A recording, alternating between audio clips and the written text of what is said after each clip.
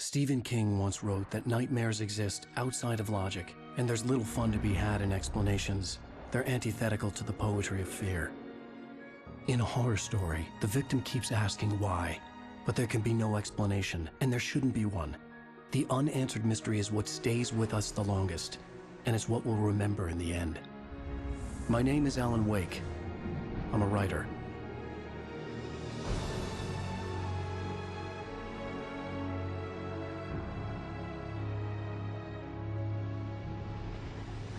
I've always had a vivid imagination, but this dream unsettled me. It was wild and dark and weird, even by my standards. So yes, it began with a dream. Following a typical nightmare pattern, I was late, desperately trying to reach my destination, a lighthouse. For some urgent reason, I couldn't remember. I'd been driving too fast down a coastal road to get there.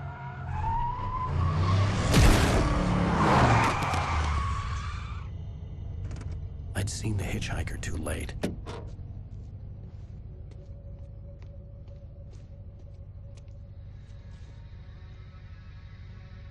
He was dead. I was convinced they'd put me in jail and I would never see Alice again.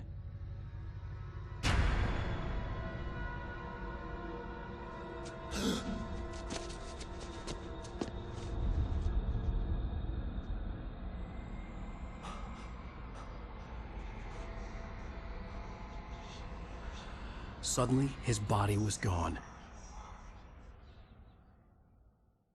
I was in shock from the crash. I could hardly stay on my feet.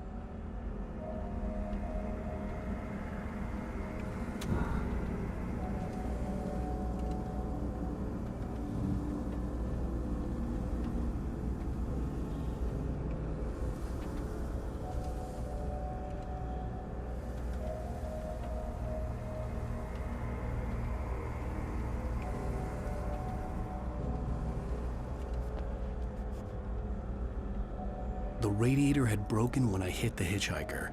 The car wasn't going anywhere.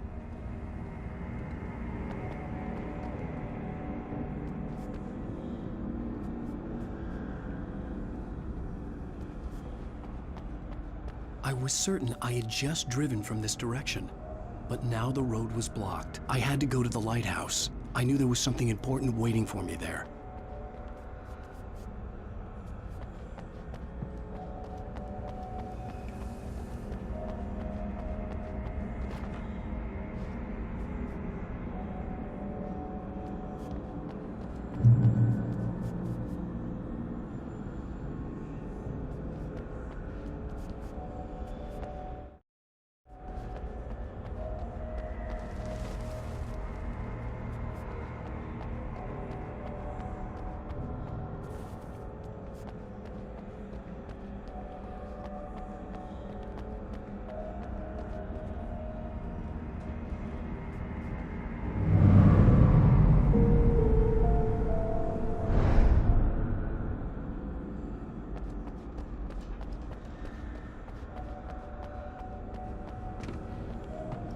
The bridge had collapsed.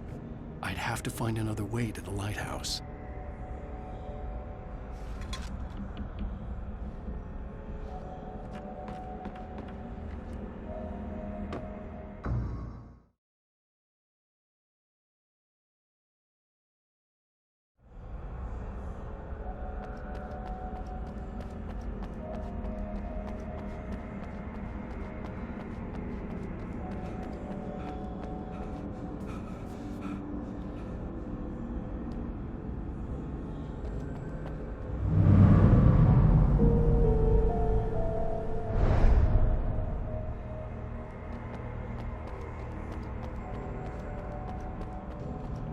The bridge had collapsed.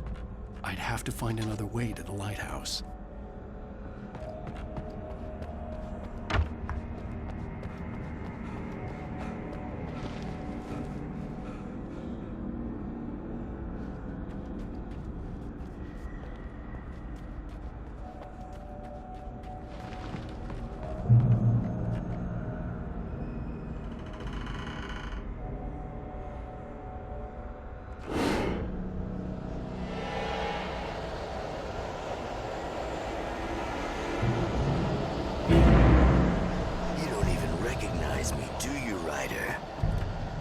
you're God? You think you can just make up stuff? Play with people's lives and kill them when you think it adds to the drama? You're in this story now, and I'll make you suffer. You're a joke. There would be a single readable sentence in your books if it wasn't for your editor. You'll never publish another one of your shitty stories. That's our gunning. It's not like your stories are any good. Not like they have any artistic merit. You're a lousy writer. Cheap thrills and pretentious shit. That's all you're good for. Just look at me. Look at your work.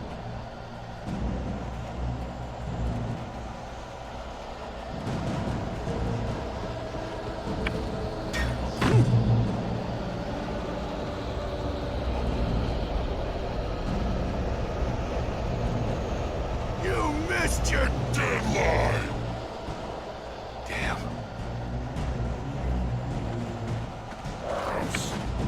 You can't stop me!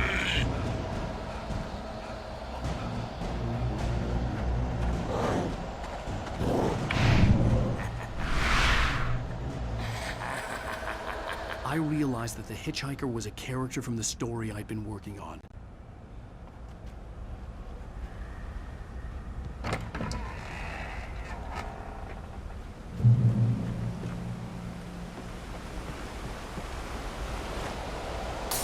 How does it feel to die by the hands of your own creation?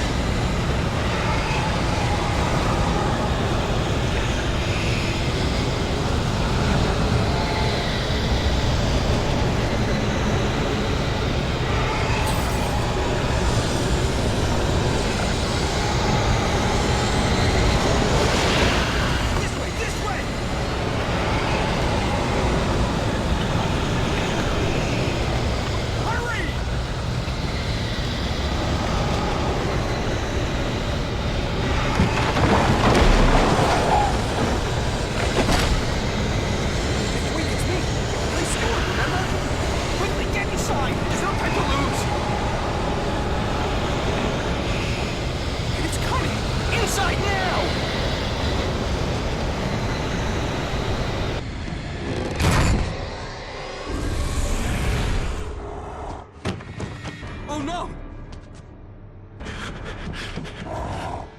Stop! No! Damn it, die! No! No! No!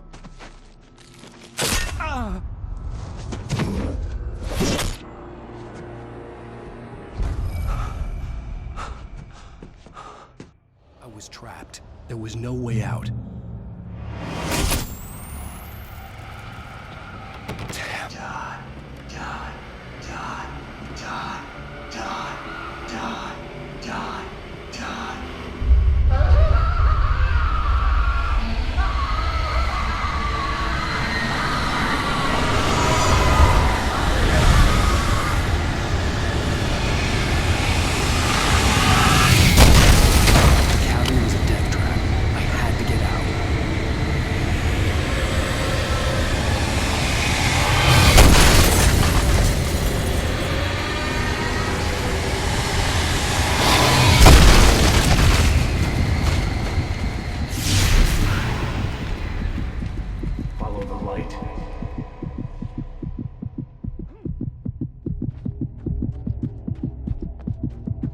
You are hurt. You should go into the light. You are only safe there.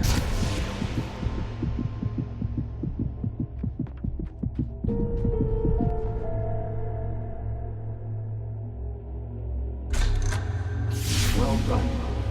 I have something important to tell you. It goes like this.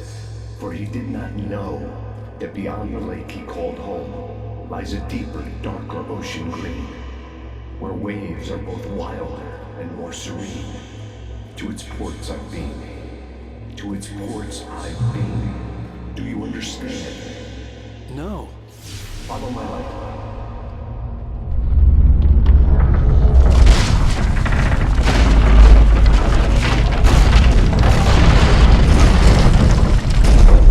I entered your dream to teach you.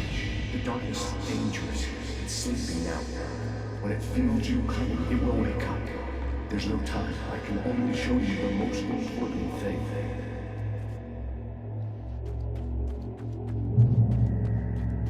This way. There's no time. The hitchhiker has been taken over by the dark presence. You can't hurt him now. The darkness protects him from all harm. Only light can drive the darkness away and make him vulnerable again. Here, take the light. Turn your flashlight toward him and burn the darkness away.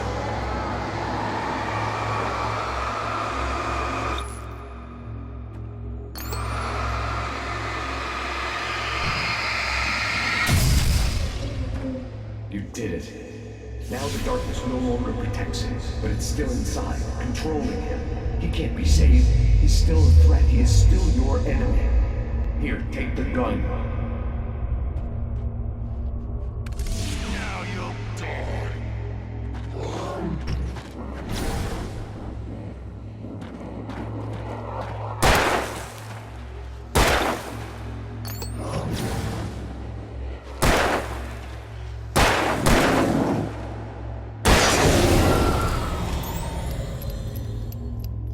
Good.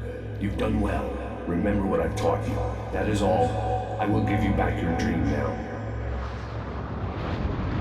In the nightmare, a terrible darkness was taking over the world. The lighthouse was the last safe place on Earth.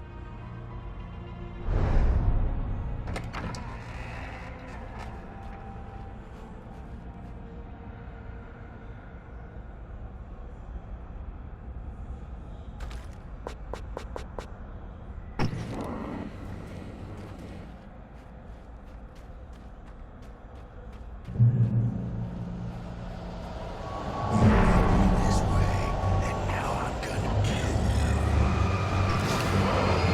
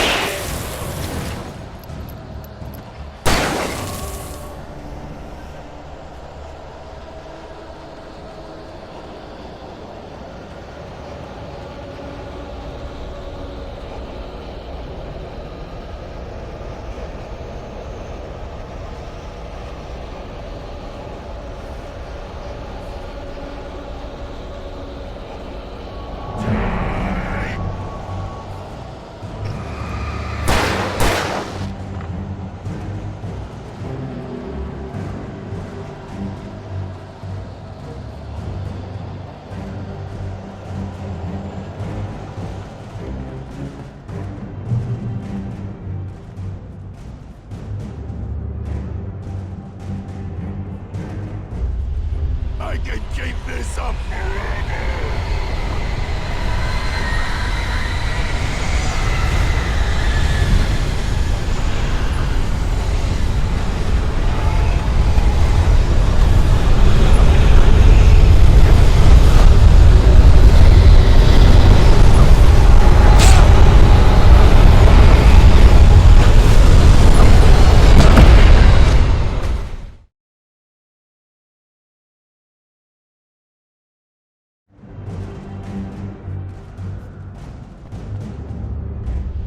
I can keep this up forever!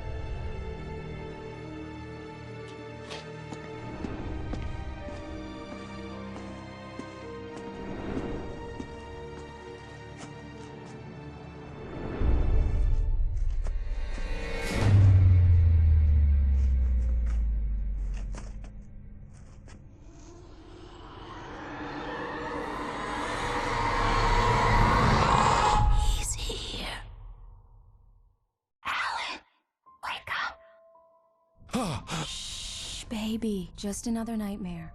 Everything's fine. You dozed off. Right. Anything more than dozed off would be news for everyone. Cheer up, handsome. We're here.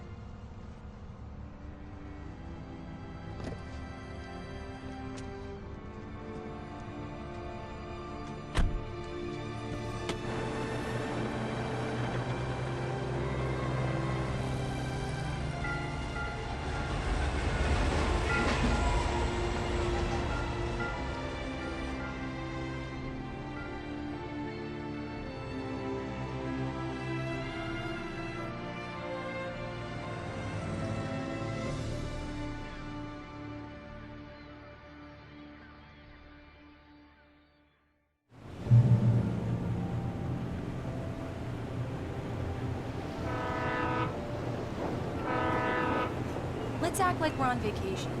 Go stand next to that old gentleman there. I want a shot of you with the town in the background. Sure. I'll even give you a title for the shot. A city boy, moments before he got eaten by a bear. Hi. Hello there. You picked a good time to visit our town. Deerfest is just 2 weeks away. Deerfest, huh? Did you hear that, honey? You have a lovely wife. If you don't mind me saying. I'm Pat Maine, by the way. Nice to meet you. Yeah, I'm Alan Wake. I won't pretend I don't recognize a famous writer such as yourself, Mr. Wake. A pleasure. I'm an avid reader myself. I hope this isn't too presumptuous of me, but I'm the night host at the local radio station. Any chance I could get an interview? Look, Mr. Maine, I'm on vacation. In fact, I'd appreciate it if we could keep my being here just between the two of us. I'm sure you understand. Fair enough. You can trust me to be discreet. Not a hard man to track down if you change your mind, though. I hope you two have a lovely holiday.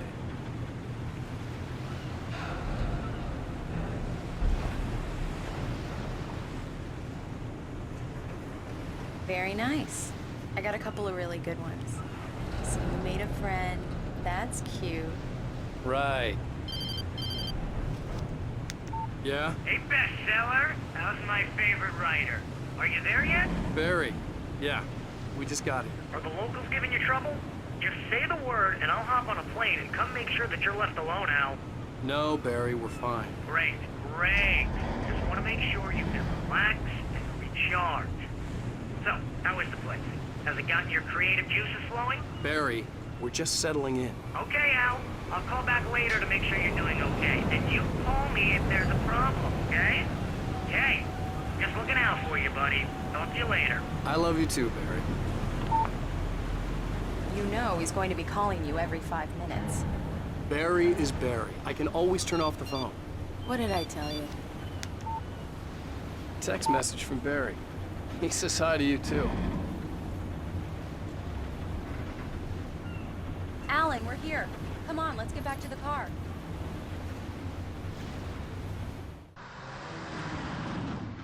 We need to stop at the local diner to get the cabin key from the landlord, a Mr. Carl Stuckey. He's waiting for us. I'll go fill her up while you get the key. I'll pick you up here in, say, 15 minutes? Sure. Alan, thank you for coming here with me. I love you too. Go on. I'll promise to behave.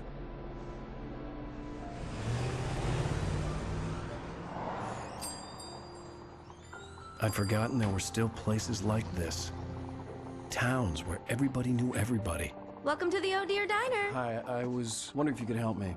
I'm looking for... Mr. Wake, Alan Wake. Oh, God, I am your biggest fan. I know people say that all the time, but I really am. I'm glad to hear that. Rose. Rose, I'm looking for Mr. Stuckey. Carl Stuckey? Carl? Oh, of course, Mr. Wake. He must have gone to visit the restroom. He'll be back in a moment. I can't believe it. I've got all of your books. I got the cutout from the bookstore when they took it out of the window. And you keep it here. Well, okay. Good for you. Do me a favor, Sonny. I could really use a tune right now. Coconut, number 6 in the jukebox. I'd do it myself, but both of my legs have gone to sleep. Bad circulation. Yeah. Are you serious? Coconut again? You disgust me. Call yourself a rocker. Unbelievable. It does that. Get stuck. Yeah, you need to give it a good solid whack. Now that's what I'm talking about. Yes. This is it. I've died and gone to hell.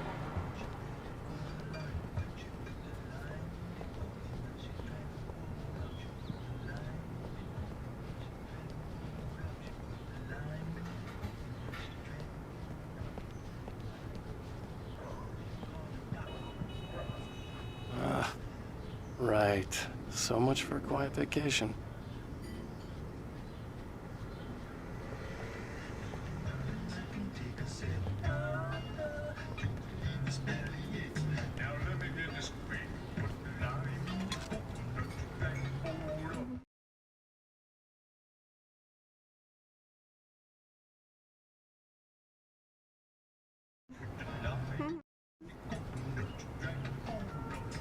Don't go in there, young man.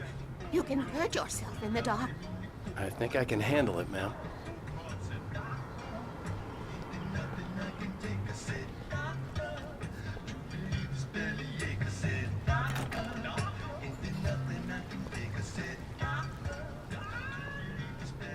I didn't want to wait. I wanted to find Stuckey, to get the key and get out as soon as possible. The waitress was giving me a headache. Overeager fans always did.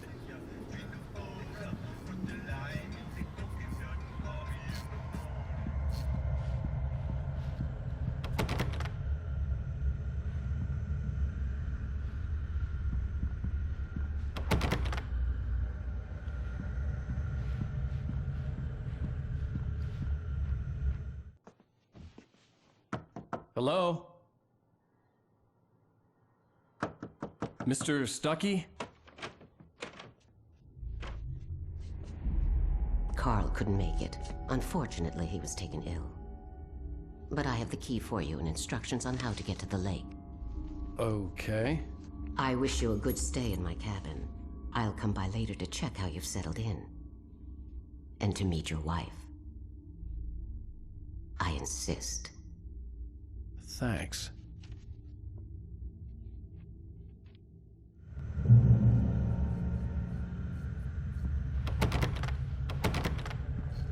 Cauldron Lake is a special place.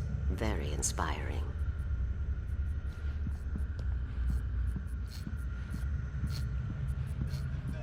You got lucky this time, young man. You can hurt yourself in the dark. This really ought to be... Even that sounds better than your singing. Are you all right? Splendid, splendid! Damn hernia. It swells up like... The Andersons. They're, local musicians. We're waiting for Dr. Hartman to come pick them up. They wandered off from his clinic at the Cauldron Lake Lodge. Bye, Mr. Wake. Mission accomplished. The key and the directions. My hero.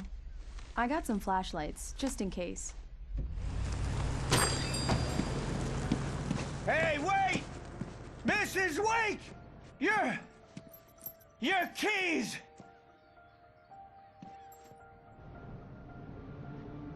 That diner was a real nut house.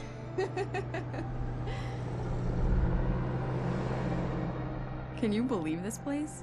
This would make a wonderful setting for a book. We're supposed to be on vacation, Alice. I'll figure it out when we get back home. Okay? Okay. We can talk about this later. Pat Main here on KBFF. I didn't want to talk about it. I wanted to bury my head in sand. Here's another one of my favorites to go with it. Once upon a time, I was a successful writer, but that was a long time ago. I hadn't been able to write a word in 2 years, not since my last book. And now the weather. It's gonna be a clear night, so you folks in the big city might want to look up every once in a while. See those stars winking down at you? It gets pretty dark out here, but they'll light your way.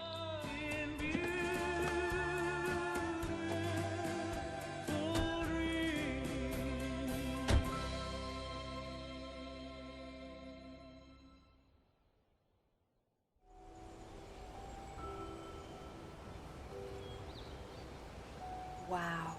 It's gorgeous, Alan. It's something, all right. Don't worry, honey. I'll get you inside safe and sound before it gets dark. And I've got the flashlight. I know. I'm okay. Alice had a phobia, the fear of darkness. I wanted to make sure we were inside with the lights on before sunset.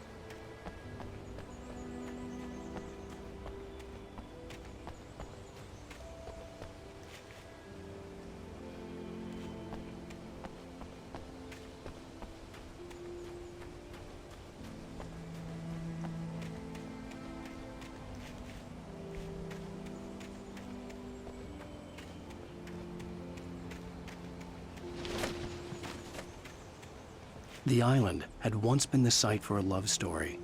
Maybe it would be that again.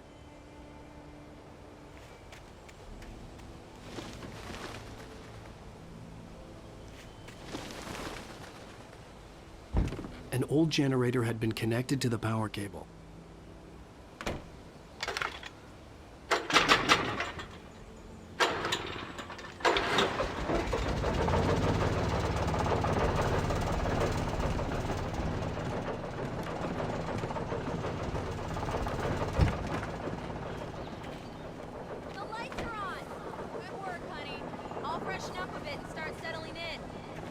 Okay. I'll look around a bit. Sure thing. Have fun.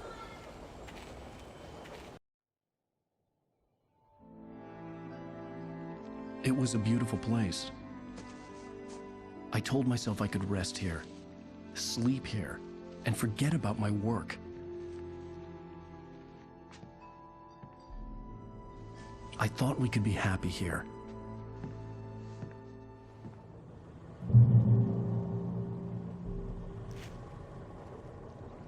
Alice had told me about Cauldron Lake Lodge. The old building used to be a hotel, but these days it was no longer open to the public.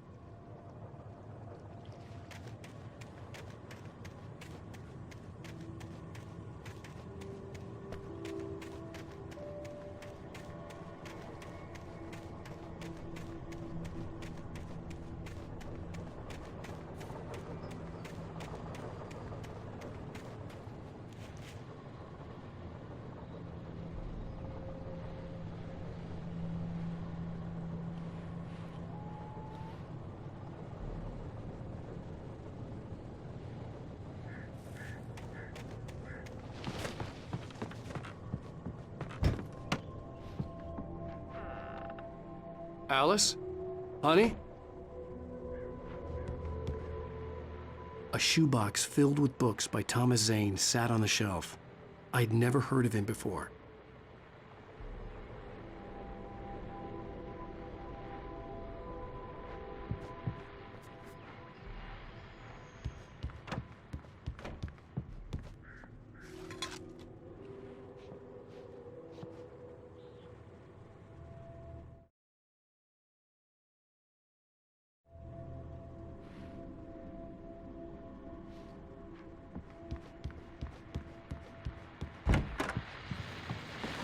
The old door had played a trick on me.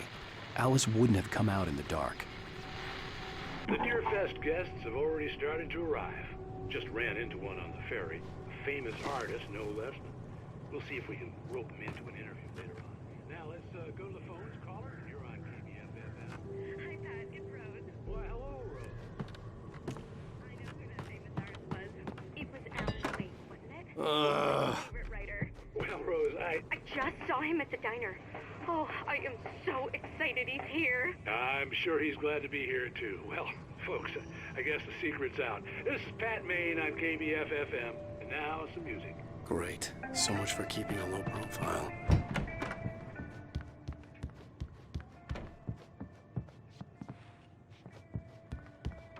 Alan, I'm upstairs.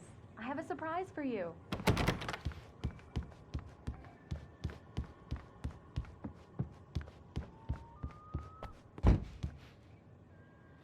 Surprise! Alice? What is this? I guess I have a small confession to make. I thought maybe you could write here that a change of scenery would get you past— Damn it, Alice! Everyone keeps— Hey, just hear me out! There's a local doctor, Dr. Hartman. I read a book of his. He has a private clinic here. He specializes in helping artists. So now you want to get me committed? No! It's not like that. That's not— Alan? Alan? Just don't! I don't want to hear it! God damn it, Alice! God damn it! I knew she wouldn't follow me in the dark. I needed some time alone to think things through.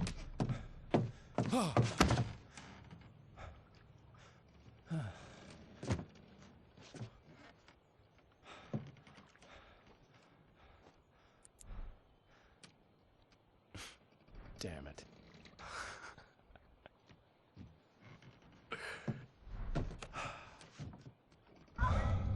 Alice?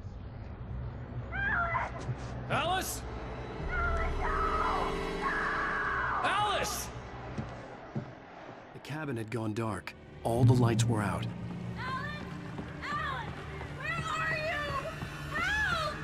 Alice, I'm coming! It's all right, I'm coming!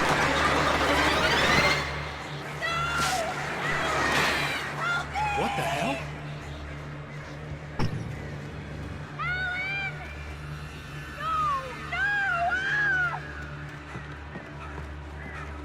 Stay away from me! Alice? Alice?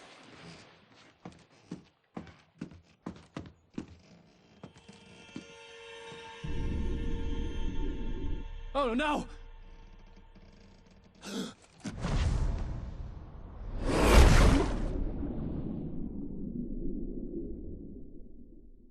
Keep going, Alan. Wake up. Alice?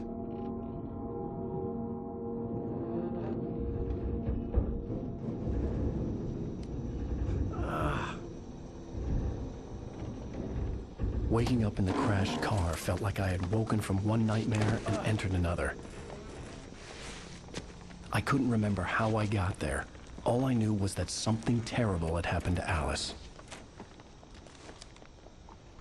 The phone was dead. I'd have to find help on foot.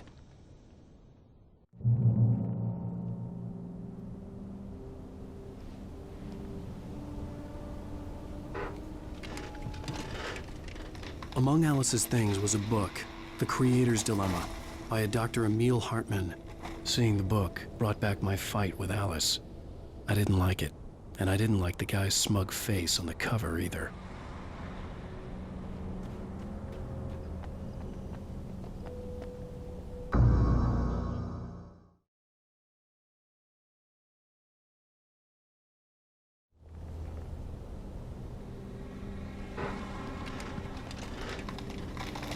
Among Alice's things was a book, The Creator's Dilemma, by a Dr. Emil Hartman. Seeing the book brought back my fight with Alice. I didn't like it, and I didn't like the guy's smug face on the cover either.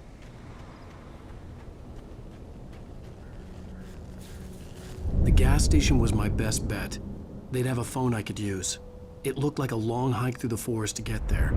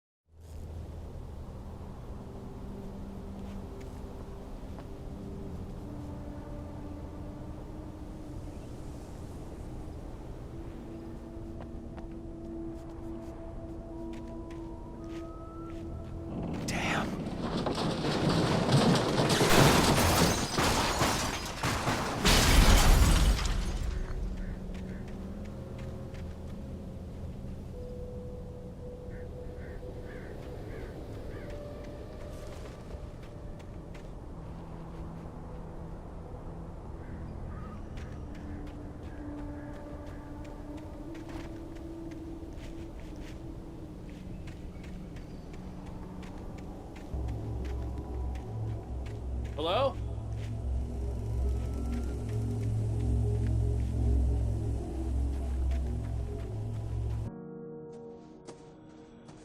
Hello? Is someone there?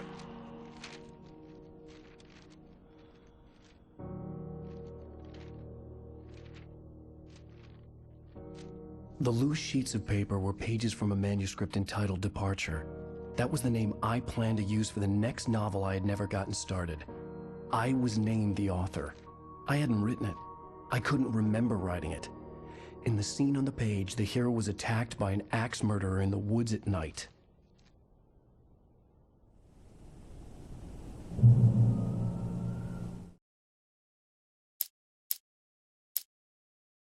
Departure by Alan Wake. The man turned to face me. His face was covered in shadows. It was hard to make him out in the darkness of the forest that surrounded us, but the axe he lifted was plain to see. It glistened with the blood of his victim. He grinned madly. The shadows were alive, distorting his features. It was a scene from a nightmare, but I was awake.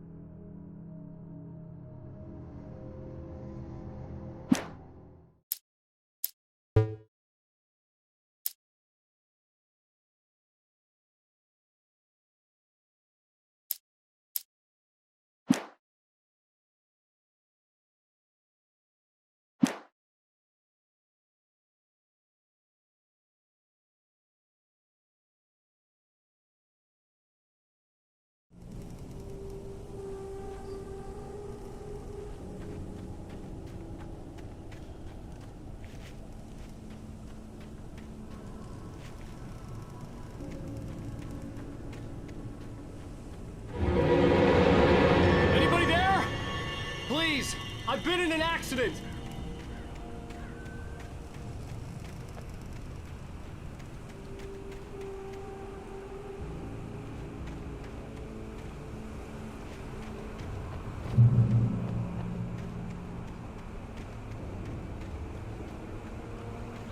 The lights up ahead were a good sign.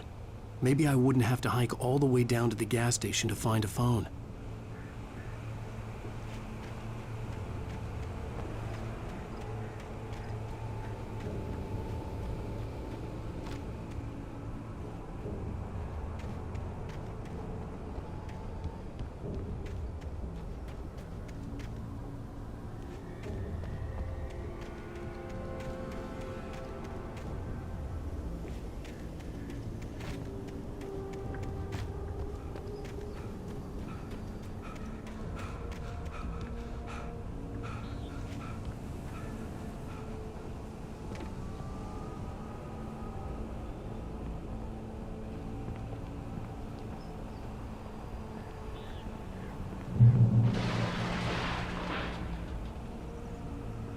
Anybody there?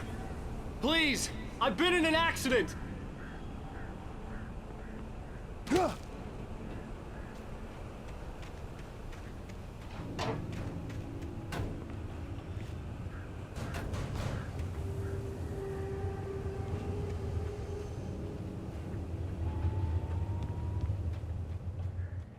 Hey!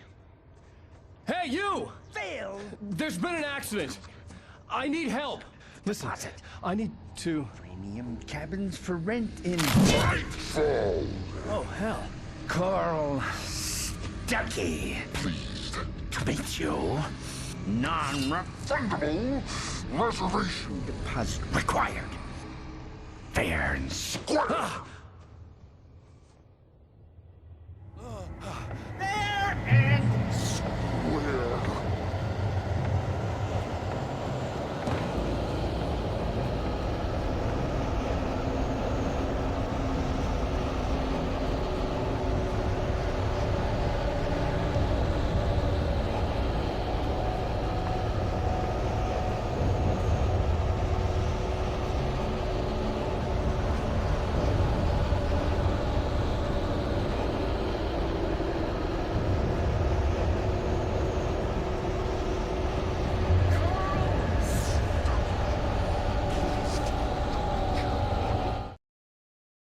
The Taken stood before me. It was impossible to focus on it, as if it stood in a blind spot caused by a brain tumor and eye disease. It was bleeding shadows like ink underwater, like a cloud of blood from a shark bite. I was terrified. I squeezed the flashlight like my life depended on it, willing it to stop coming any closer. Suddenly something gave, and the light seemed to shine brighter.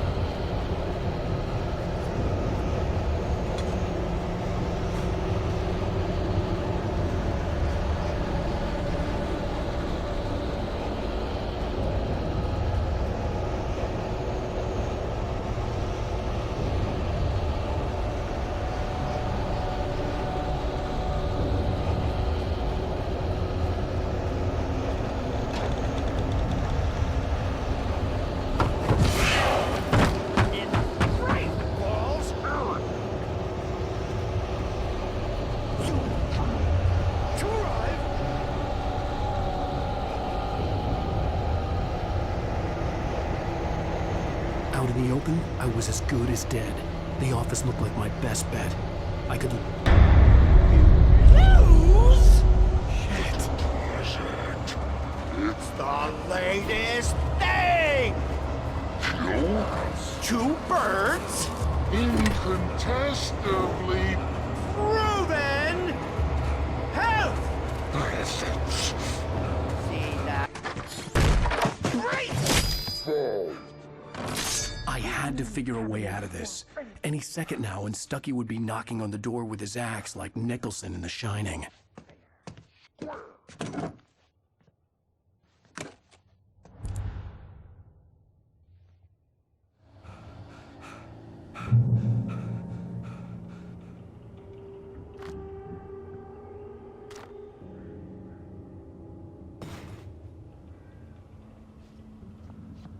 I wasn't about to open the door, as long as I was liable to catch an axe with my forehead. During your recommend trying walking, it's the latest thing. Incontestably proven health benefits let you kill one stone. You can see the sights and keep the cholesterol. Great Falls Sheriff Station. Hello?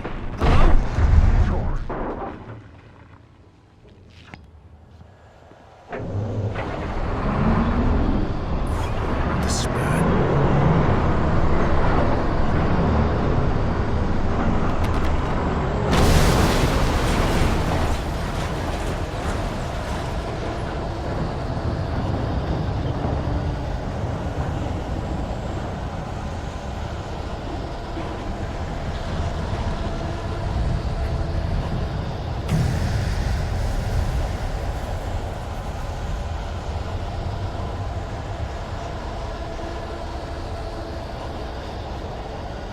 The bulldozer had gone over the cliff with the office.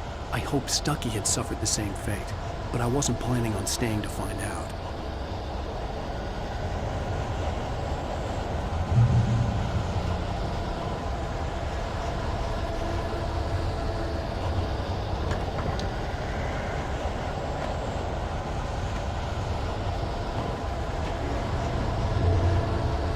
There were more of them.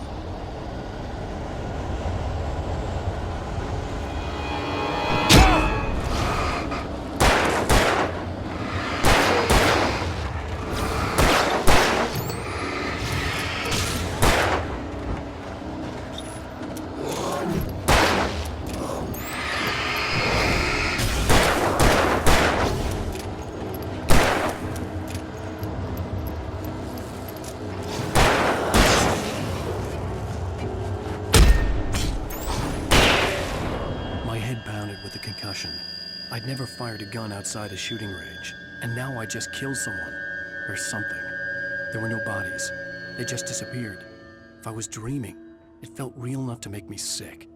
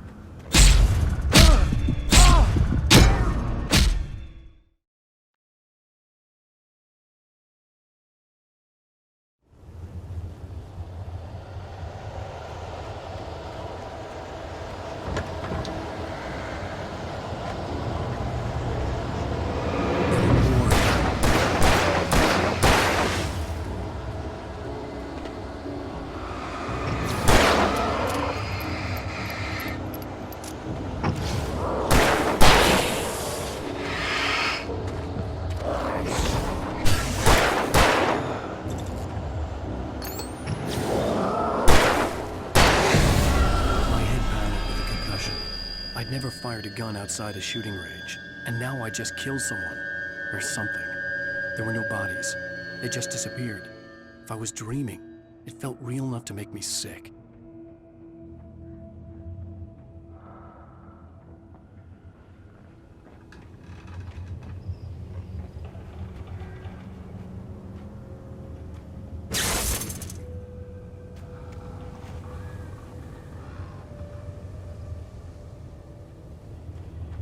The dark forest was the last place I wanted to go, but I had no choice. I had to get to the gas station.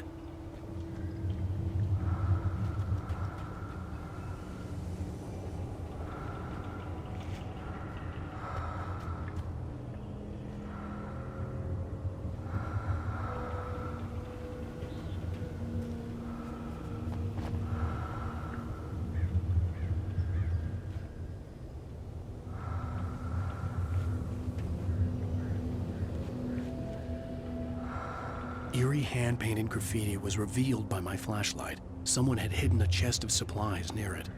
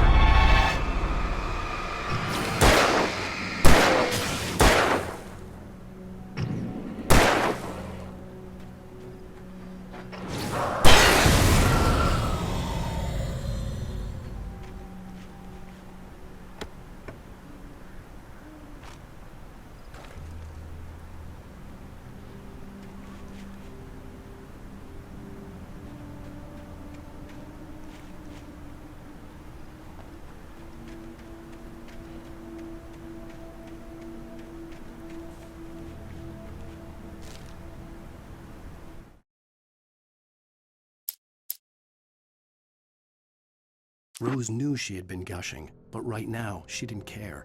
As far as she was concerned, her brief meeting with Alan Wake was literally the high point of her life. She watched as he got in the car with his wife. She was pretty, confident, at ease with Wake. Not like Rose. They were perfect for each other. She'd have given anything to be called their friend.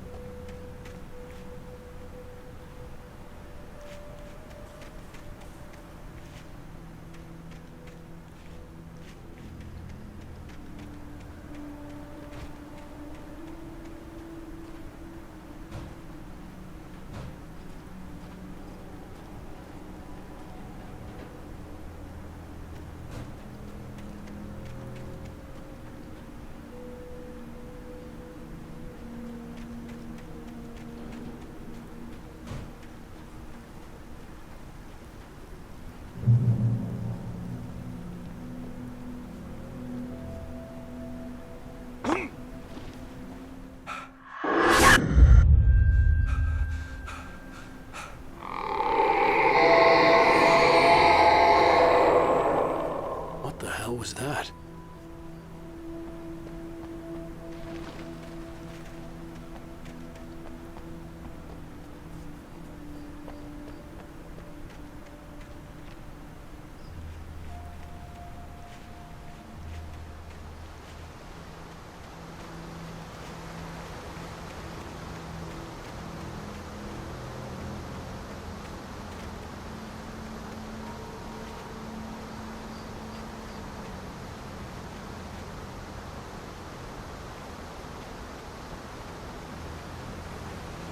When I saw the river below, something uncoiled itself inside my head.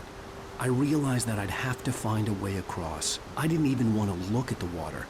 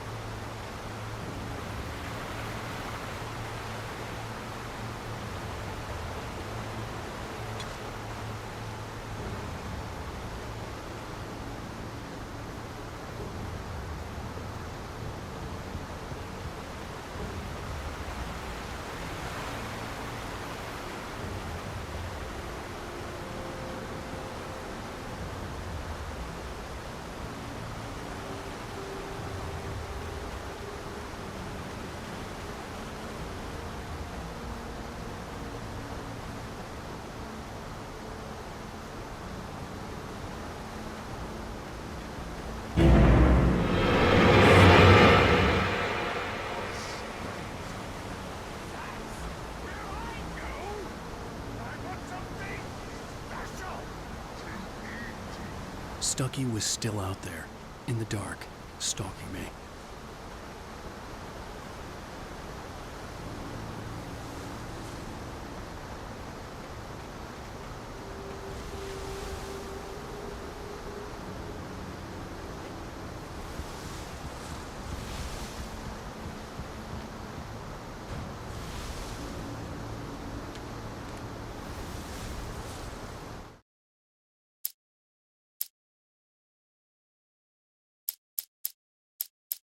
Barry Wheeler was bouncing off the walls.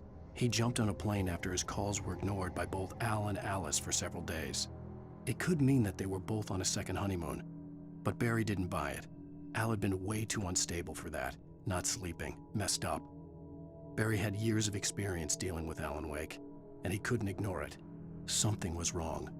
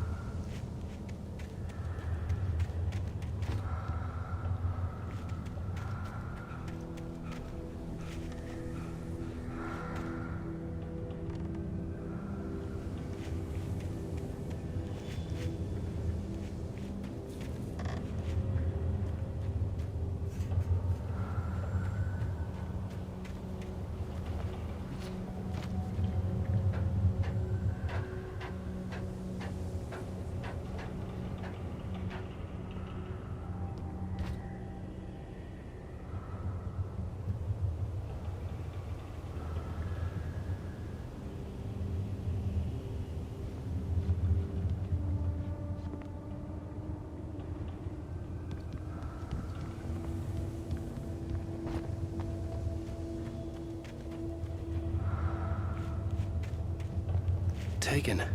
They're taken.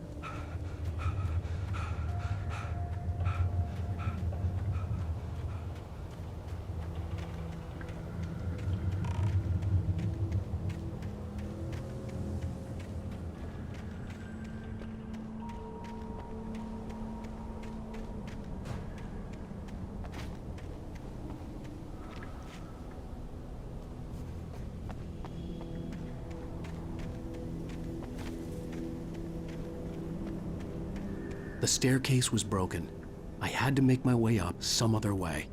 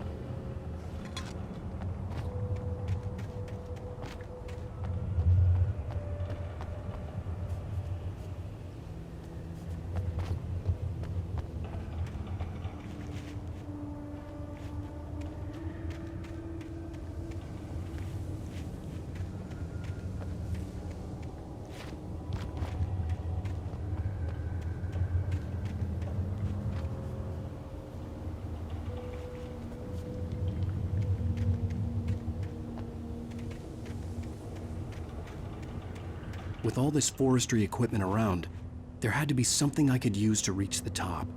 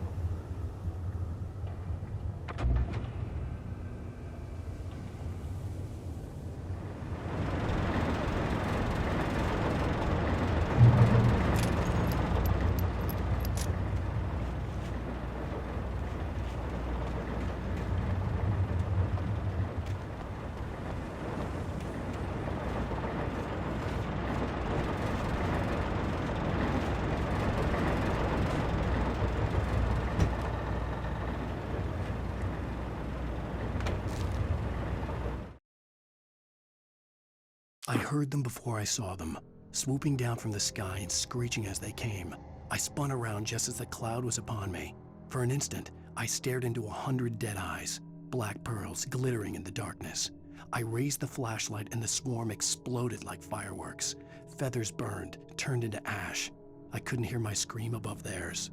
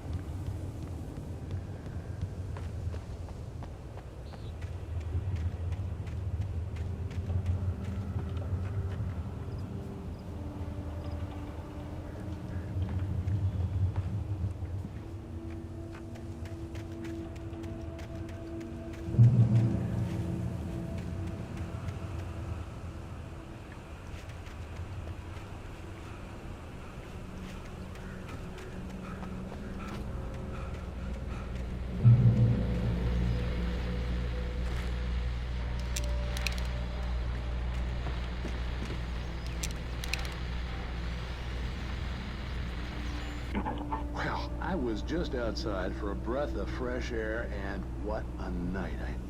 I know most of you are probably in your beds by now, but if you're still up and around, take a moment. Step outside for a spell and breathe in deep.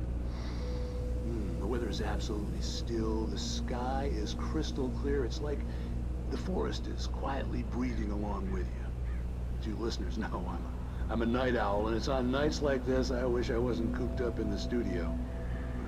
Makes an old man like me wish I could just roam wild. But here I am, and who'd keep you company all night long if I weren't? It looks like I'm not the only one staying up late. Caller, you're on the air. Hey, Pat, it's Maurice Horton. Hello, Maurice. What are you up to? Well, I was just taking Toby on his walking. Oh, isn't it beautiful out there? Sure, but Pat, the reason I called is that Toby heard something rumbling in the undergrowth and took off after it, and I couldn't find it. Probably a rabbit. Sure. Toby loves rabbits. Well, sure. Anyway, I figured that, if anyone runs into Toby, they could grab him. My number's on his collar. And Toby's a friendly dog? Toby loves people. Usually he comes back, but we were pretty far from home, and it sounds like he went pretty wild there. Great dog, but just too dumb for his own good. Well, Maurice, it's out there now. Hope Toby comes home soon. Yeah, thanks, Pat. You have a good night now.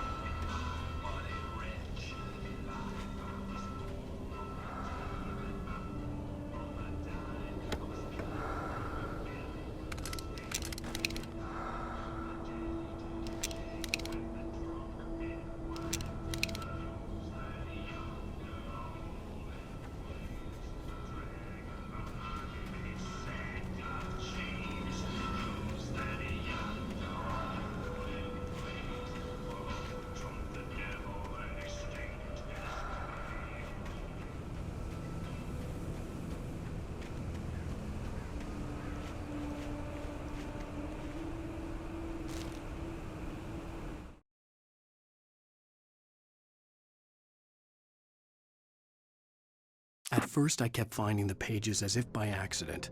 The book I couldn't remember was either a terrible and true prophecy or an act of creation that had rewritten the world. I began to hunt the pages feverishly, for they held the answer to the mystery. With it, I could save myself. With it, I could save Alice.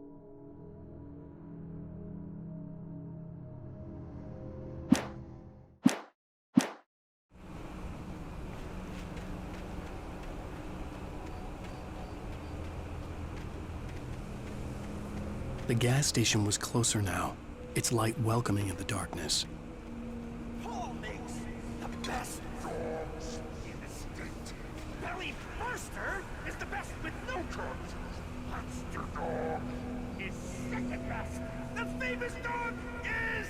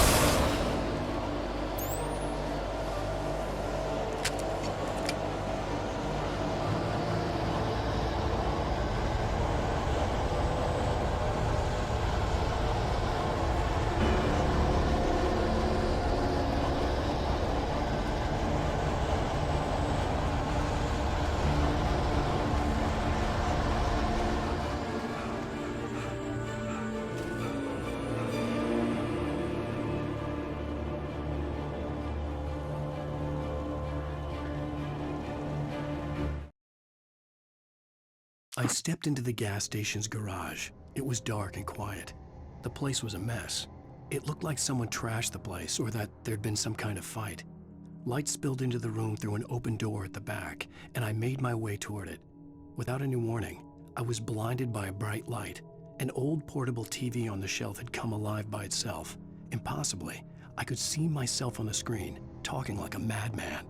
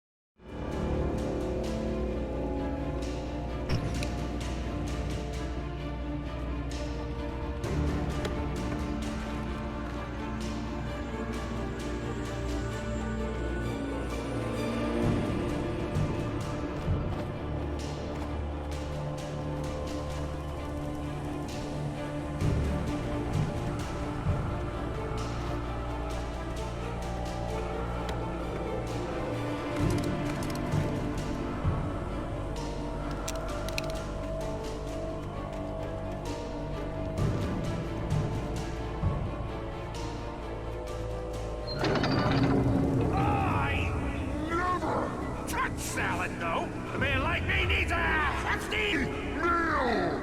That's for the day.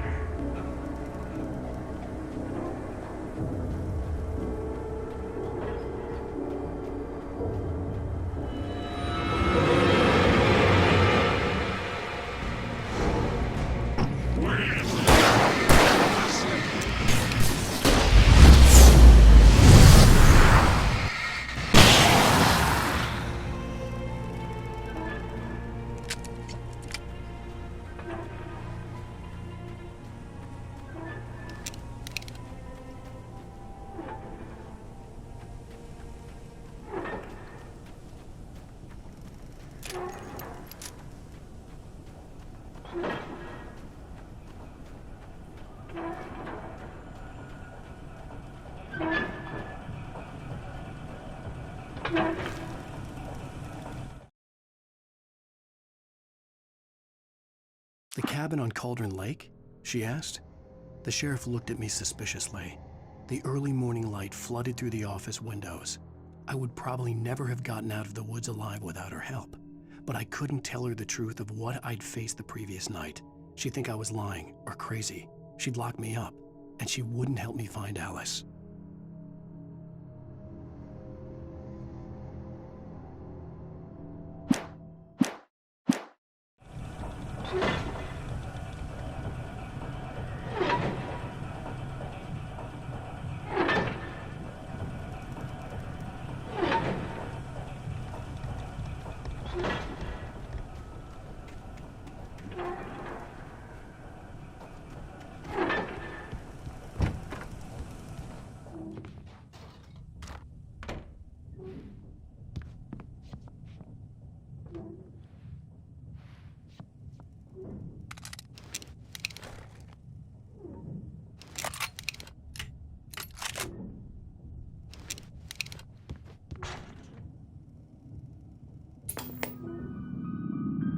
Science. It bestows immortality on those who advance it to elevate all of mankind. Newton, Einstein, Sagan, princes among men. But the price for such a legacy is steep indeed. In Night Springs. Tonight's episode, a quantum suicide. If our lives are already written, it would take a courageous man to change the script.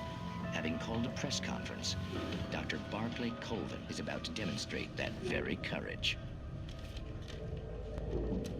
Ladies and gentlemen of the press, I am Dr. Barclay Colvin, and I'm glad so many of you could join me here at the Moorcock Institute.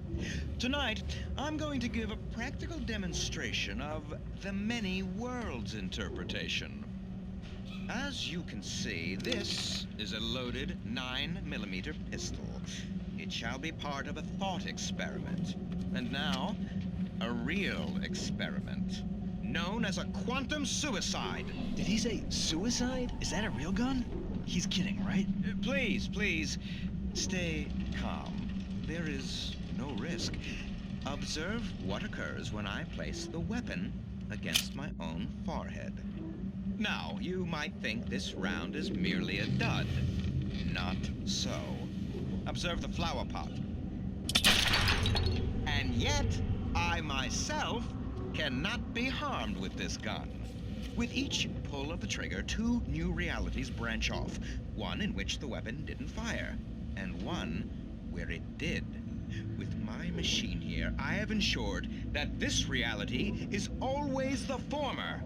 I have bestowed upon myself quantum immortality. Under no circumstances can this gun kill me. So wait. What you're saying is that every time you pull the trigger, in another reality, you die? Yes, of course, but that's completely trivial.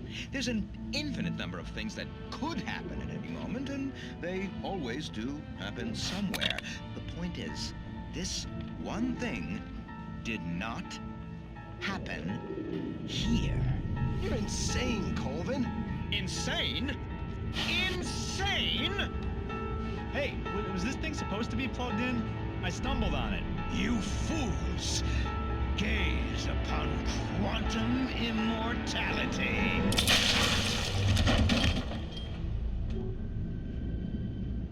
Poor Dr. Colvin, felled by his own hubris or the ignorance of the masses. Perhaps he should have left the crate unopened, the decaying atom unobserved. Curiosity often kills the cat. In Night Springs.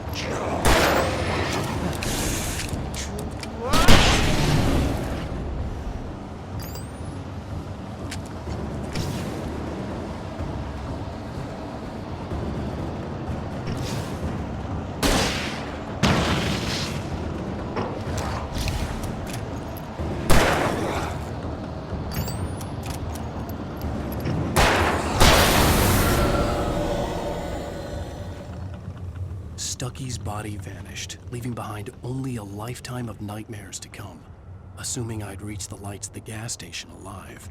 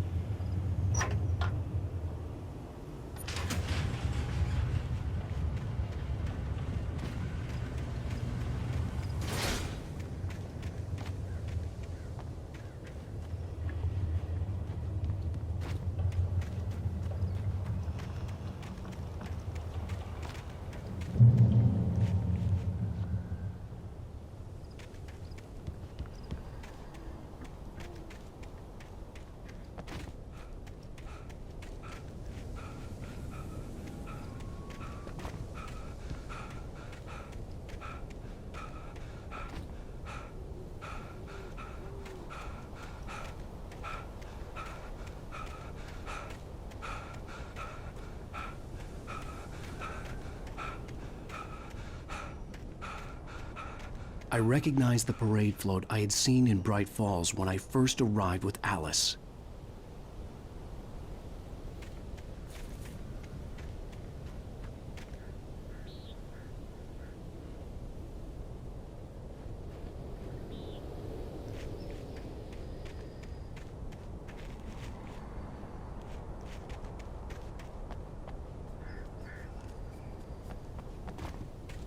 After the insanity I had just experienced in the darkness, the lights of the gas station felt comforting.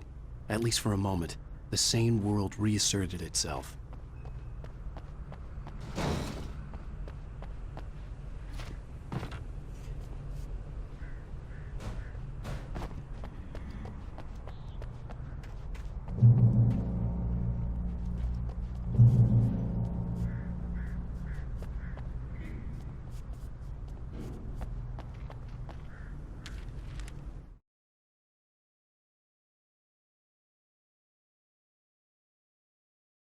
Stucky spat on the garage floor and tried to shake the cobwebs from his head.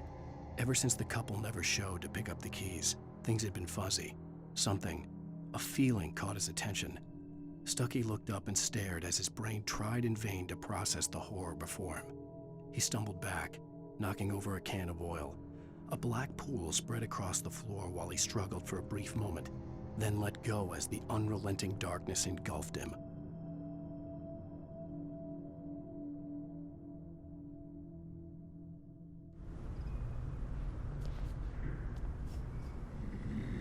The Deer Fest had been 2 weeks away when we arrived. If the day count on the banner was right, I was missing a whole week between the night we got here and now.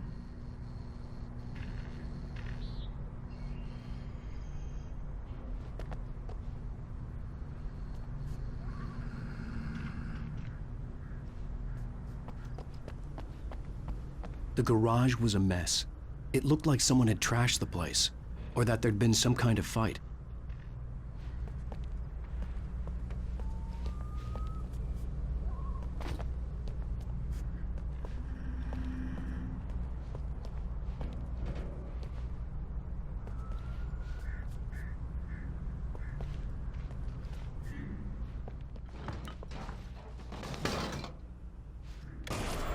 All right. I'll keep writing. Outside there's only darkness. Outside the cabin, outside the story, there's only darkness. I can feel her presence in the dark. Just now, I could smell her perfume in the room. I'll reach her, I'll fix it up. I'll bring her back. The story will come true. If I stop, she's lost. I don't believe this. It'd been me on the TV, talking crazy. Was I losing my mind?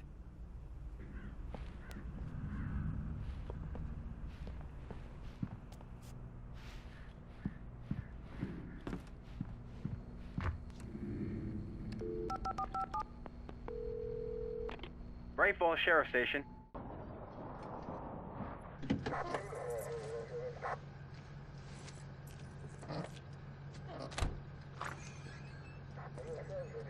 Oh, thank God, Sheriff.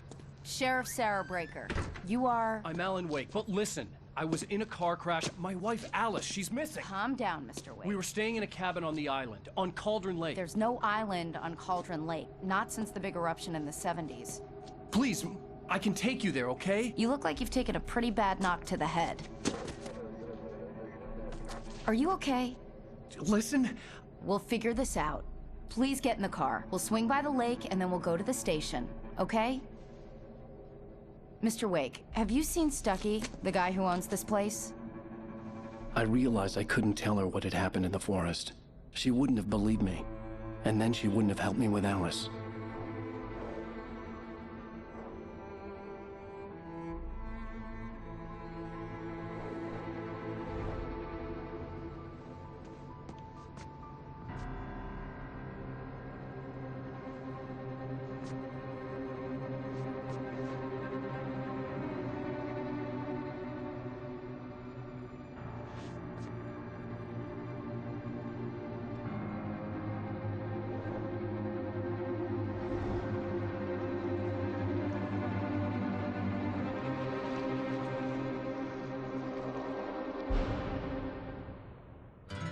A candy-colored clown they call the Sandman tiptoes to my room every night, and just to sprinkle stardust and to whisper, go to sleep, everything is all right. I close my eyes, then I drift away into the magic night. Previously on Alan Wake. I came to Bright Falls with my wife, Alice. Thank you for coming here with me. I thought maybe you could write here. I don't want to hear it! God damn it, Alice! Now, she's missing. Alice? Alice? I woke up behind the wheel of a crashed car. I'm missing a week. I was attacked by shadowy men straight from a nightmare. The sheriff took me to the lake Alice and I had stayed at. But the cabin had disappeared.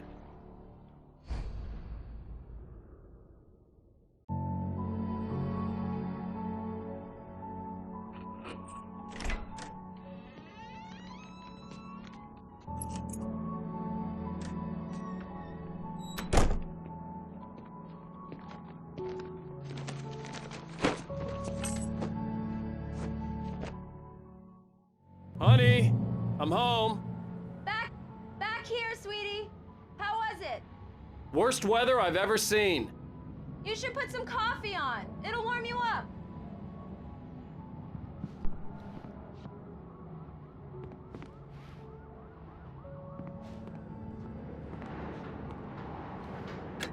Coffee's on. Great, thanks. I'll need it if I'm gonna finish this by tomorrow.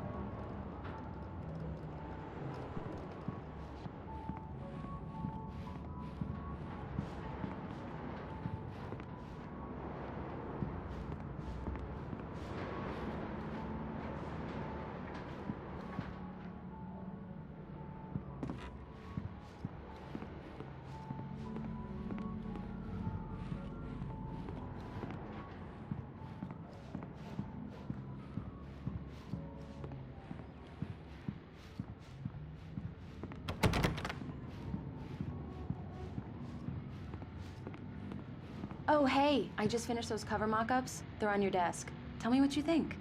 No kidding. I didn't think you'd get them done this quickly. On occasion, I can perform all sorts of miracles, my dear. Oh, really? Well, you seemed to think so last night.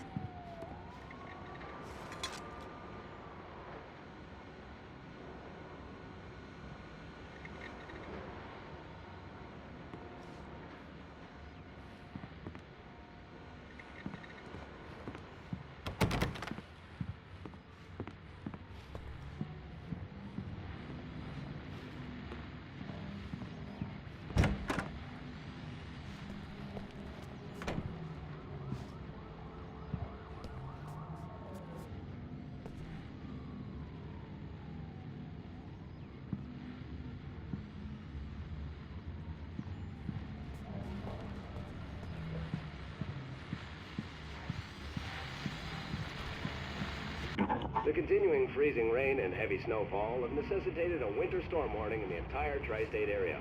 People are advised to stay indoors as many roadways are already closed, and city officials are not expecting snow crews to keep up with the weather. We're now on the third day of the blizzard, and the weather is not expected to clear up anytime soon.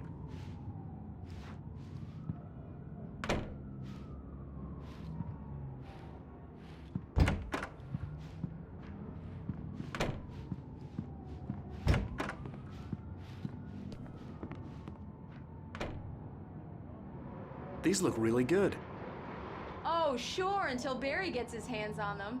Which, by the way, will happen over my dead body. The last time was the last time. Oh, and speaking of Barry, he called. Alan! Alan, please check the fuse box. I'm right here. I'm on it, honey. Please hurry.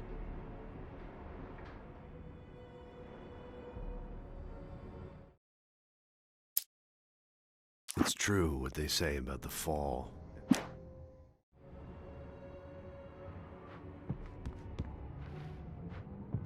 I'm right here, baby. I'm fine. Just get the lights back on. Now, please.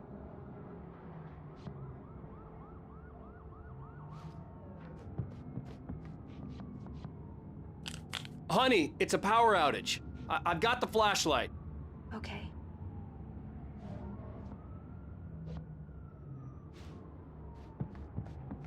Hi.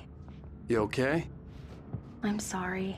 It just really spooked me. Don't worry. We'll just break out the candles. I know it's stupid, but it's just... Especially when I'm not prepared for it, you know? It gets to me. I love you. Tell me a story, writer. Okay. I used to have these nightmares when I was a kid. The dark really spooked me, too. When it got really bad, my mom gave me this old light switch. She called it the clicker. The clicker, huh? Yeah. If I ever got scared of the dark, I could just flip the switch and a magic light would scare the monsters away. Oh, sure. Here it is. Alan. Maybe it'll help you, too. Yeah, nice story, writer boy. You made that up right now, didn't you? No. Seriously. I love you, even if you are a liar. Thanks for this.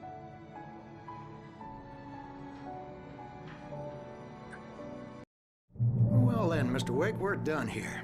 If the pain gets any worse or you experience any other symptoms, you should come see me. I'll let you get on with it then.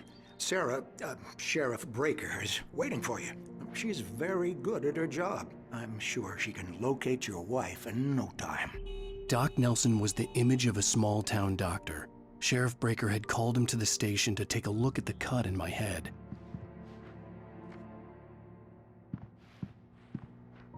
I'm sorry you had to cut your morning fishing short for this, Doc. Oh, she's a beauty, ain't she? Not the biggest I ever caught, if you can believe that coming from an old fisherman like me, but she's right up there. Now, she's a largemouth bass, which is what you're after if you prefer a lure. Now, if you want either trout or salmon, on the other hand, then it's fly fishing for you. You a fishing man, Mr. Wake? Oh, doesn't really matter, I suppose. But it can be very relaxing out there. You can't get me off the water this time of year. Closest thing to heaven. I'll take your word for it, Doc.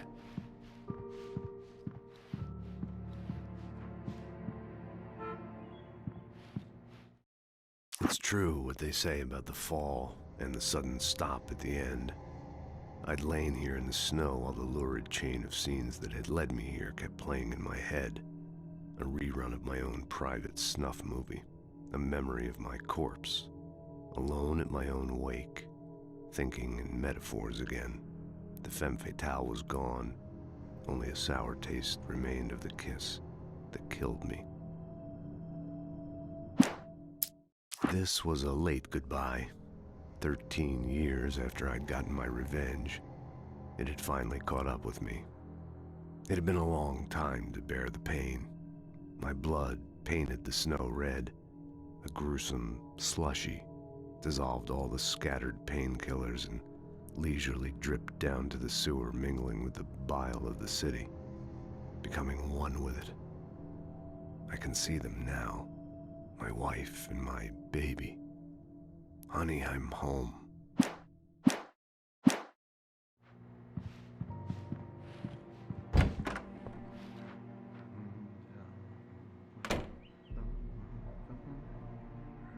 Thank you for testing the lights, Miss Weaver.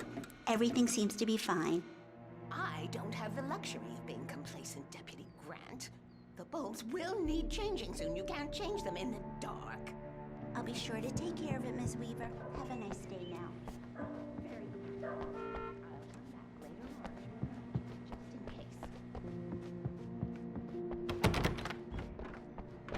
case. Mr. Wake, the sheriff is waiting for you in her office down the corridor.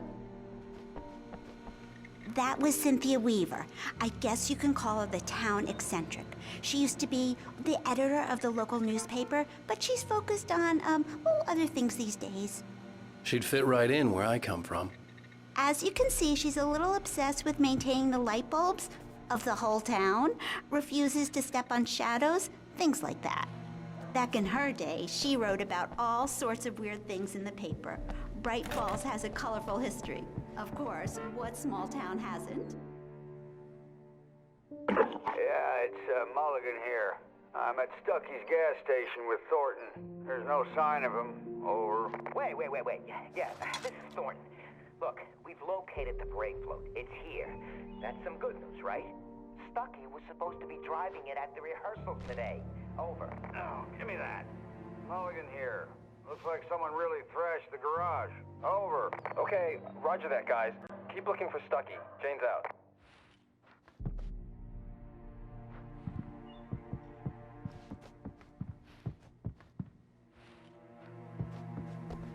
The sheriff wants to see you in her office, Mr. Wake. Alice was missing. I needed help to find her. I wasn't ready to leave.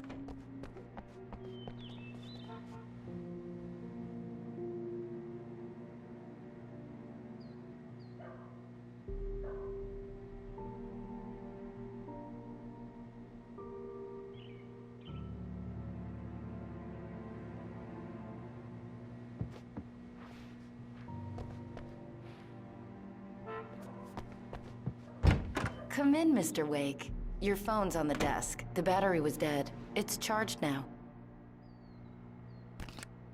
Have you started looking for my wife yet? My men are already on it. Now, can you tell me what happened? I'm not sure. I can't remember. We were arguing. I walked out of the cabin. The cabin on Cauldron Lake? How did you end up at Stucky's gas station?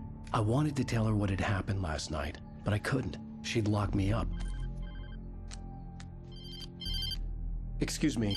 I need to take this. Hello? Alan, please help me. Alice?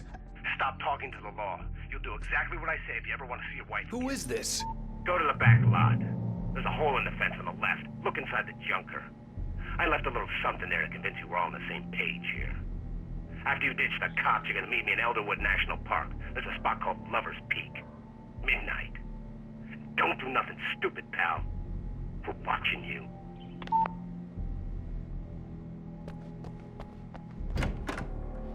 I need some fresh air. Can I go out? In the back, maybe? Of course, Mr. Wake. I understand. You can get there through the cells. Deputy Grant can show you the way. I'm sorry. All of this, it's just a lot to take in. Take your time, Mr. Wake. I understand. Can I ask you what the call was about, Mr. Wake? It's personal. Well, we are looking for your wife, and I'm going to need your cooperation if I'm going to help you. I need a moment, after I get some fresh air. Okay, you can find me here. We'll talk when you feel up to it.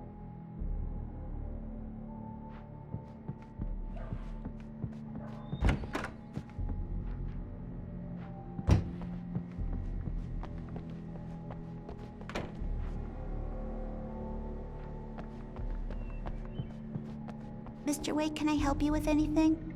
I need to get some air. The sheriff said I could go out back. Of course, Mr. Wake. You can get there through the cell corridor. Just don't mind Walter in there. He's one of our regulars. I thought he quit drinking for good. Oh, no such luck. He went on a bender and beat Danny pretty badly. I couldn't go anywhere yet. I had to play along with the caller. Alice's life was at stake. You can get to the back lot through that door and down the corridor, Mr. Wake. Thanks. Hey, mister! Hey, can you turn the lights on? The deputies, they don't understand. They won't listen to me. I need it to be bright in here.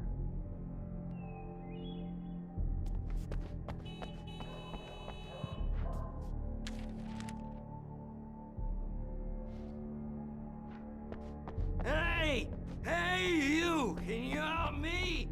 Can you turn on? Thank you, man, thank you. Hey, you're all right. You're a good guy. Don't let anybody tell you different. You know, I shouldn't even be in here. The cops, they got it all wrong. See, sure, I beat him up, but I wasn't drunk. I mean, I wasn't drunk at the time. I only got drunk afterward. Okay, listen. You gotta listen carefully now. Here's the kicker. That wasn't Danny. No, sir. It only looked like him. You wanna know who it really was? I'll tell you who it really was. It was a goddamn space alien! I know it sounds like something a drunk would say, but believe me, I wasn't drunk then.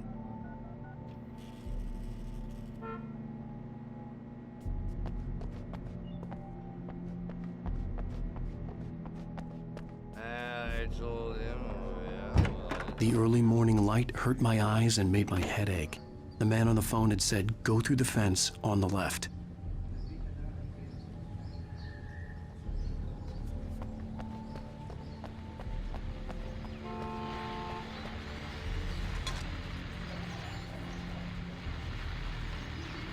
Well, folks, it's been another long night, and it's about time for me to sign off for a while. God knows I need my beauty sleep.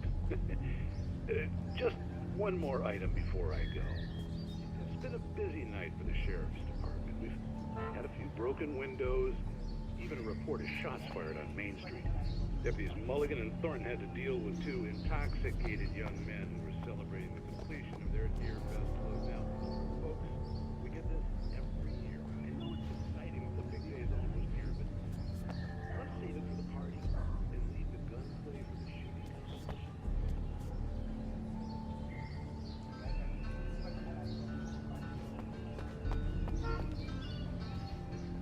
The caller had told me to find a hole in the fence behind the police station. There was something for me in an abandoned car.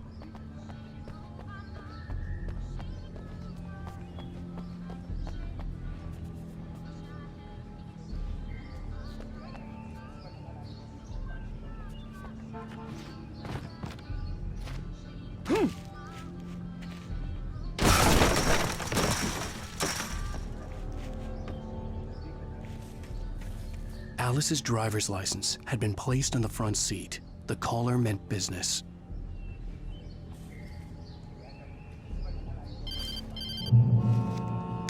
Barry? Ow! Thank God! Where the hell have you been? I've been trying to reach you for a week, you and Alice. I've been worried sick. I flew out yesterday. I'm here in Bright Falls. Barry, listen to me. I'm at the sheriff's station. Come and get me. I can't talk now. Al, What the hell is going on? I had to get the sheriff to let me go. I needed to get to Elderwood National Park to meet Alice's kidnappers.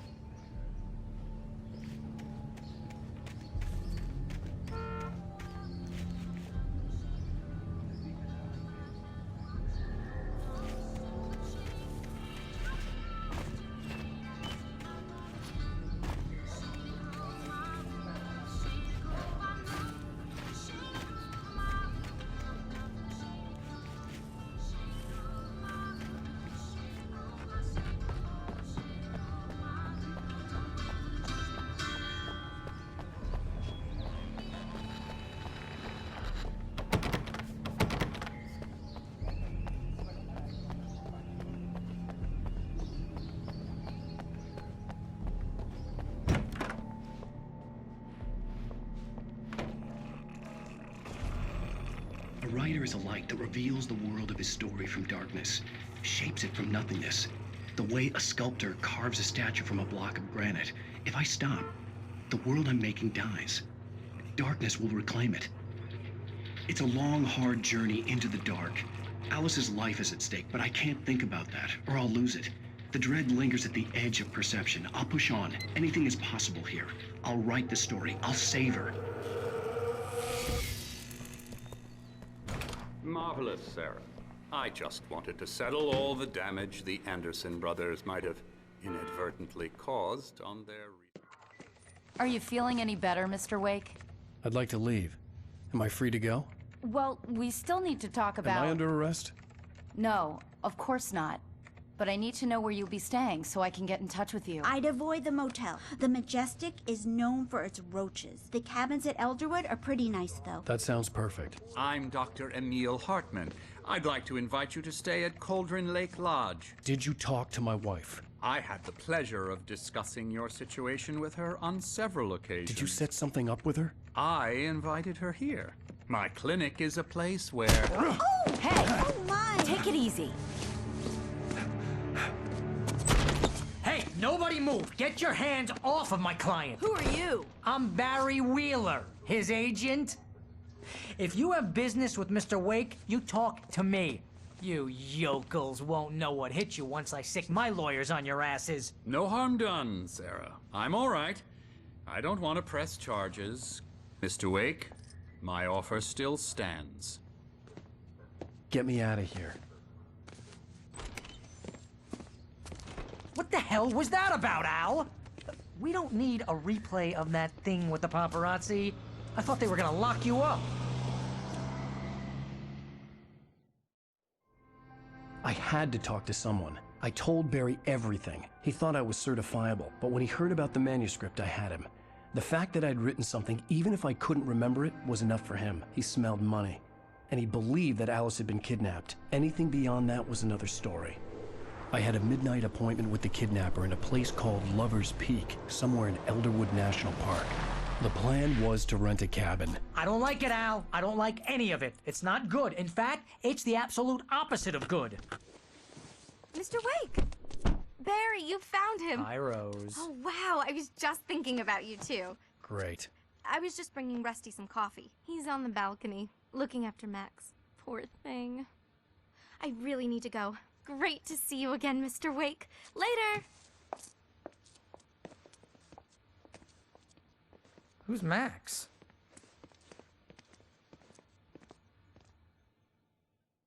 What an airhead. Jeez, Mr. Takes a swing at everybody. This is not her fault. She's a very nice girl and, more importantly, a fan.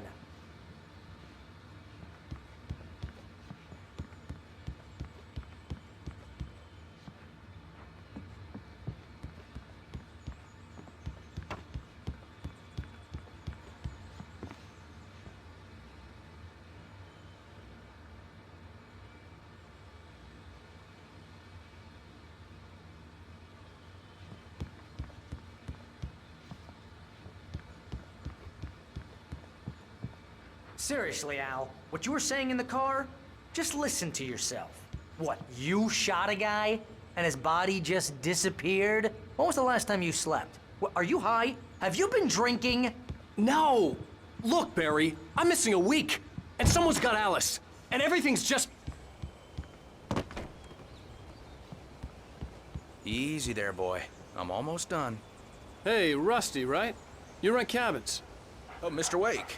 I'd shake your hand, but mine are kind of full here. Actually, I'm sorry about this. Would you mind grabbing the registration form from the desk? It's just across from Bucktooth Charlie. Okay, sure. What happened? Crazy poachers. Max here got his foot caught in a trap. They're illegal to use here. Hell, you're not supposed to hunt within the park at all. But that doesn't stop some lowlifes.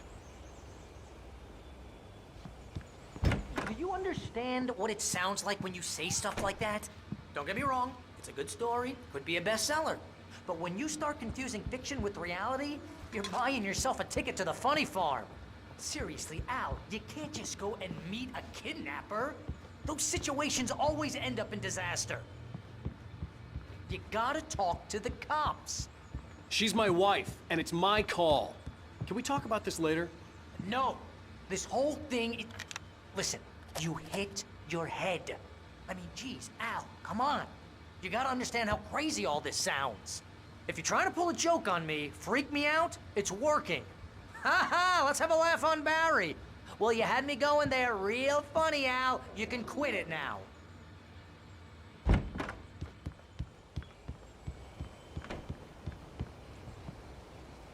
I think this is the form you wanted. And here are the keys. Okay, you're all set, Mr. Wake. Glad to have you staying here. Thanks.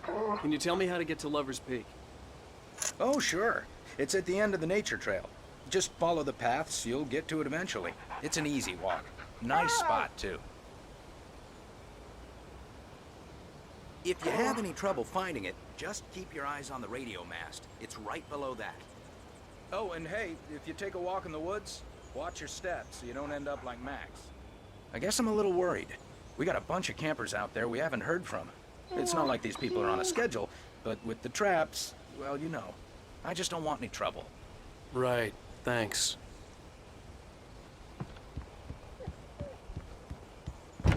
Look, Al, you're asking me to believe that you shot a dude who went poof into thin air, a guy who was bulletproof until you pointed a flashlight at him.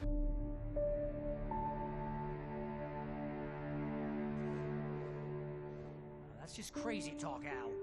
Al! Al? We should go to the sheriff or call the FBI. Damn it, Barry, they'll kill her! This is not a goddamn debate, Barry. I'm going to Lover's Peak. He said to come alone. Okay then. I understand. But you're my best friend, and I'm worried that you're not right in the head. Tell me what to do to help, and I'll do it. You stay here, and if I'm not back by morning, call the cavalry. Achoo! Achoo! Just be careful with the natives, Al. These yokels are dangerous. Everybody hates a tourist, or it'll be Deliverance all over again. Achoo! Bless you. Oh, this place is trying to kill me. I'll bet there's mold in here, spores, poison ivy, God knows what. This is so not worth a 15% commission.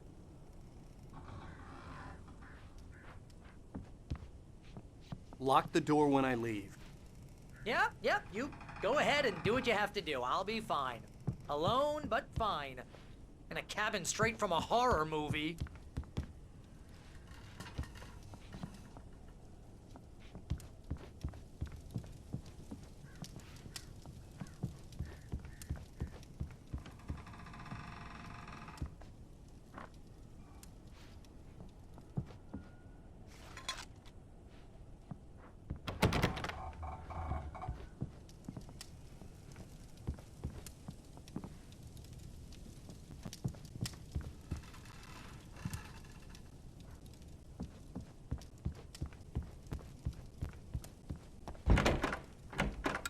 Real funny, Al. Real funny. Ha ha! Thank you. I'll just sit here in the dark till you come back. Or until I get eaten by a grue.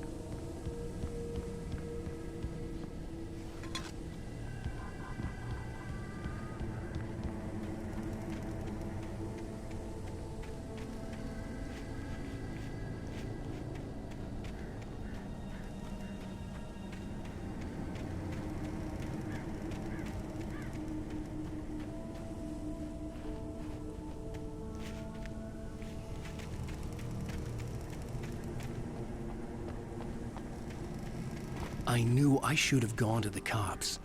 This wasn't the smartest thing I'd ever done, but I was still angry with Barry for trying to talk me out of it. These people had called me right in the sheriff's station. The cops wouldn't scare them, and they had Alice.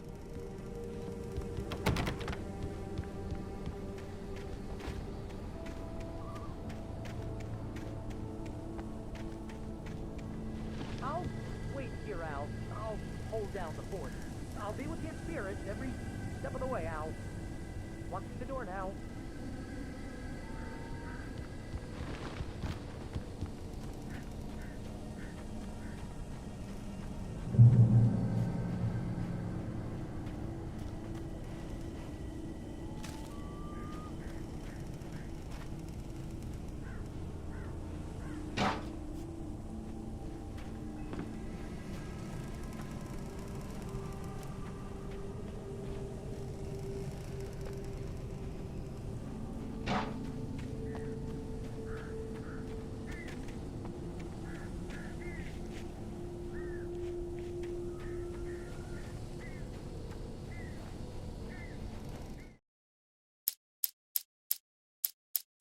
In spite of its human mask, to describe the dark presence as intelligent would have implied human qualities on something decidedly inhuman.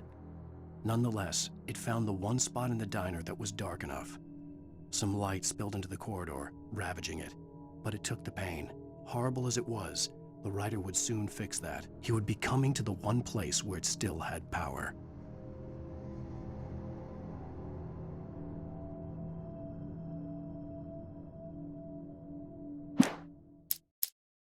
Alice looked through the viewfinder, lining up the shot. Cauldron Lake was breathtaking. Something caught her eye. A figure standing in the shadows behind the cabin, like a thin woman in a black dress. She lowered the camera and looked again. No one there. Just a collection of bushes that looked vaguely human-shaped. She shook her head and laughed.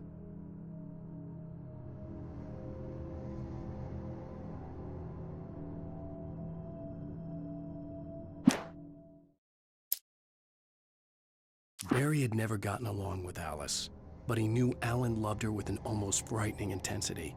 And now something had happened to Alice. And here was Al armed with a gun and saying things people got put in padded cells for. It was as if his friend had experienced a massive psychotic episode and was now totally disconnected from reality. It scared the shit out of Barry.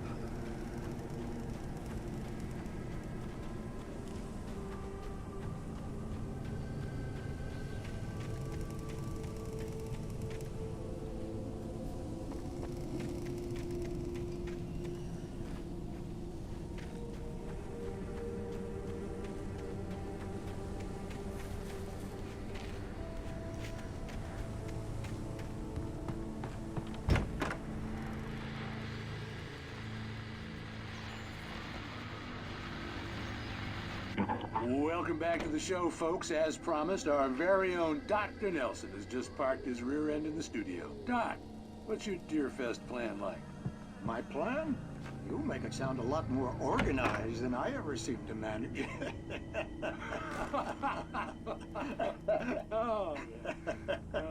No plan, really. Just taking the atmosphere. I'm getting a little too rickety to do much more than that, you know. Oh, tell me about it. No sack race for us older gentlemen, huh? Yes, exactly, Pat. But I'm gonna check out the parade, of course. And I'll be one of the pie contest judges, too. Well, that takes a different kind of constitution. Oh, yeah. It's my kind of exercise. Now, guys,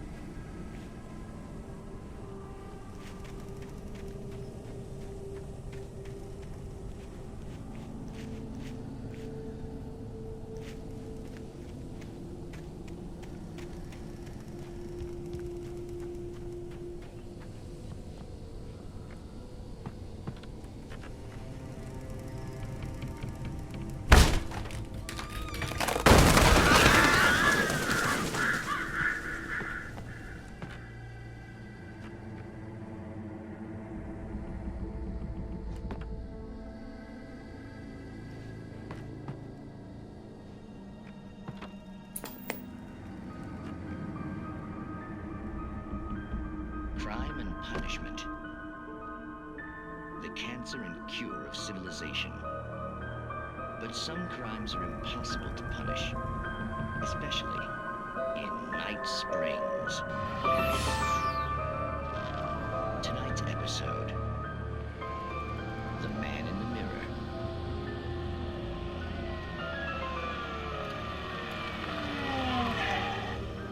He's inside, Agent. He's a weird one. So, you're confessing to killing that guy, huh? Why? Had it coming? Yeah, but why would you do that? I mean, you're a nice guy. Normal. Took a kid to a soccer game. So how come at the game, you pick a guy and, quoting from the arresting officer's report here, assault the victim's head area repeatedly with the weapon of choice being a pair of bare fists? Wow, that sentence really flows, huh? Maybe you're not the literary type. Okay, so you mess him up. But why? Who was that guy? We couldn't ID him. Why would a guy like you do him like that? I didn't like his face? Well, you must have hated it, because you really went to town there. I mean, there's no way to tell what he looked like. No ID on him either. That must be difficult. But then we ran the fingerprints. Got a match. Your prints. Identical. Huh, how about that? Your son said you were wearing a white shirt when you took him to the game. The white shirt is on the dead guy. It's plenty red now. You won't get away with this. Do you really think that's in any way relevant to me? I had plenty of time to talk to my boy before the cops arrived, you know? He won't stop screaming, am I right? You think he's ever gonna be okay? I left my mark. Believe me. You bastard. What? You gonna shoot me? What's the point? I'm going to prison. You got me. I don't understand any of this. And you never will. Don't worry. Maybe you'll see me again, Agent. Maybe in the mirror.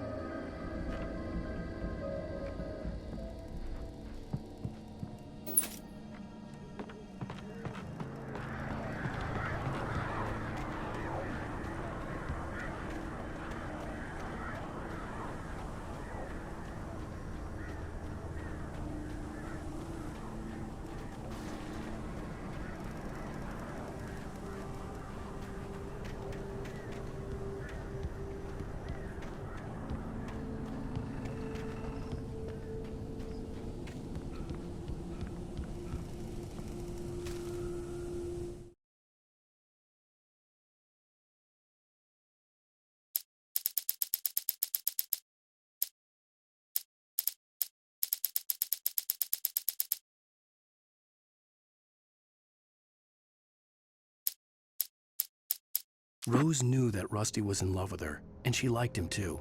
She liked him a lot. He taught her to dance, and life had certainly taught her the value of a man who was gentle. He treated her well, made her smile, made her feel good. But Rusty wasn't the prince of her dreams, and that tended to underline the unbearable truth. She was no closer to that Hollywood magic than he was.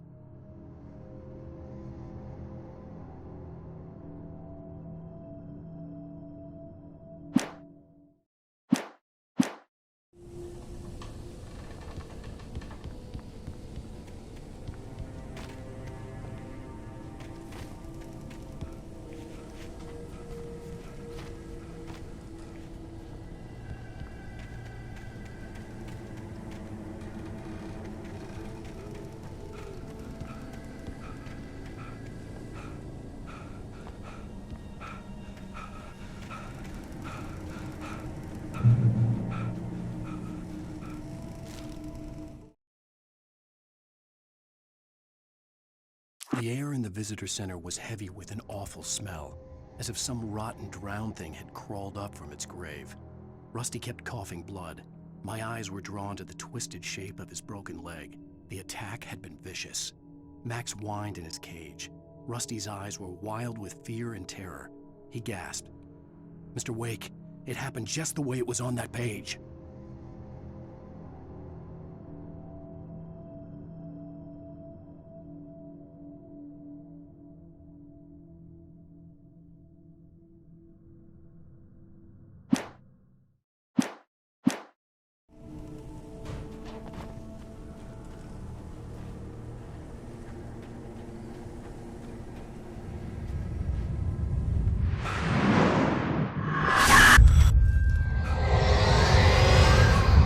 Vision left me weak. This was no head injury. Rusty, damn. Rusty, hang on! I'm coming! Please, help me!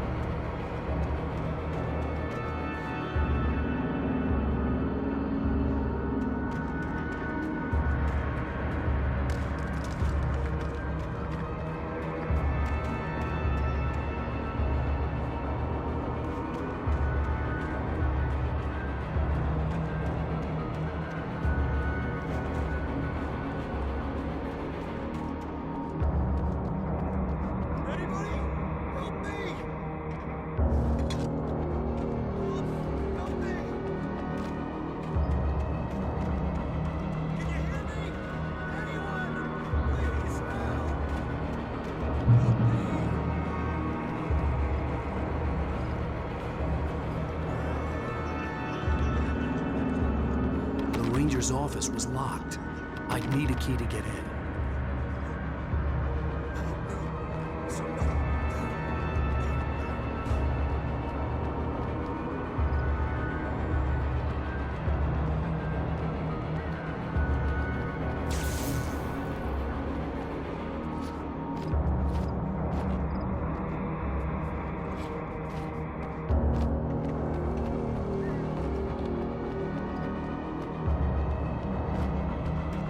Hello? Back here! I'm back here! Hey, please help me! Mr. Wake? Oh, hell. It happened just the way it was on that page. I found. Came true. It knew. So dark. It'll come back for me. You must. The lights. In the office. I have the key. Okay, Rusty. Hang on. I'll be right back. Whatever did this couldn't be far. Rusty had found a page from the manuscript. It would help me understand what had happened. Shh. Good boy.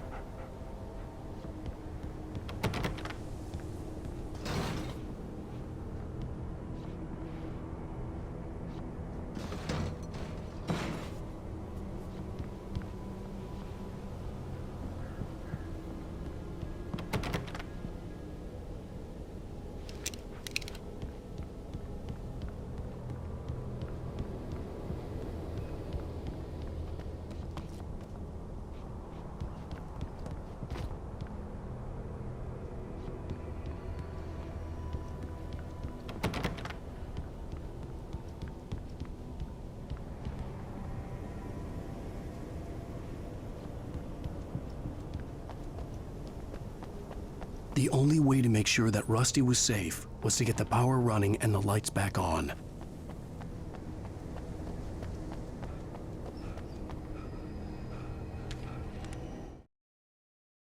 The visitor center was sturdy, but the impact turned the front of the building into splinters. Rusty was thrown across the lobby like a rag doll and hit the far wall hard. It didn't hurt until he tried to move and saw his leg bend the wrong way, felt the broken ribs stabbing him on the inside. Rusty howled in pain and fear, suddenly afraid to die alone.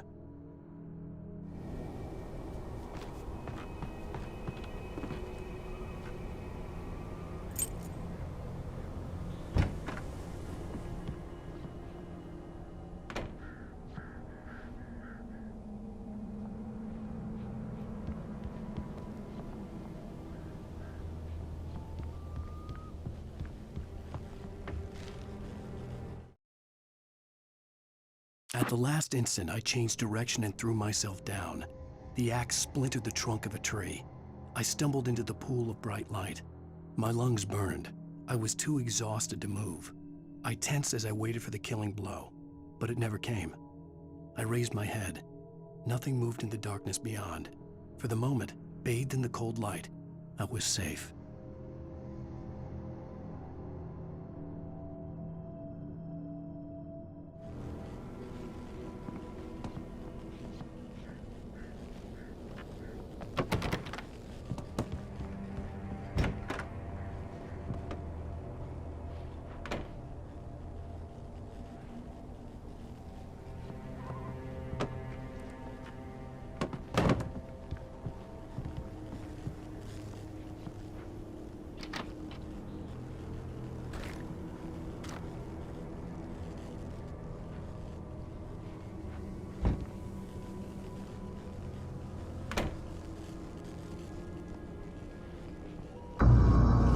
I was too late. Someone had destroyed the circuit breaker. There was no way to get the lights back on.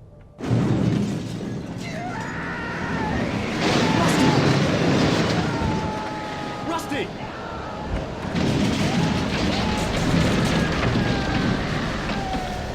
The ground was covered with oily patches that looked like liquid darkness.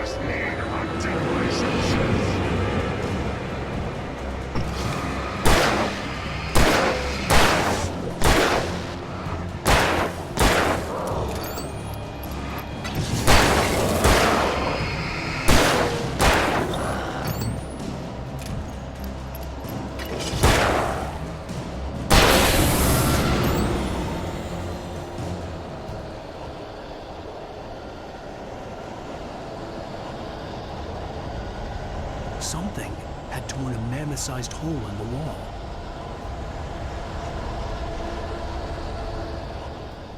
Please don't feed the animals.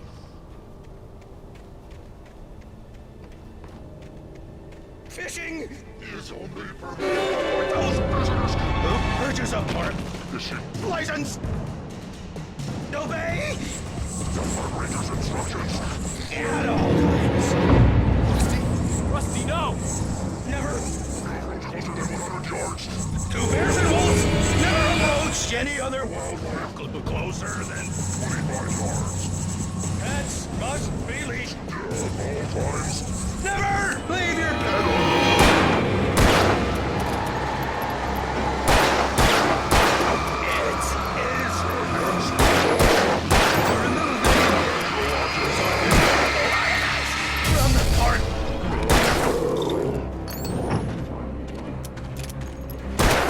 This includes even UV or even simple berries.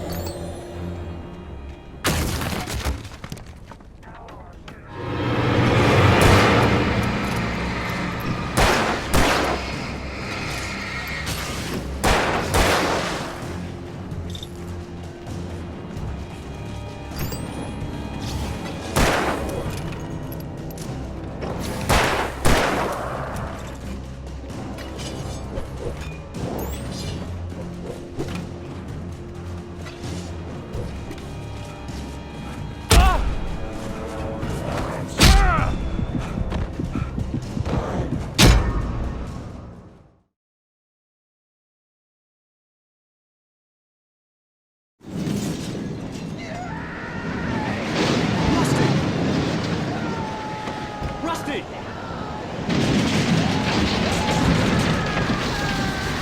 The ground was covered with oily patches that looked like liquid darkness.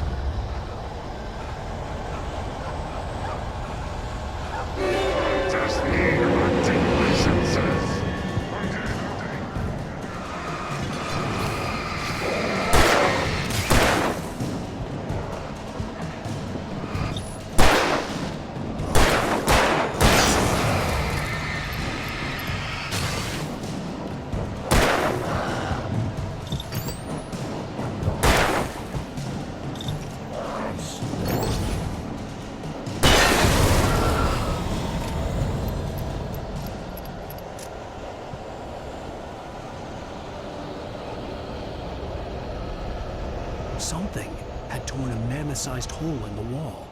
Please don't feed the animals.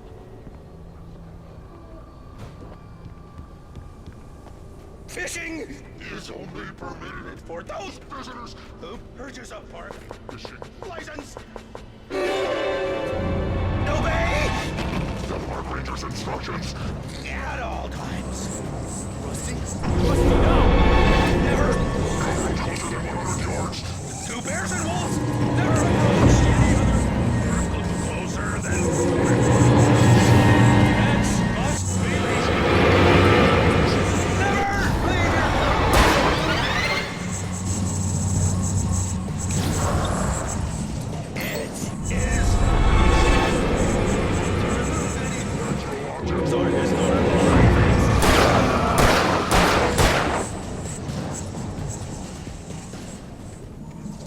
This includes even simple berries!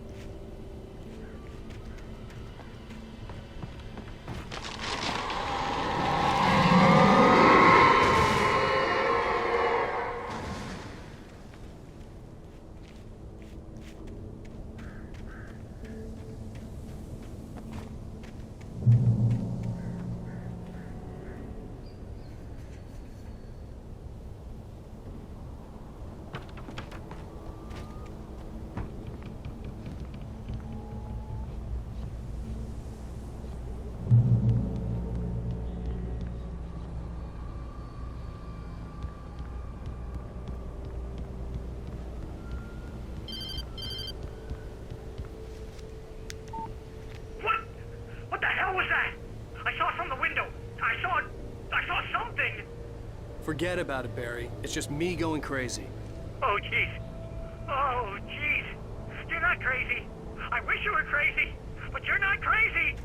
Al, be careful. Stay in the cabin. Don't open the door for anyone. I mean it.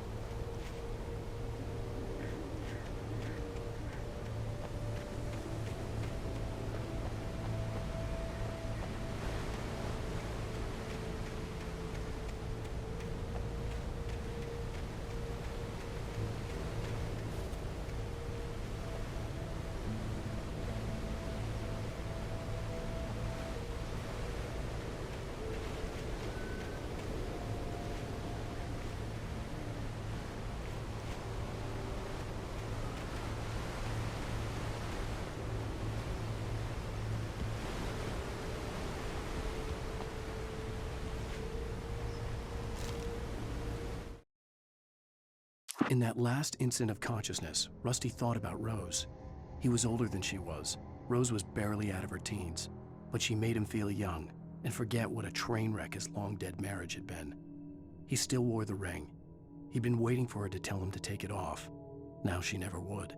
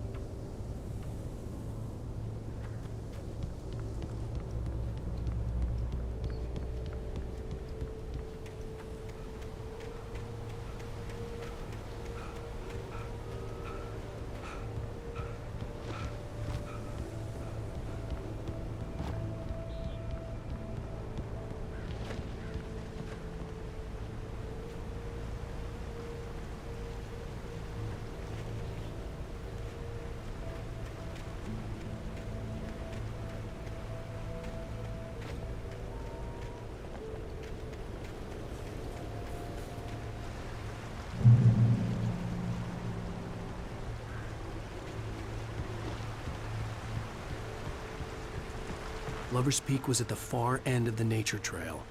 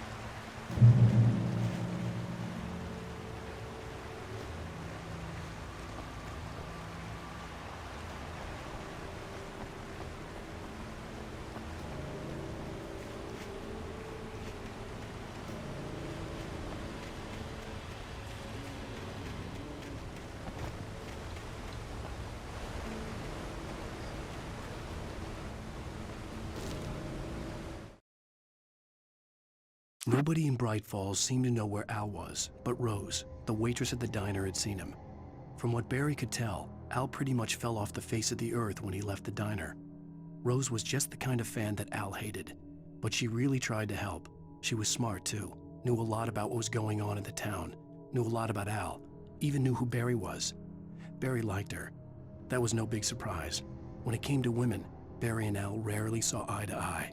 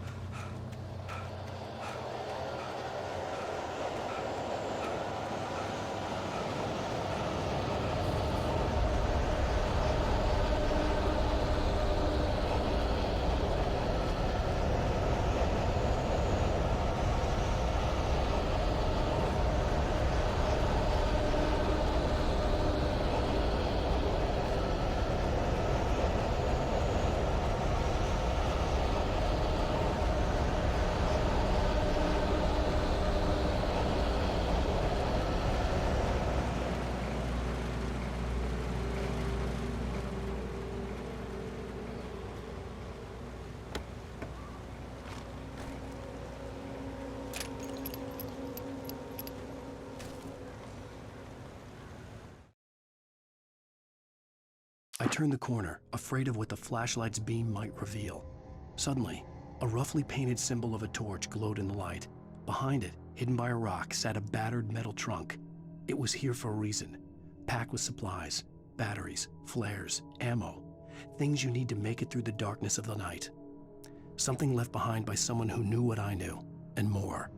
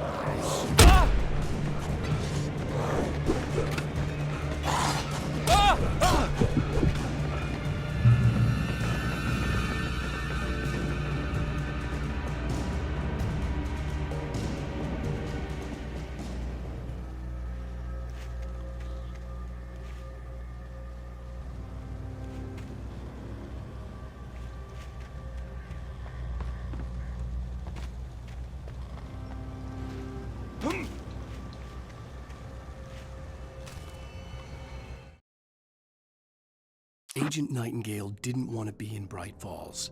These little communities revolted him, and he didn't like the trees or the coffee. He now knew that impossible horrors lurked behind the storefronts and smiles. He desperately wanted to turn the car around and just drive until he passed out or ran out of road and booze. But he had a job to do. He had a rider to catch.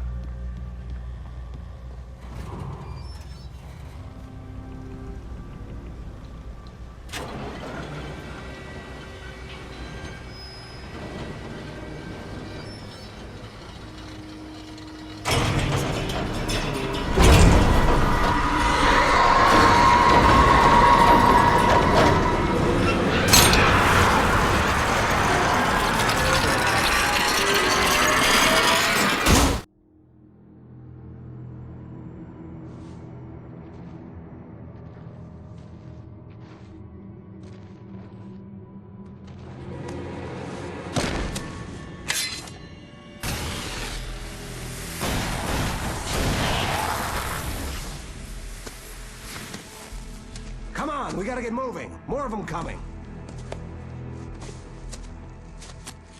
That flashlight's kid stuff. The flares won't keep the bastards away.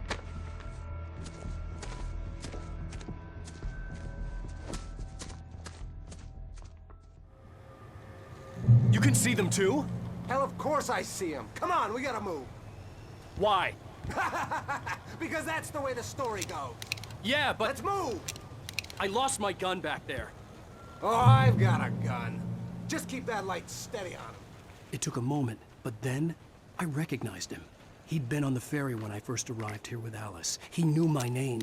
We were headed in the direction of Lover's Peak. There was no way this was a coincidence. He was the kidnapper. Come on, Wake! You better keep up. You set him up, and I'll knock him down, Wake.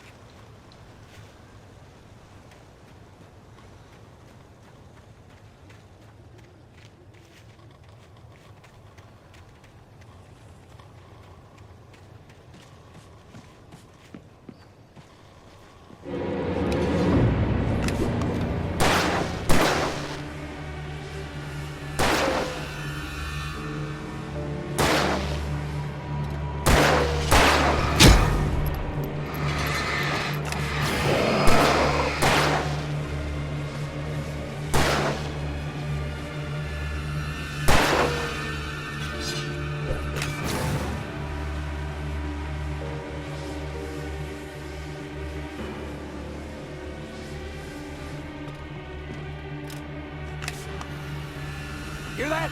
It's them.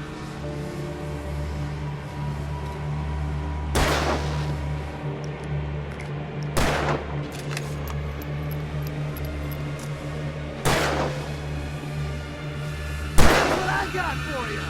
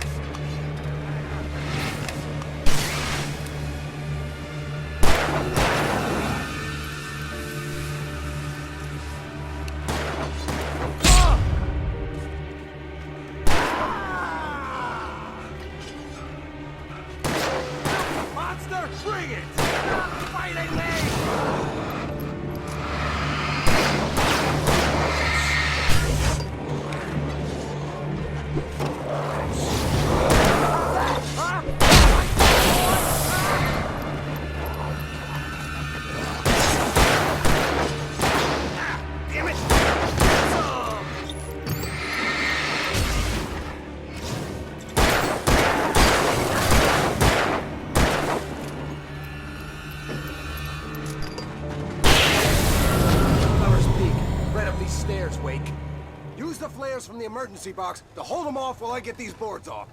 Give me the gun. Yeah, no can do, Wake. Are you kidding? Give me the gun! No time for back talk. Hold them off, damn it!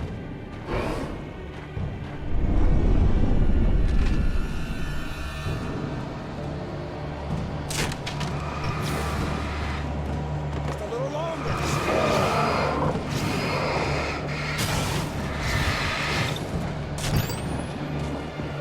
Get some light on those bastards. That'll keep them off us.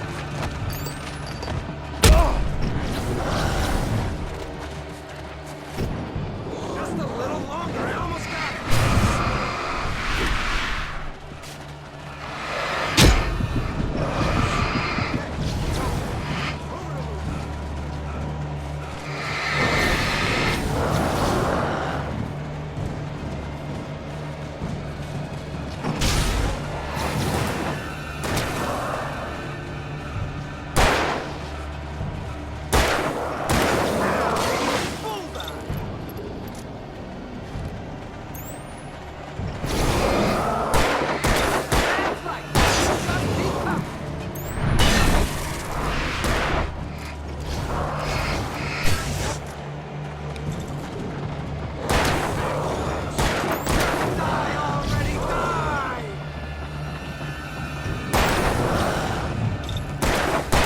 Oh, you're feeling better now, Wake. All cozy and safe.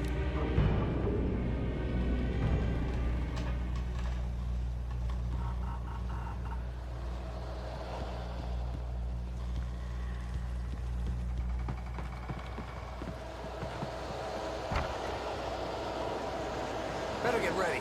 They'll be on us soon.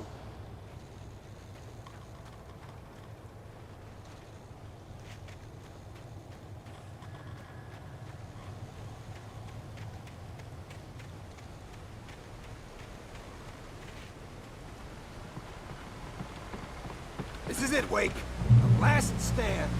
There's more flares here. Get ready. We fight them as long as they keep coming. Give me the goddamn gun! They're coming! That's not how this goes. Get with the program, Wake.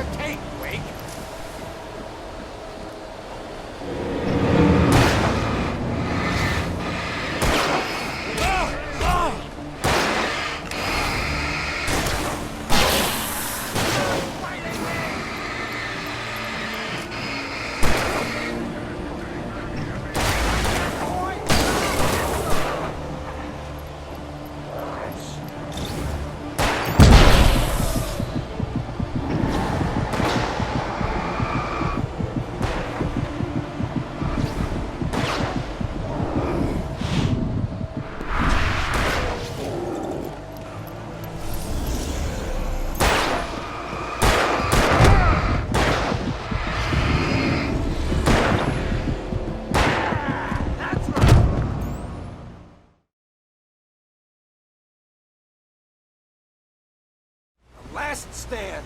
There's more flares here. Get ready. We fight them as long as they keep coming.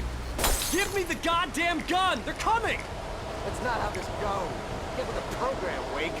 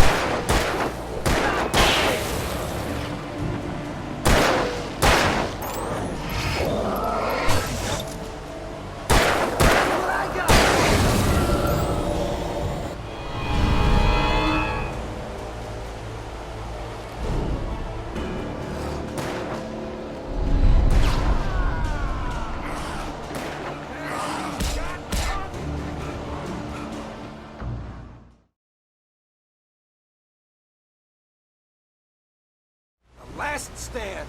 There's more flares here. Get ready. We fight them as long as they keep coming.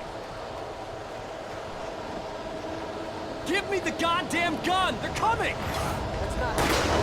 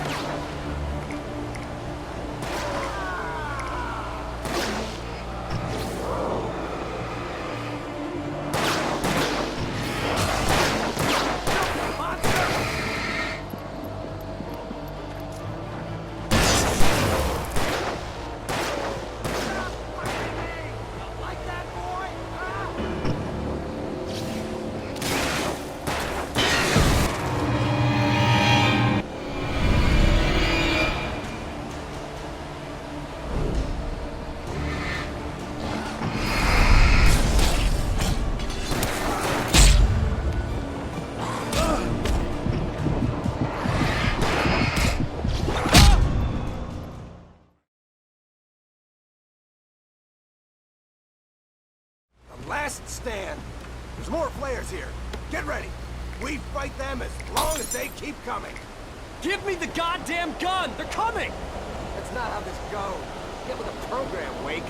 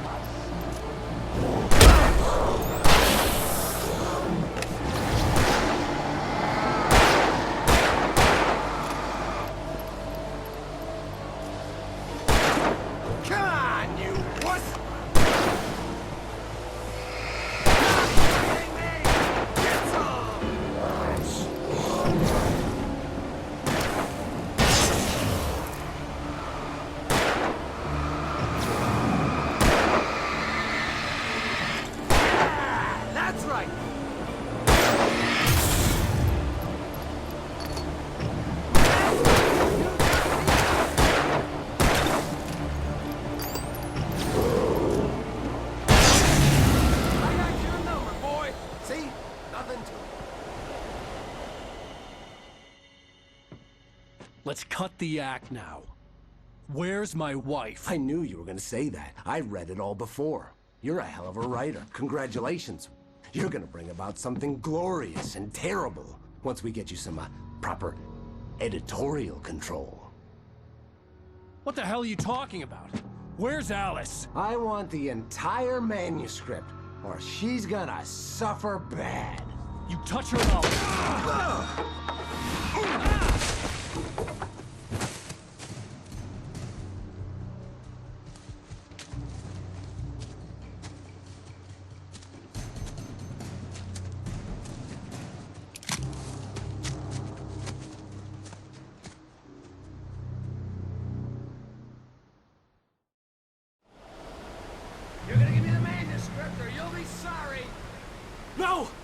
back here! I swear I'll kill you if you hurt Alice! Do you hear me? Come back here! He had Alice, and he wanted the manuscript because he thought it held some magical power. But I had no manuscript to give him. I had to get back to Barry and figure out my next move.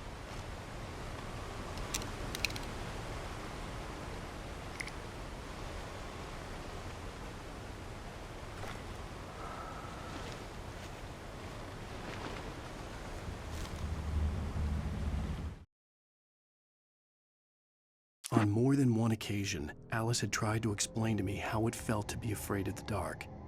To her, darkness wasn't simply the absence of light, but something more tangible than that. It was something you could touch and feel. Worse than that, it was something with a mind of its own, something malicious and malign. For her, things changed when they were wrapped in darkness. They turned into something else, something foreign, and nothing was safe or innocent.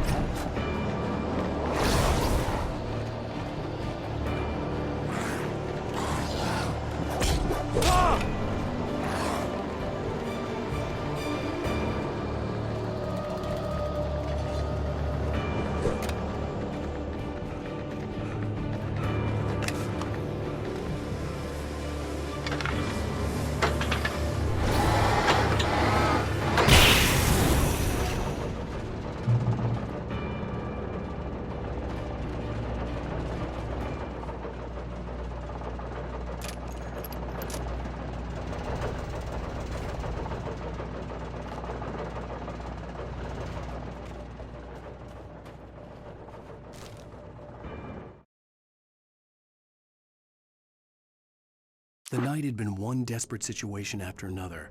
I was exhausted, and my body felt as though it had been chewed up and spat out. The flashlight was heavy in my hand, and each pull of the trigger sent a painful shock up my arm. But I was finally out of the woods, and things were looking up. That's when I heard the chainsaw.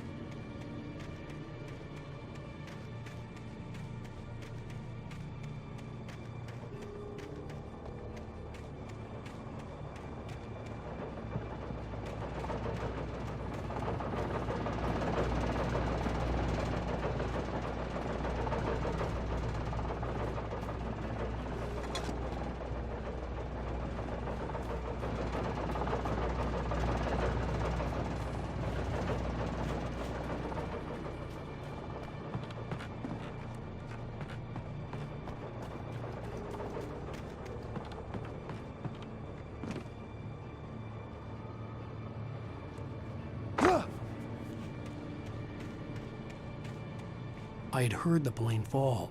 It made no sense. It was clear that it had just fallen here, but it was very old and obviously hadn't flown in decades. Looking at it sent a shiver down my spine.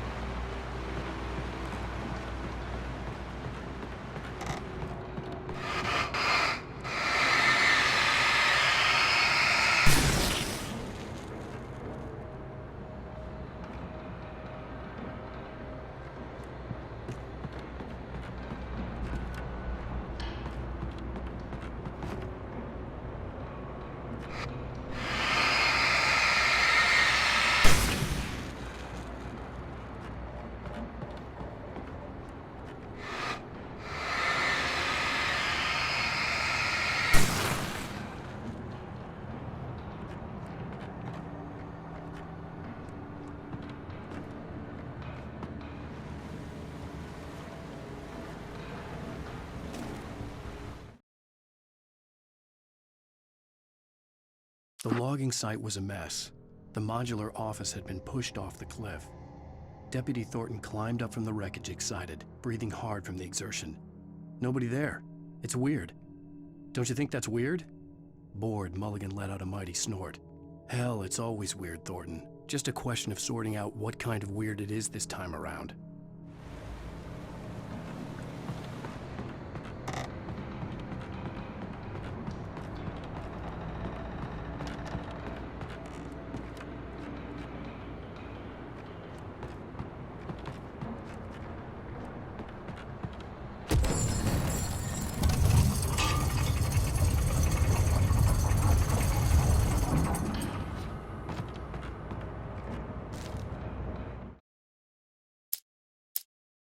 When Barry saw the darkness attack the visitor center, it made him a believer.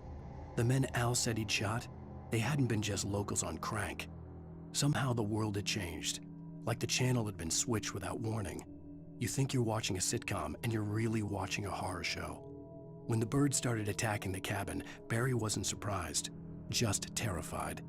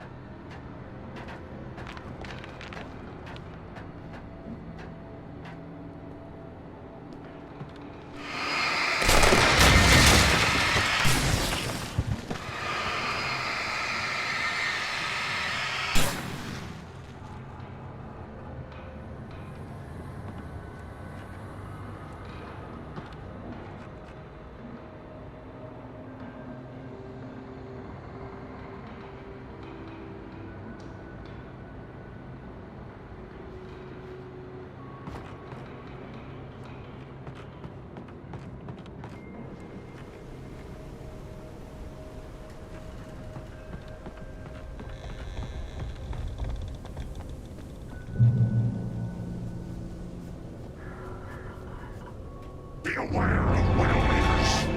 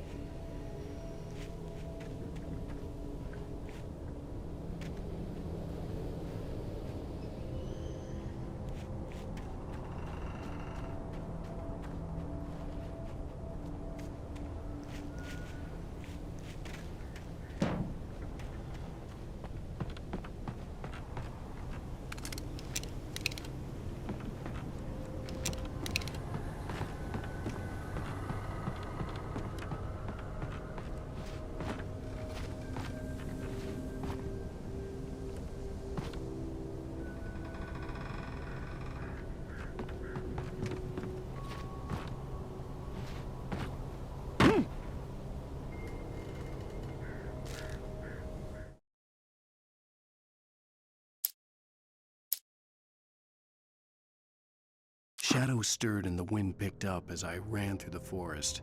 I felt the dark presence turning its gaze toward me. Then the moonlight was blotted out by dark shadows that raced violently across the ground, moving too swiftly to be natural. Darkness gathered between the trees and melted again to reveal the Taken. No natural path had brought them here.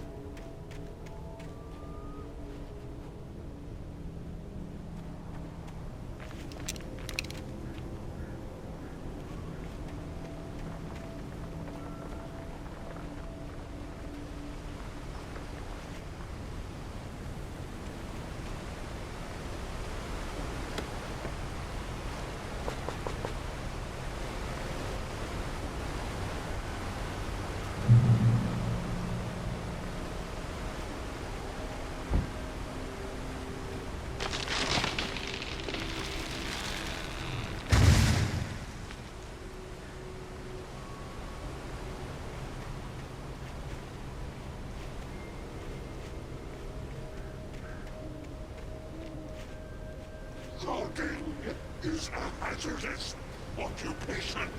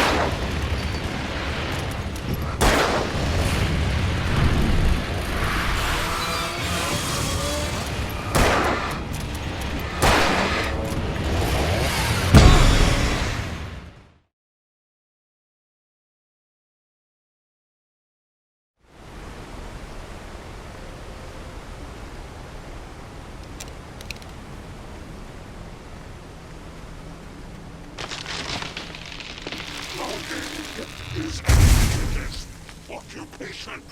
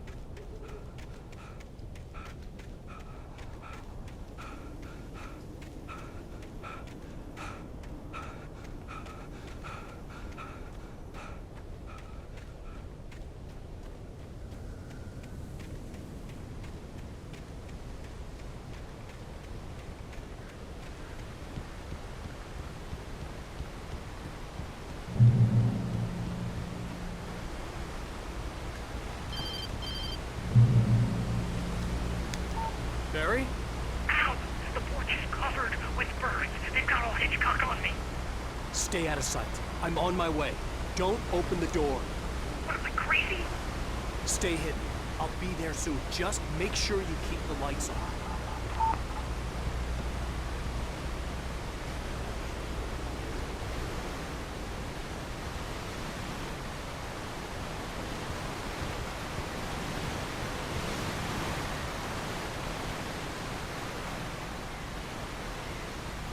I still had to reach Barry at the cabin, but at least I was out of the woods.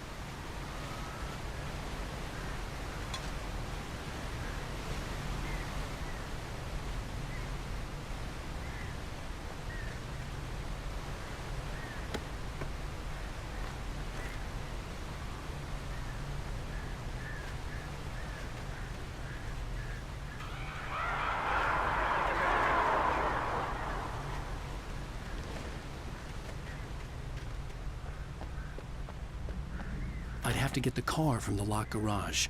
It would get me back to Barry faster. and the headlights were a welcome bonus.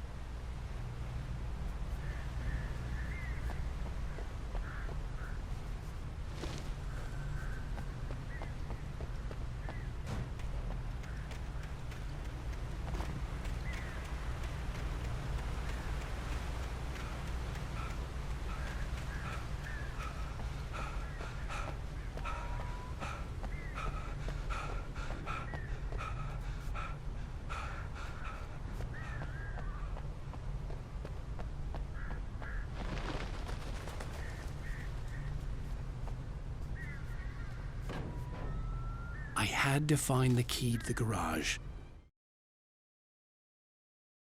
The FBI agent's command froze me in place. I considered surrender. It was all falling apart anyway. I could give in, let someone else deal with it, but it felt all wrong.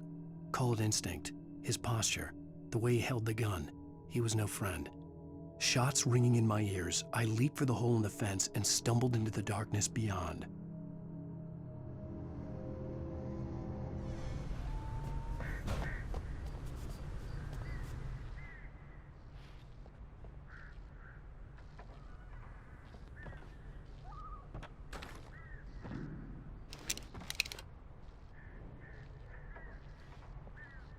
I needed the garage key to get to the car.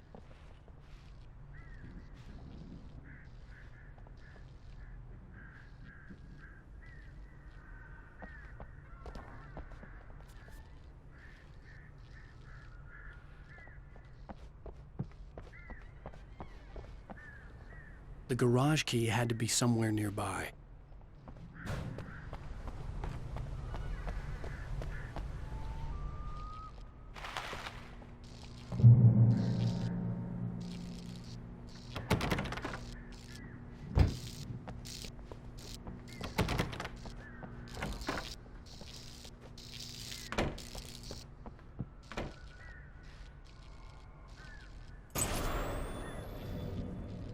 A story is not a machine that does what you tell it. A story is a beast with a life of its own. You can create it, shape it, but as the story grows, it starts wanting things of its own. Change one thing and you set off a chain reaction of events that spreads through the whole thing. The characters have to be true to themselves. The events need to follow a logic that fits the story. A single flaw and the magic is gone. The story dies. Alice dies.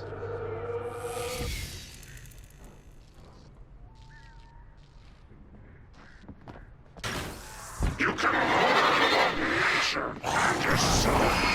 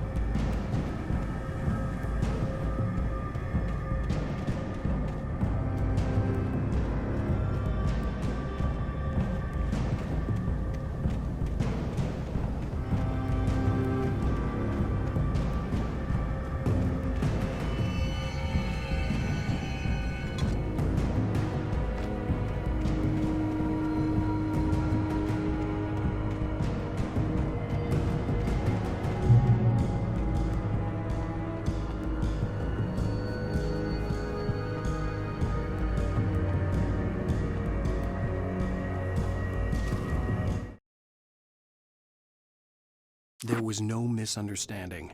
Cauldron Lake was where Alice and I had stayed, but there was no cabin and no island. I was missing a week. What had happened to me? What had happened to Alice? I had to get her back. I couldn't face life without her.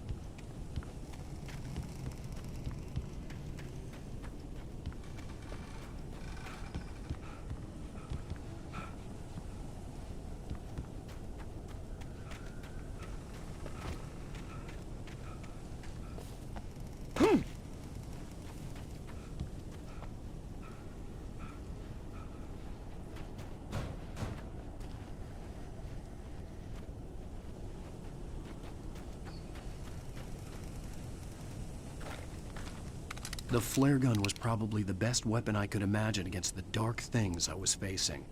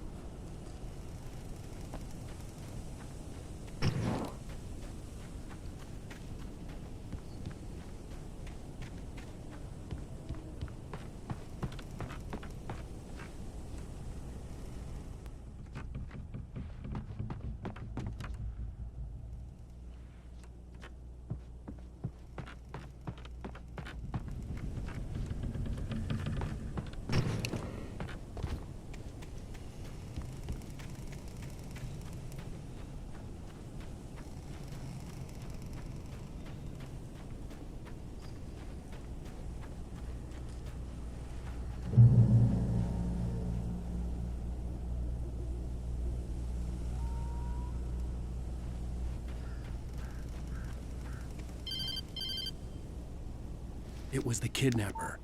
You son of a bitch! Where's my wife? Enough horseplay, Wake. You deliver the manuscript, and you can have your woman back. Simple as that. I don't... Listen. I'm gonna need time to finish it. I still need to write the ending. I need a week. It's not done? I need a week. 2 days. The old Bright Falls coal mine is nearby. You can find it easy, city boy. The main building, there at noon. You bring the manuscript, you'll get your wife. If not, well, get me? Yes, I get you.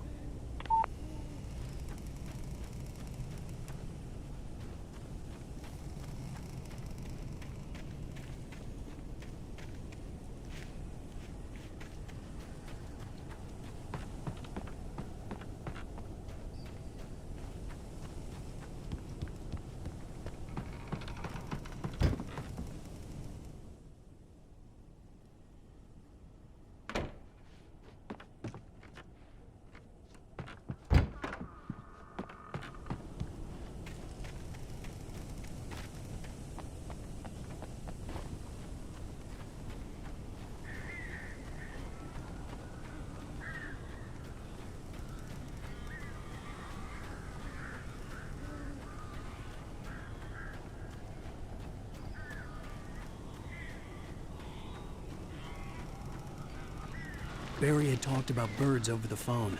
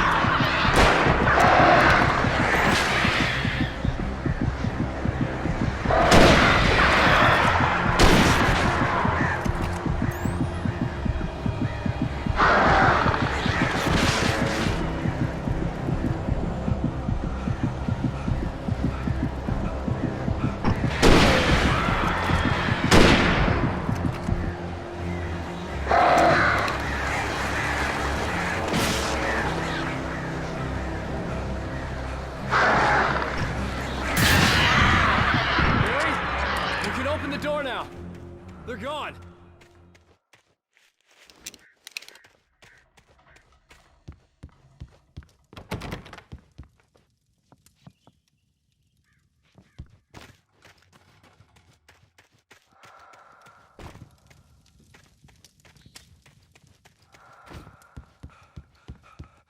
Hey, Al. I'm sorry for thinking you were having a psychotic episode, man.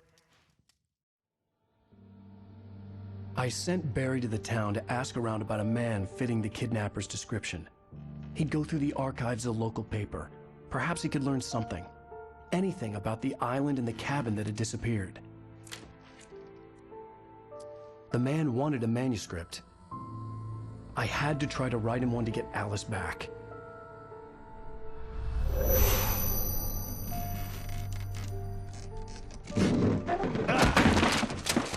For me, the supernatural had always been nothing but a metaphor for the human psyche, a tool to use in writing fiction. Now, it was happening for real, and I couldn't put a single word on paper.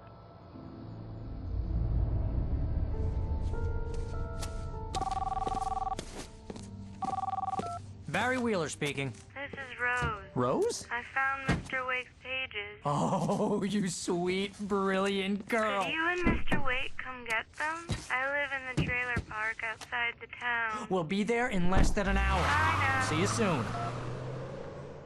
Have a great day. Hope you come back soon. Welcome to the Oh Dear Diner. Good girl.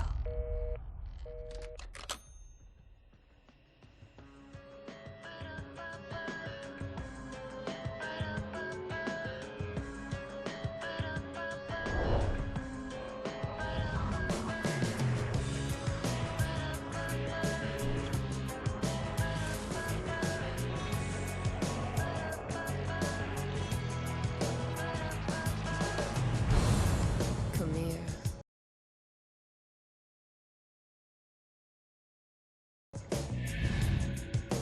Pretty please, can you tell me where I am?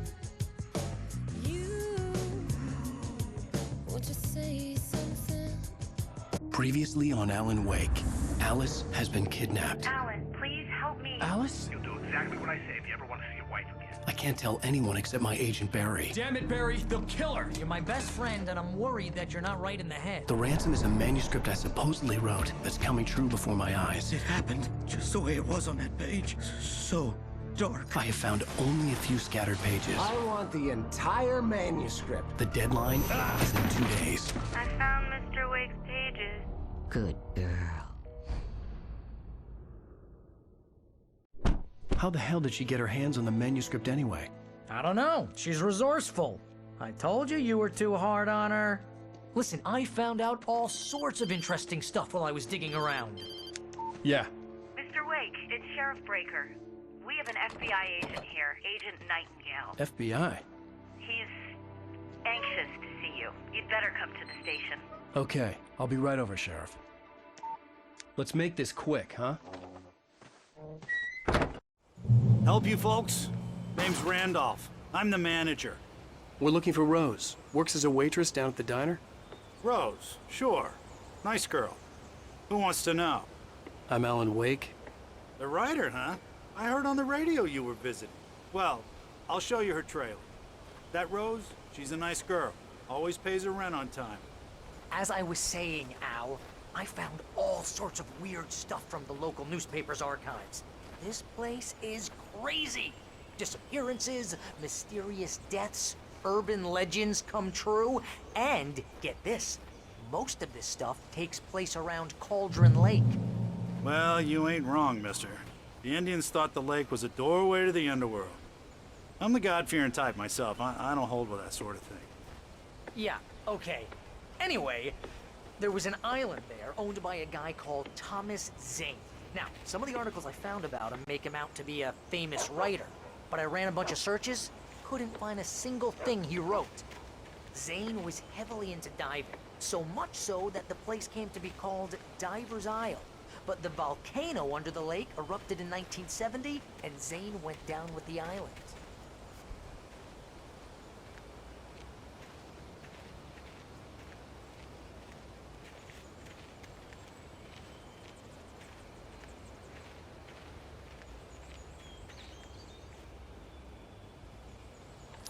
Gets better.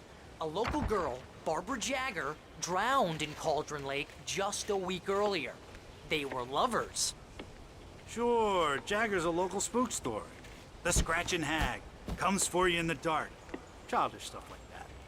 Anyway, Al, I'm just getting to the best part. All of the articles about this stuff were written by Cynthia Weaver. I asked around, and she's that crazy bag lady you met. What, the lamp lady?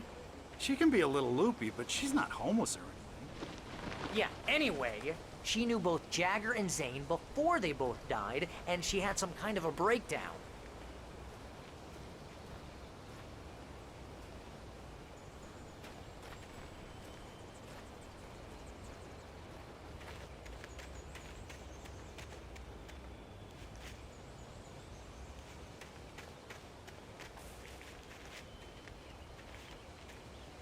Well, mister, this here's Rose's trailer. You mind me asking what you want with her? We're just here to talk to her, pal.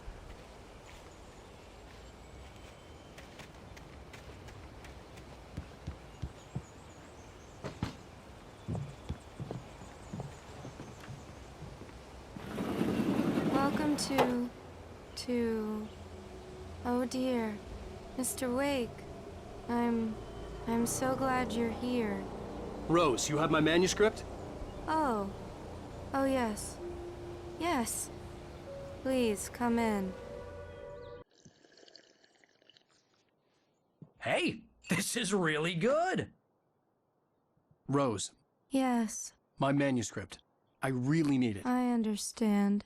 I know what you need. A muse to inspire you. Oh, for Barry.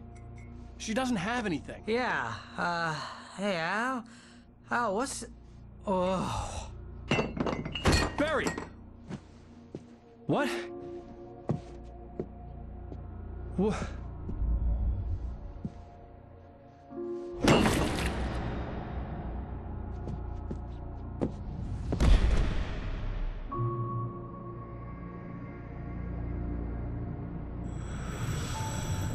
It's coming for you, hiding in my barber's skin. I'm too weak to stop it. You must turn the lights on. I promised I'd come visit you and your lovely wife. You must finish what you started.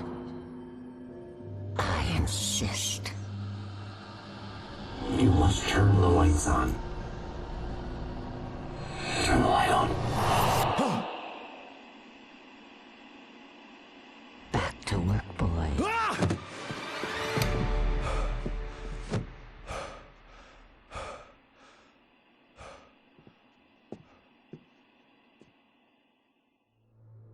I felt nauseous, hungover. Only anger kept me going.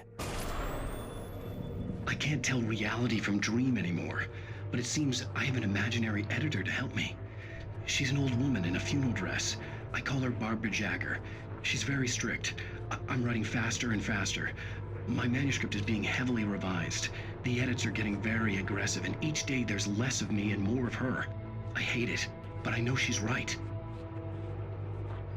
She promises me I can save Alice this way. She knows more of this than I do. About the complex incantation I'm attempting. About this place. She's worked with another writer under similar circumstances, Thomas Zane. The genre of the story seems to be shifting. It's turning into a horror story. I'm getting close. I can feel it.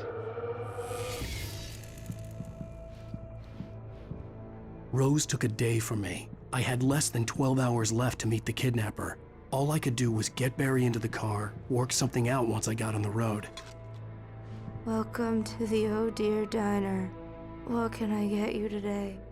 Coffee? I couldn't work up much hate for Rose. Something had used her to get to me and left its mark. First refill is free. Milk and sugar on the counter there. Would you like to hear today's specials? Thank you. A nice day. Come back soon. Barry was out of it. He was way too heavy to carry. You're right. I deserve more money. I'm so handsome.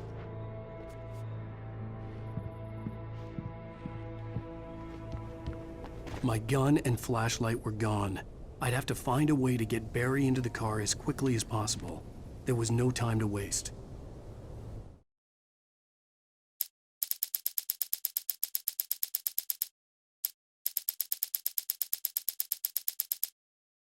Mr. Randolph liked Rose. That little smile she had. How she was still sweet when life had tried so hard to make her bitter. It wasn't any of his business what she did in her trailer. But those strangers, the writer and his smart-ass sidekick, looked like trouble. And they'd been in there for hours, way past her normal bedtime. He reached for the phone and called the sheriff's station.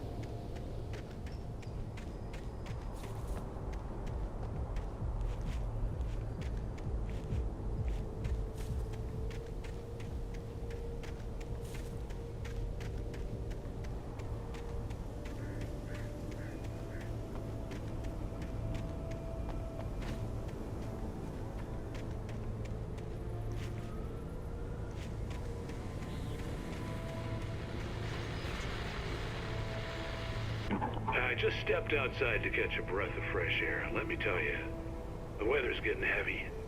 Nights like this make me especially glad I'm here talking to you and not home in bed. Once the weather takes a turn like this, I can't sleep at all.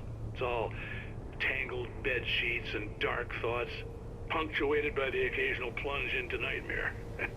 Is it just me? Well, perhaps it is. But I hope I can make the night a little bit easier to get through. Caller, you're on KBF FM.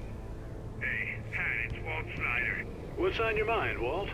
Well, I am the way you are, but, well, I can't fight neither, you know?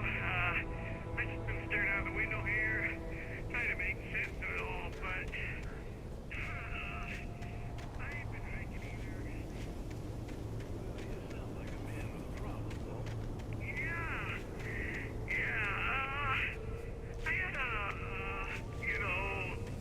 argument with Danny. You know, Danny, and,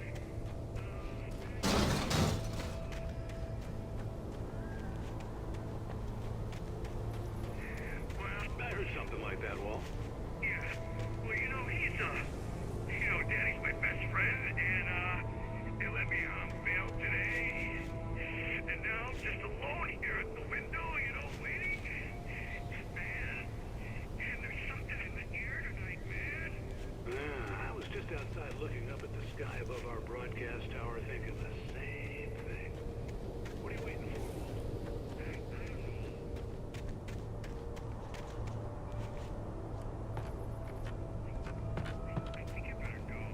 Well, Walt, maybe... No, thanks, Pat. Well, good luck to you, Walt. Hang in there. Let's take a little break, folks. This weather's really something else, huh?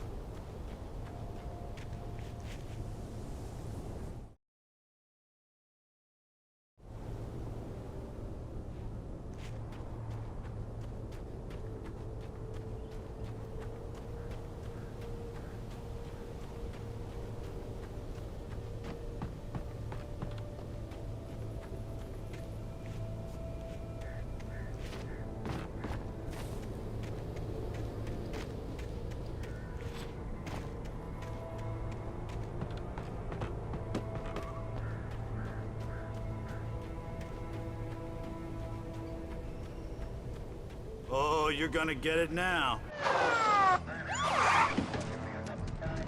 God knows what you've done to that poor girl. This is Agent Nightingale, FBI! Get him up, Hemingway! You're under arrest! You move a muscle, I'll unload right in your goddamn face! Stay right where you are, Spillane!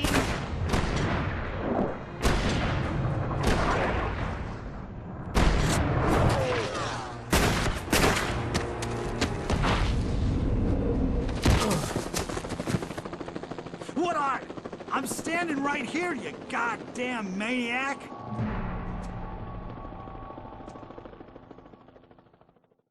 I hated to leave Barry behind, but there was no way I'd miss my appointment with the kidnapper. Give it up, Mr. Wake. Come on. Get after him. Don't let him get away. Move it, move it, move it! I'll have your shot if you let him get away. Hold it right there!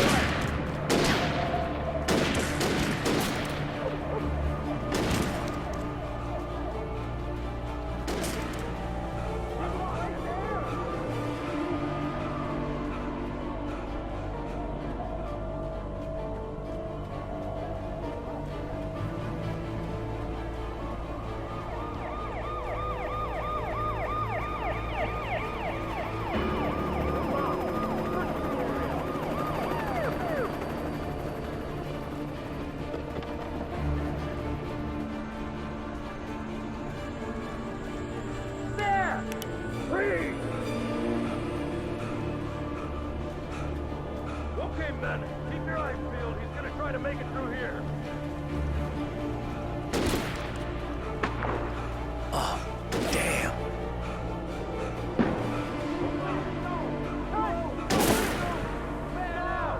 God damn it, where did he go? God damn it, where did he go? Slip away. Keep an eye out.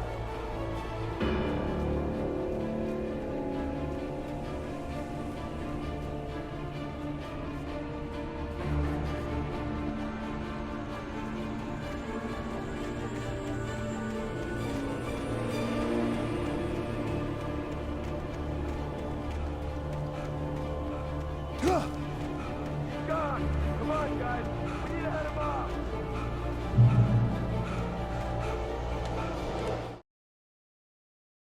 For decades, the darkness that wore Barbara Jagger's skin slept fitfully in the dark place that was its home and prison. It was hungry and in pain. It dreamed of its nights of glory when the poet's writing had called it from the depths and given it a brief, terrible taste of power and freedom. The rock stars had stirred it from the deep sleep the poet had sunk it back to in the end. When it sensed the writer on the ferry, it opened its eyes.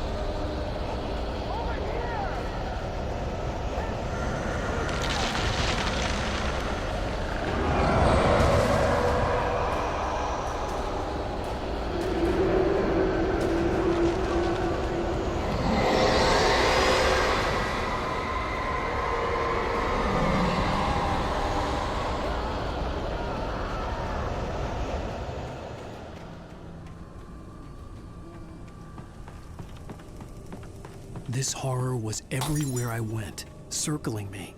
The cops didn't stand a chance. They were after a writer, not a monster.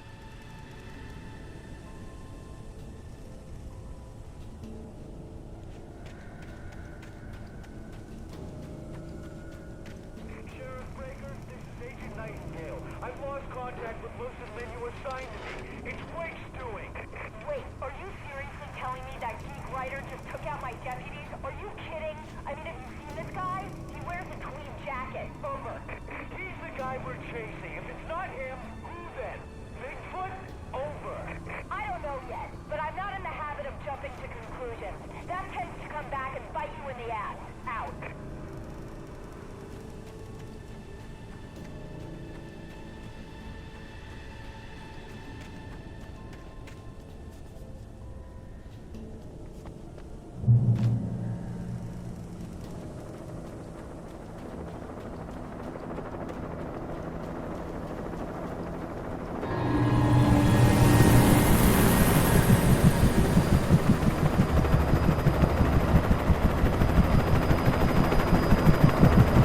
You on the ground. Hold it right there. There's nowhere to run. Freeze!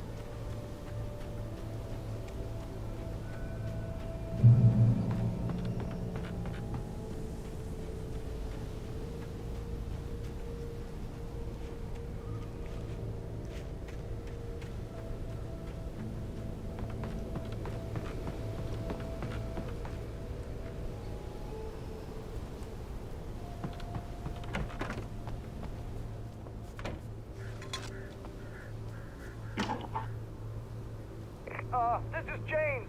Mulligan, Thornton, come in. Over. Thornton here. James, we got both Wheeler and Rose in custody. They didn't put up a fight or anything. Why, they were... Hey, what are you... Come on! Sit down and give me that. James, Mulligan here. Over. Go ahead, Mulligan. Over. We got Wheeler and Rose here. Wheeler's drunk or hopped up on something. Speaking of which, that Fed had a pretty distinctive whip of load of scotch about him, you know what I mean? Over. I don't have anything on that, Deputy Mulligan. Over. Well, whatever. Anyway, Rose is just being plain weird here. You better get Doc in to take a look at both. Over. Gotcha. You better get them here quickly. The, Fed's gonna want to interview Wheeler. Over. Oh, yeah, but, looks like they have a lot in common. Mulligan out.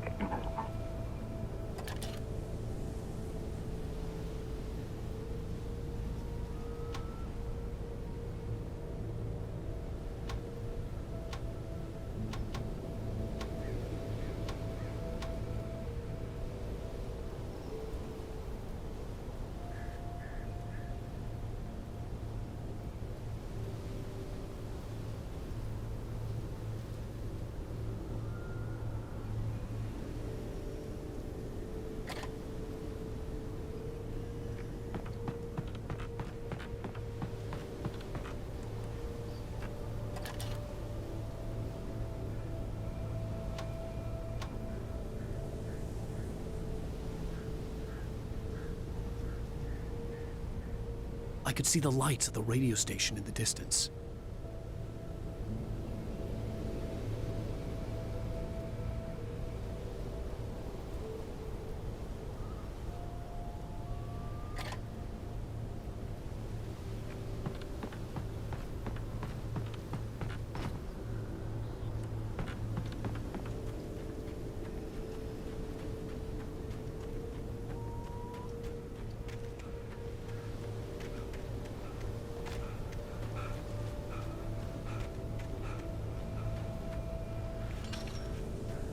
I imagined that the broadcast tower in the distance was part of the local radio station. Maine seemed like a decent guy. Perhaps he could give me directions to the coal mine.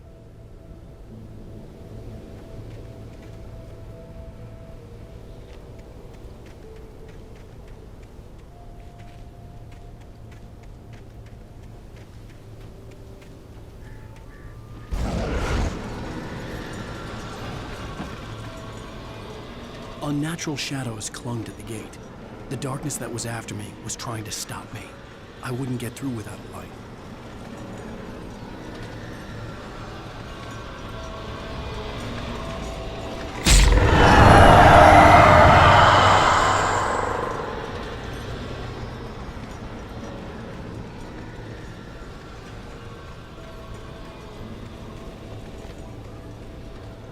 There was no power to the searchlight.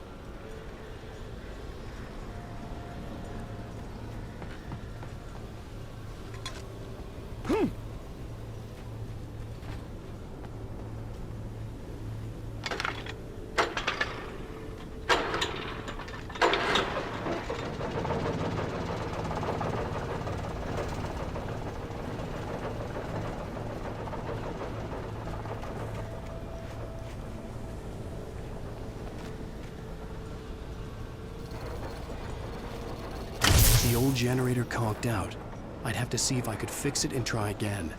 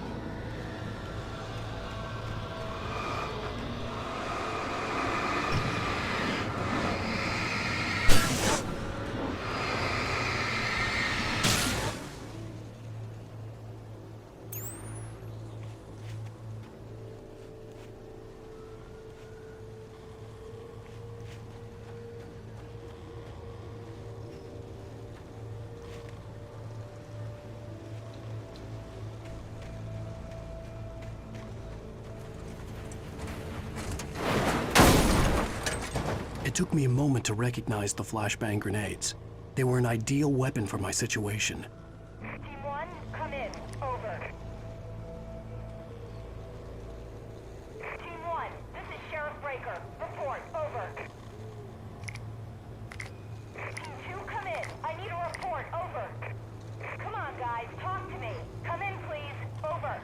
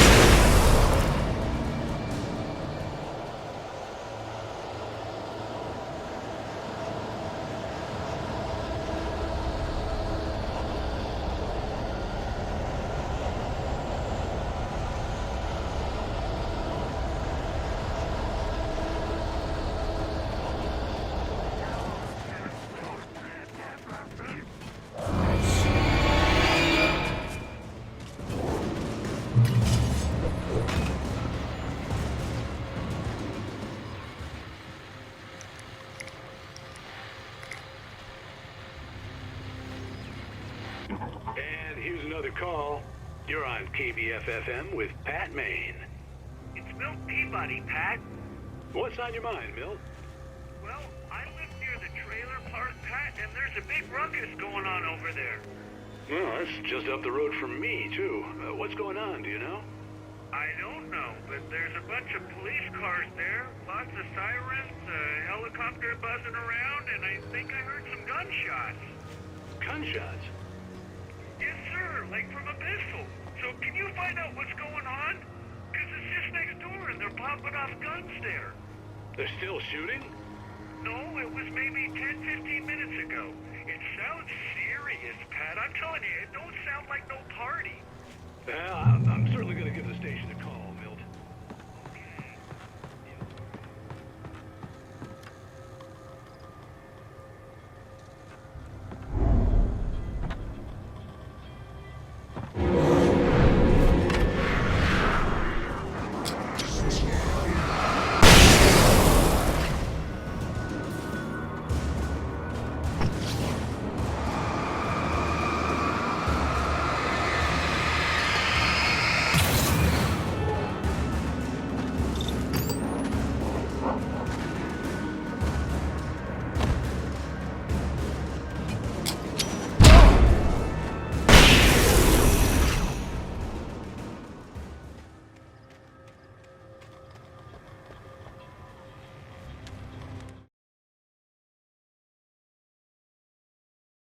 Touched by the dark presence, Rose was lost in a dreamland where everything was drawn in black and gray crayons.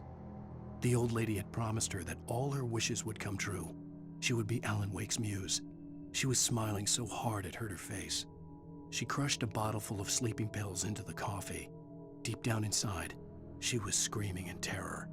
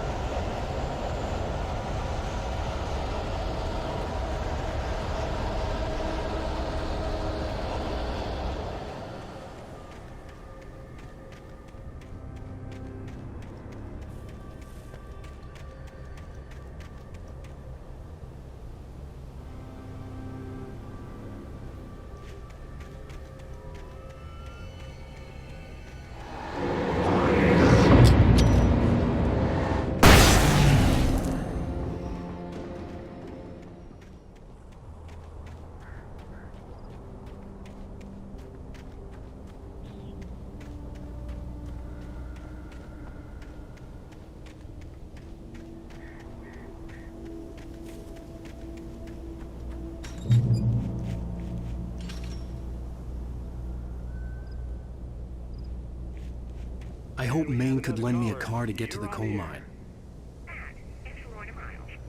Oh, why, hello, Lorna. What do you have for us? Well, I just don't see why the cops bother with the trailer park. What do you mean? It's a trailer park. Of course you're going to have trouble in a place like that. I mean, what do you expect? The sheriff should be helping us normal citizens instead of wasting resources on them.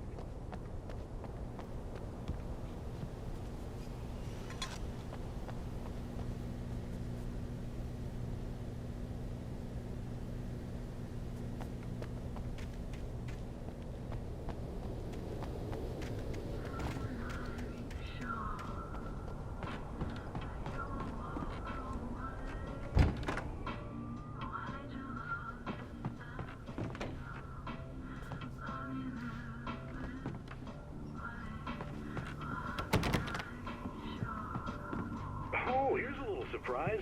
The famous writer Alan Wake just walked in. Folks, I'm going to see if I can talk him into an interview. Come on in, Mr. Wake. Oh, I'm so glad you could find the time to do this, Mr. Wake. Nowhere to run now, Dan Brown. You back away from me.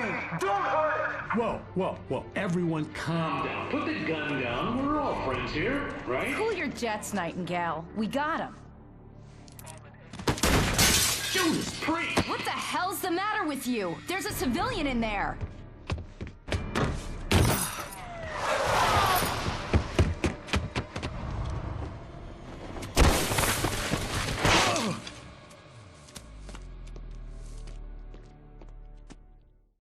I'll get you yet, even if it kills me. You hear me?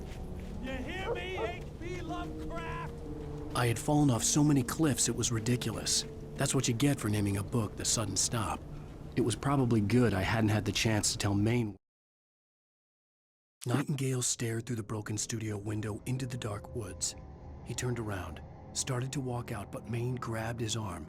"Young man, you almost shot me. You don't shoot off rounds at people like that. What's the matter with you?" Nightingale shook his arm free, marched out. His cheeks burned with rage and humiliation. Where I was going. I'd have to lose the cops and find my own way to the mine.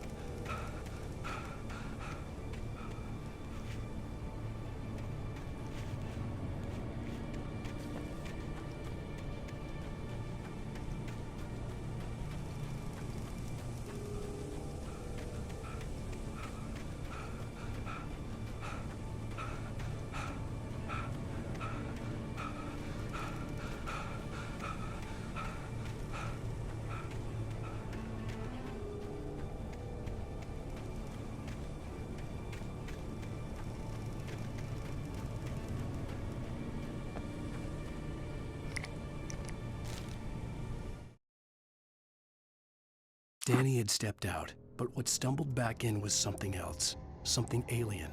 A monster. Walter tried to kill it, first with his fists, then a chair. It wouldn't die. Instead, it kept coming, unaffected by the beating it had taken. After Walter managed to kick it down the cellar stairs, fear took over. He ran, got behind the wheel, gunned the engine. The booze wouldn't make him forget, but he knew he had to.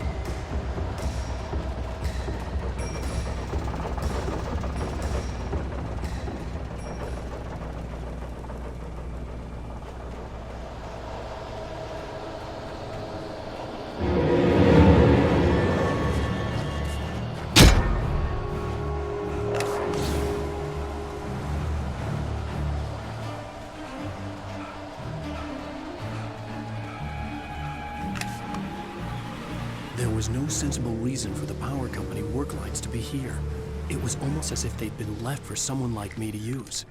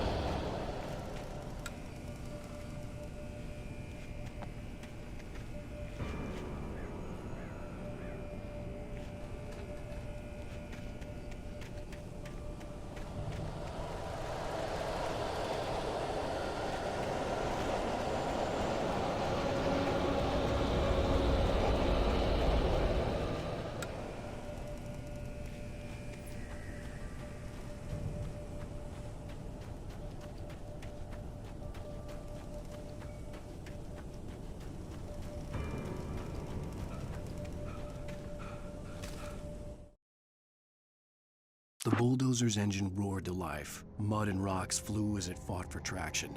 It crashed through the concrete wall and landed heavily in the yard. If it were an animal, it would have shaken its head after the impact, fixed its eyes on me, and charged. Of course, it had no head, nor eyes. Shadows crawled on its form, twisting it into a monster. Then, it came for me.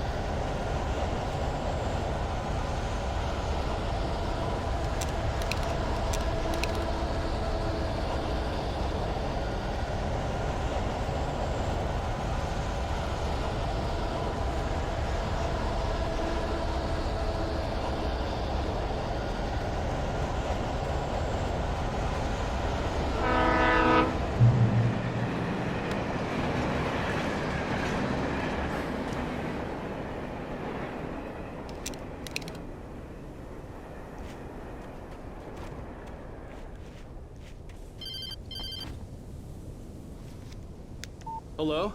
The most stubborn man I've ever met. Alice? Alice? Alan, I'm so afraid. Keeps me in the dark. Please help me. I look at you, Alan, and it's not you. Something else. Looking out from behind your eyes. Alice, I'm here. I'm so alone here. It's all gonna go to hell. You need to be careful. Cooperate. The connection had been terrible, but that wasn't the only thing that hadn't been right with the call. She sounded wrong somehow, but she had called me.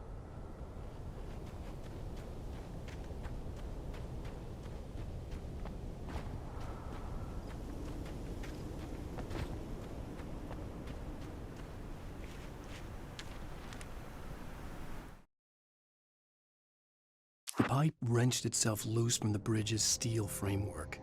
Wrapped in darkness, it floated in midair, twitching. For a moment, I didn't understand what I was looking at. The heavy object lurched at me with impossible force. I threw myself out of the way, but just barely.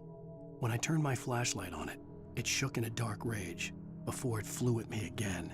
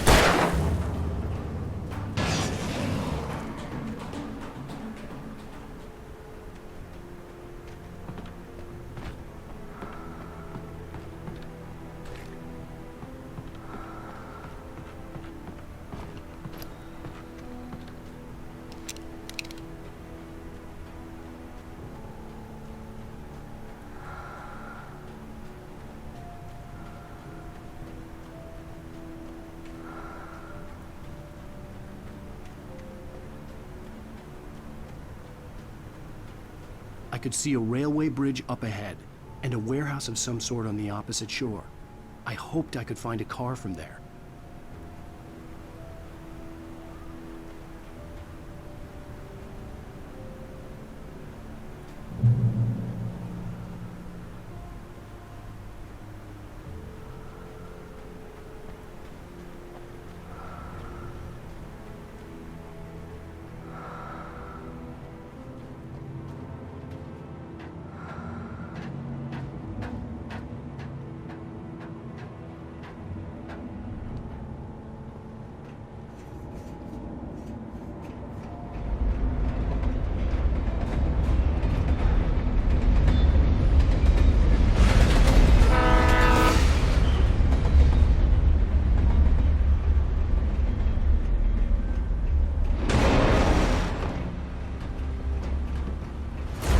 That was pursuing me was growing stronger, and it was taking over everything in its path.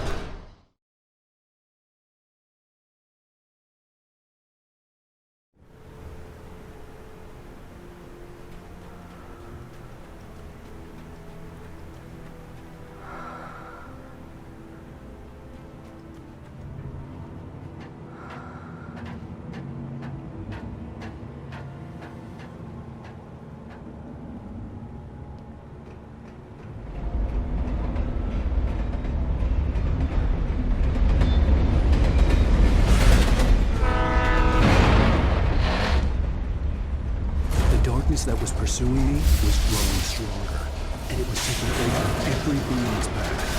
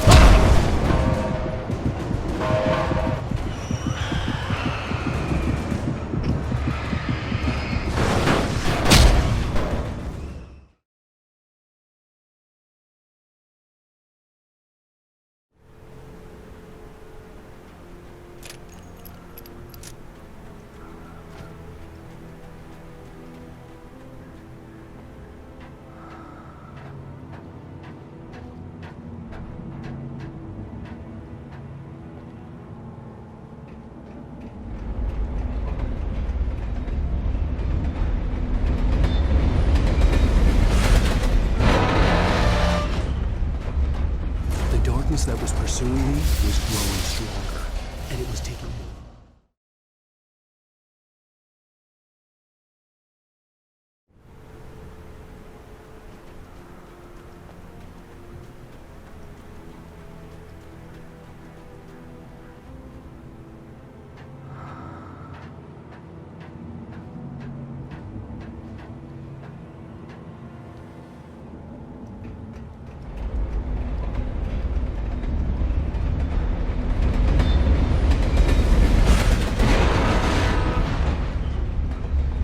darkness that was pursuing me was growing stronger, and it was taking over everything in its path.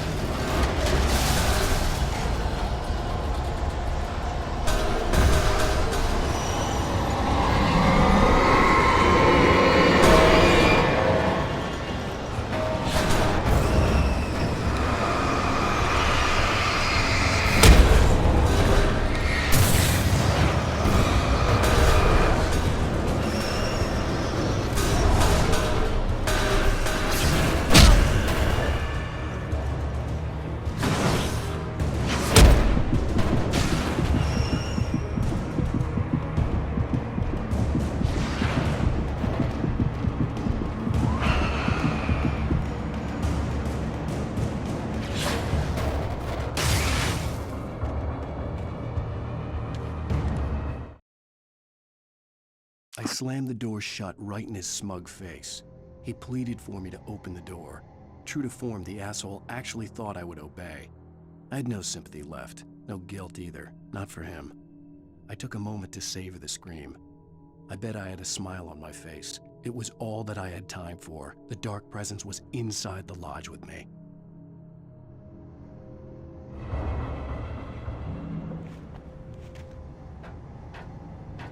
As a teenager, just starting to get interested in writing, Stephen King had been a source of inspiration to me. I thought about all the inanimate objects that had come to life in his books. No one is safe in a good horror story. Certainly not the protagonist. That's what makes them fun. This was anything but. The darkness could possess anything, and it was getting closer.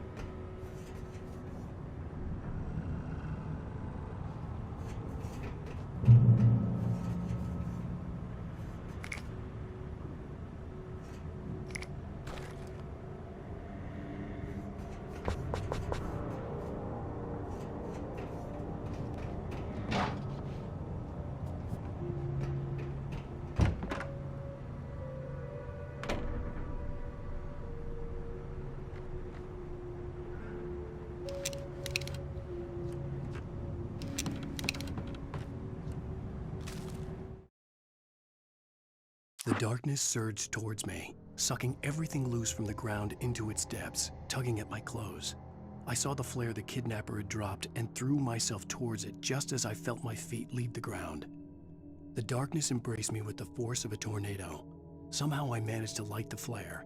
The darkness roared and cast me away. I fell toward the dark waters of the lake far below.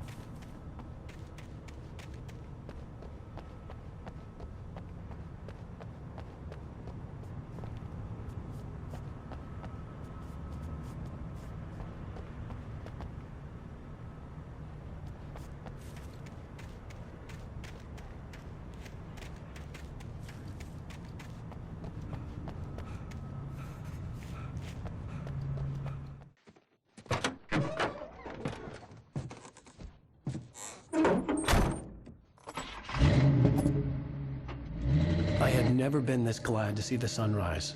I had a couple of hours to get to the coal mine.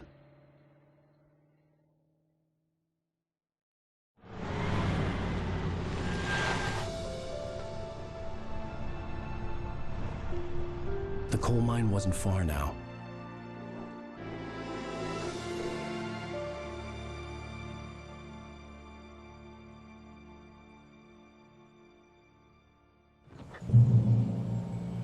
Today, I would meet the kidnapper, and he would give me Alice. I wouldn't give him any other choice. A drowning man will clutch at a straw.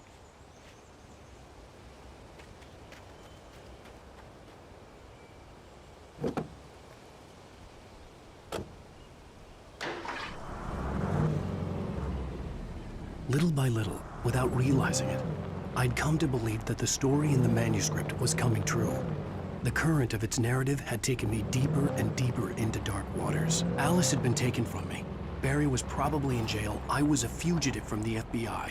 The whole world taken over by the Dark Presence was trying to destroy me. It all felt real, but it matched a textbook case of insanity.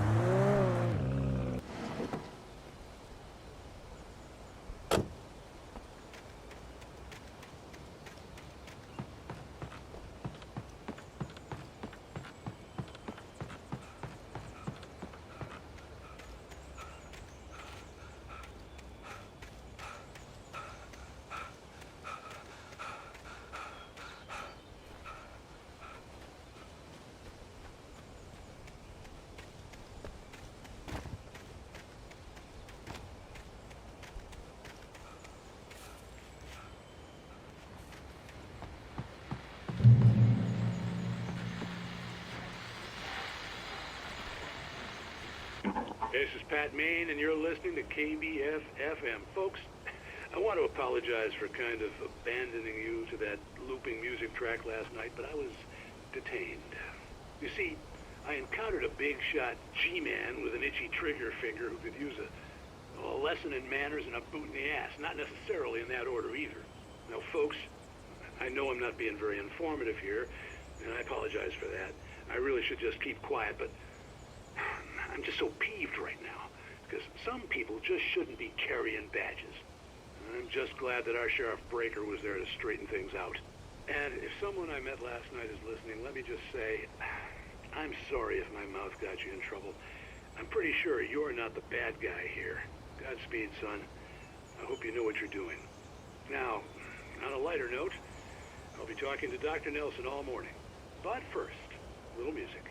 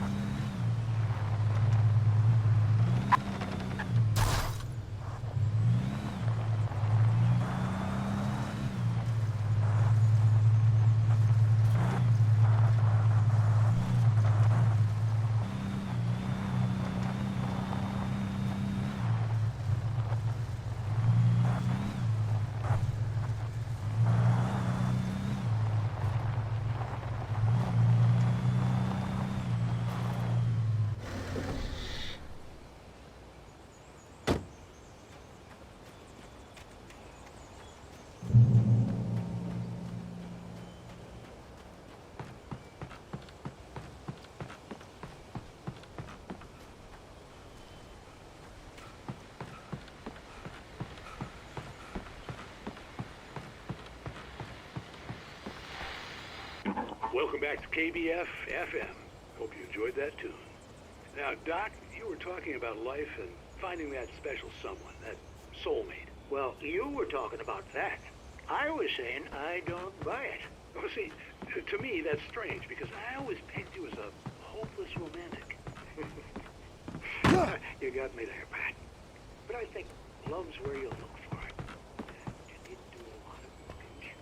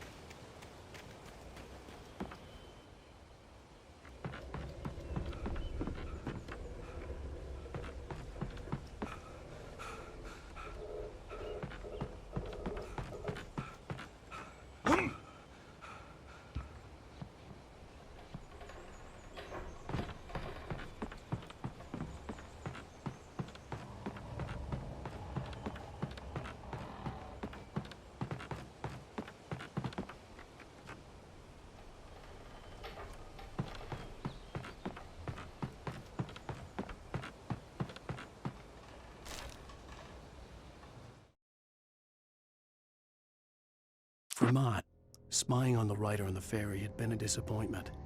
His boss had made Wake out to be something special, but Mott hadn't been impressed. He'd gotten a good long look at the wife, though, and he liked what he saw. Mott had fantasized about goading Wake into a fight, but it hadn't happened.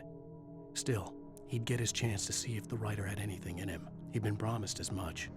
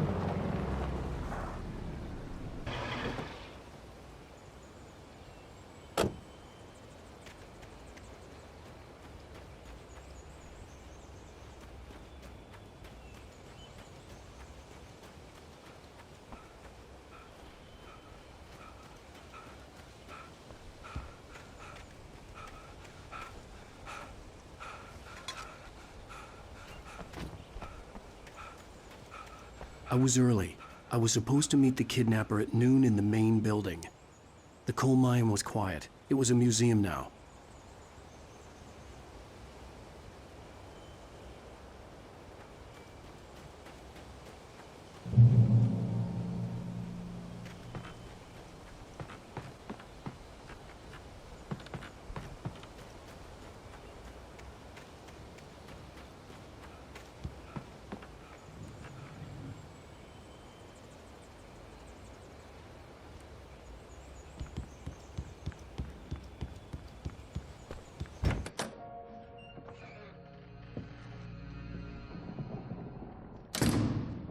I didn't want to go outside. Cops had to be looking for me. The noon sun turned the place into a sauna. The day dragged on. Different scenarios ran through my mind. Ways of how I'd torture the kidnapper to get Alice back. Or the different horrible things he could have done to her. I imagined her dead. I had no way of knowing she was still alive. It was killing me. I was running on blind hope. It was all a waste of time. The bastard never showed up.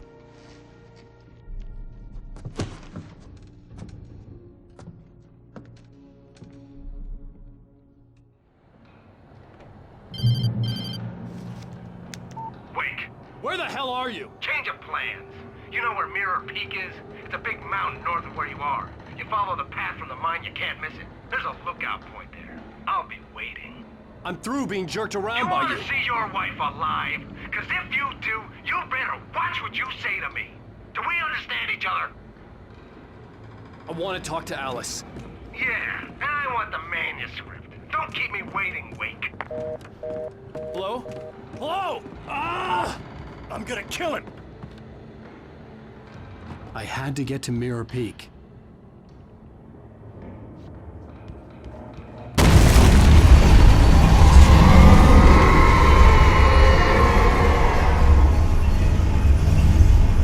It was close. Maybe closer than ever before.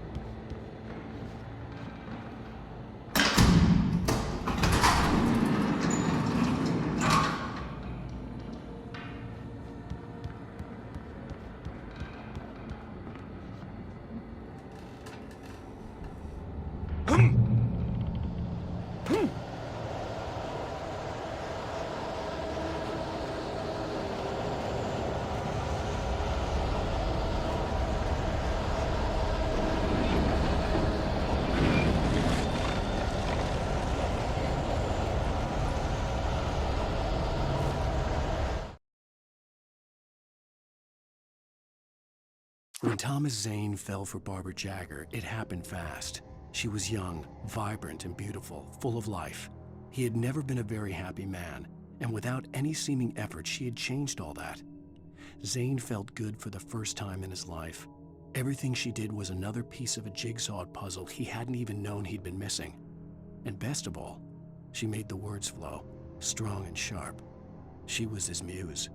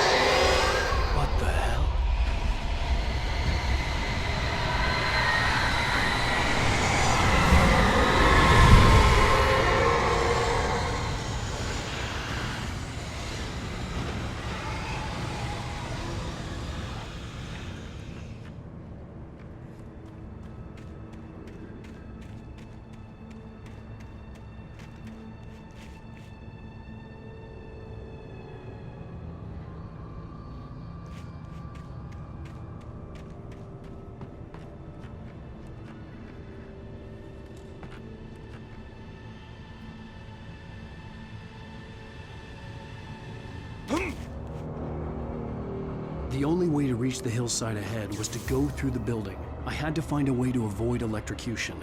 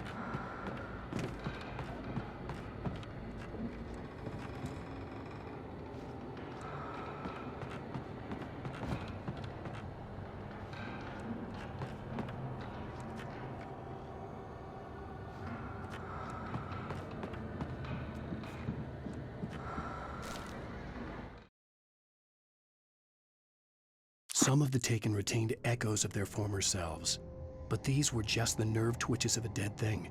Nothing remained but a shell covered and filled with darkness. In most cases, these puppets were enough for the purposes of the Dark Presence. But for anything more elaborate, as with the writer, it was different. It needed his mind. And so rather than taking him over completely, it merely touched him.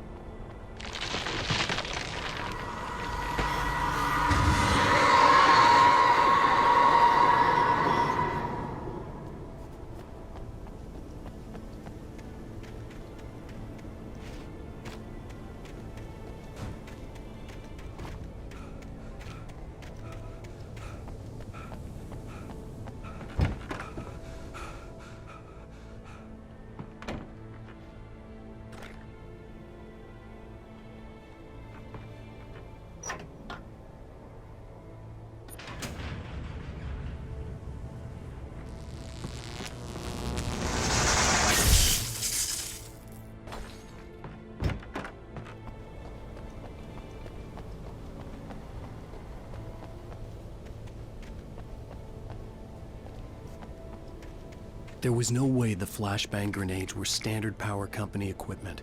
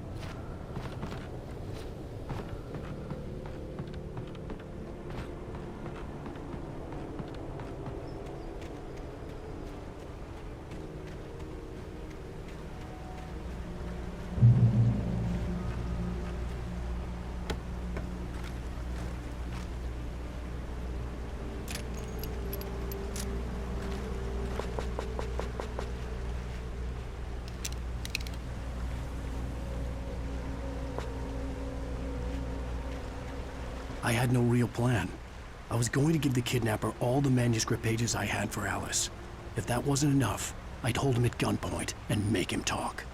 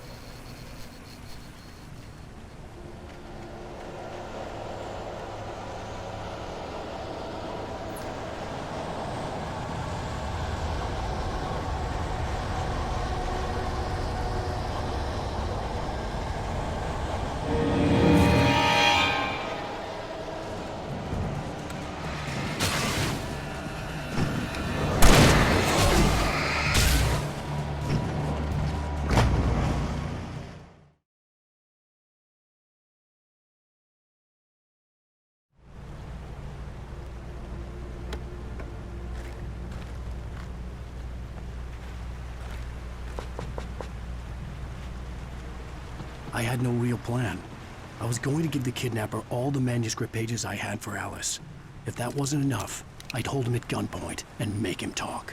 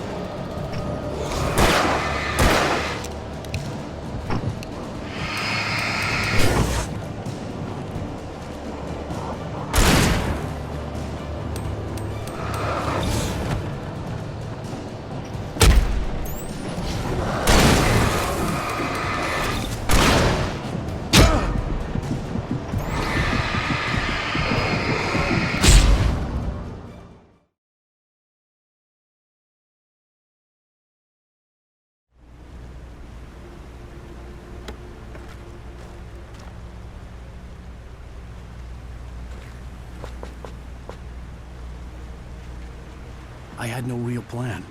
I was going to give the kidnapper all the manuscript pages I had for Alice. If that wasn't enough, I'd hold him at gunpoint and make him talk.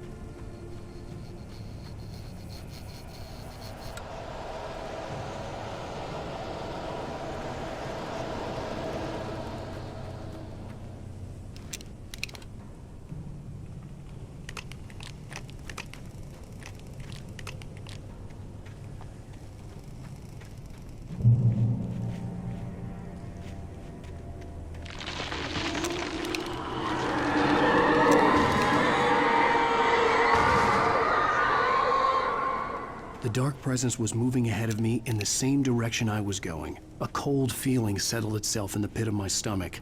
Was it going for Alice?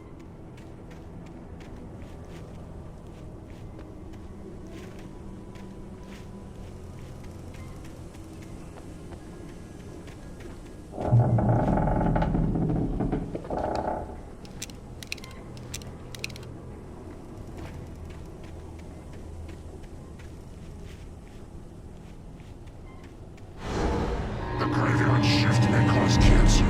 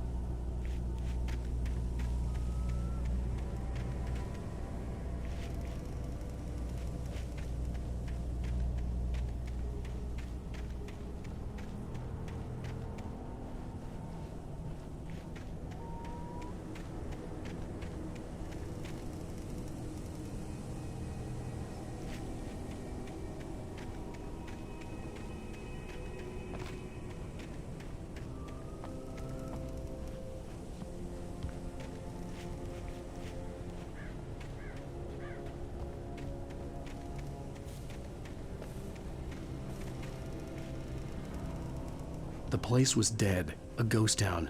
Had been for decades, maybe a century.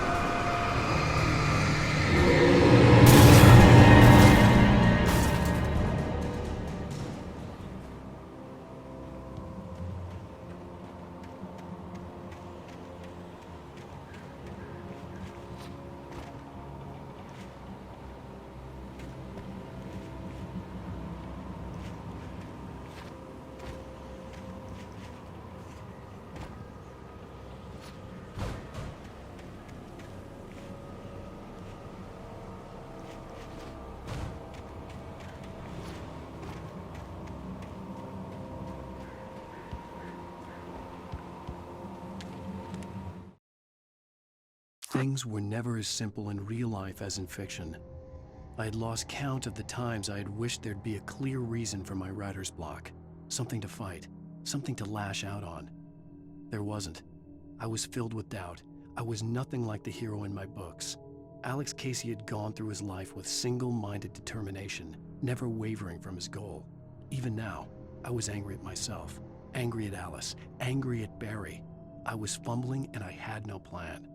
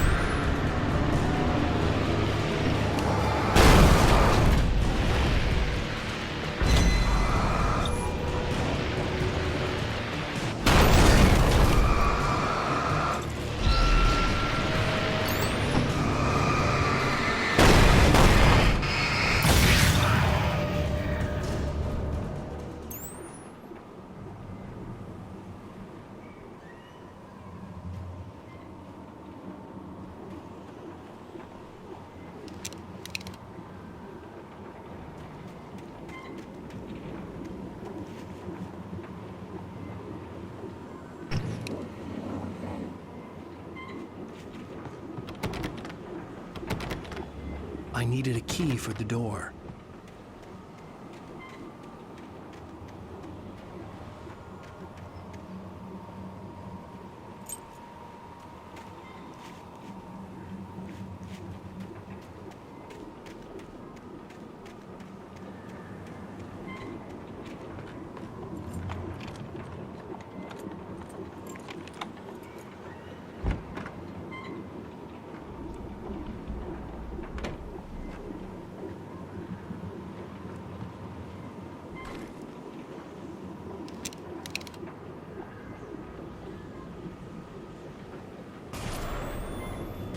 Anything outside of riding is a struggle. I feel ill. I managed to make my way downstairs. There's a shoebox filled with books and papers by Thomas Zane. It's very hard to focus, but I managed to read some of it. He's a poet, and a good one. He writes of muses and creators summoning fabulous things from a magic lake, using his powers to shape the world of a realm of gods and dreams and demons, dark things that wait for a chance to slip through, wearing the flesh of men as disguise. Zane writes about himself, his girlfriend being taken over by a dark presence, about growing scared of the lake. Zane believes it's a mirror to the gaping void of darkness above, where some Lovecraftian presence lurks. I crawl back upstairs. I'll borrow these things for my story. They ring true. They fit.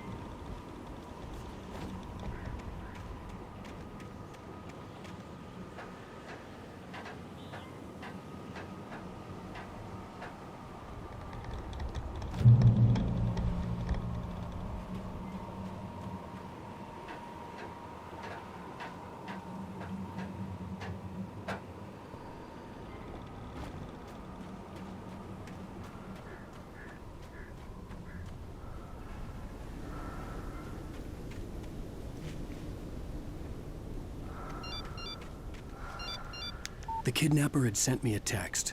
The message was full of spelling errors and insults. It was telling me to hurry up.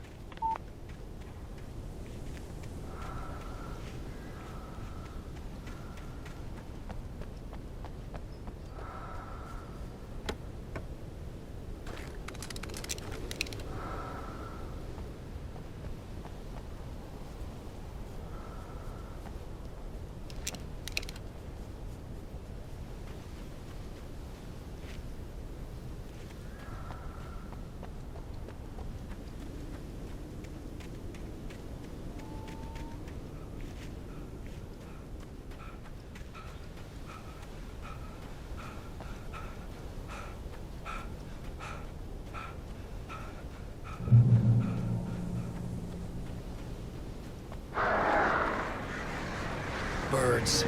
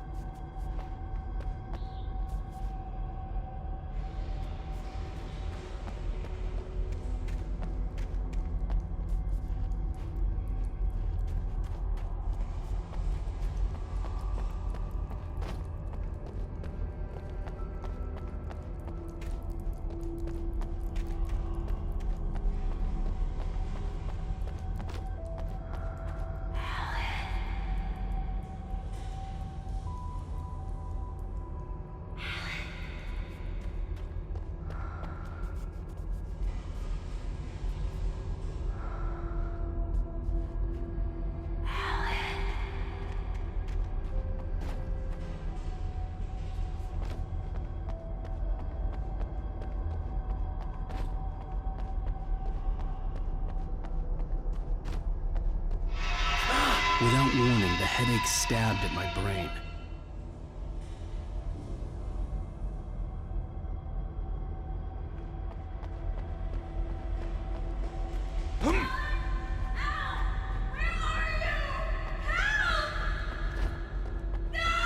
Alice?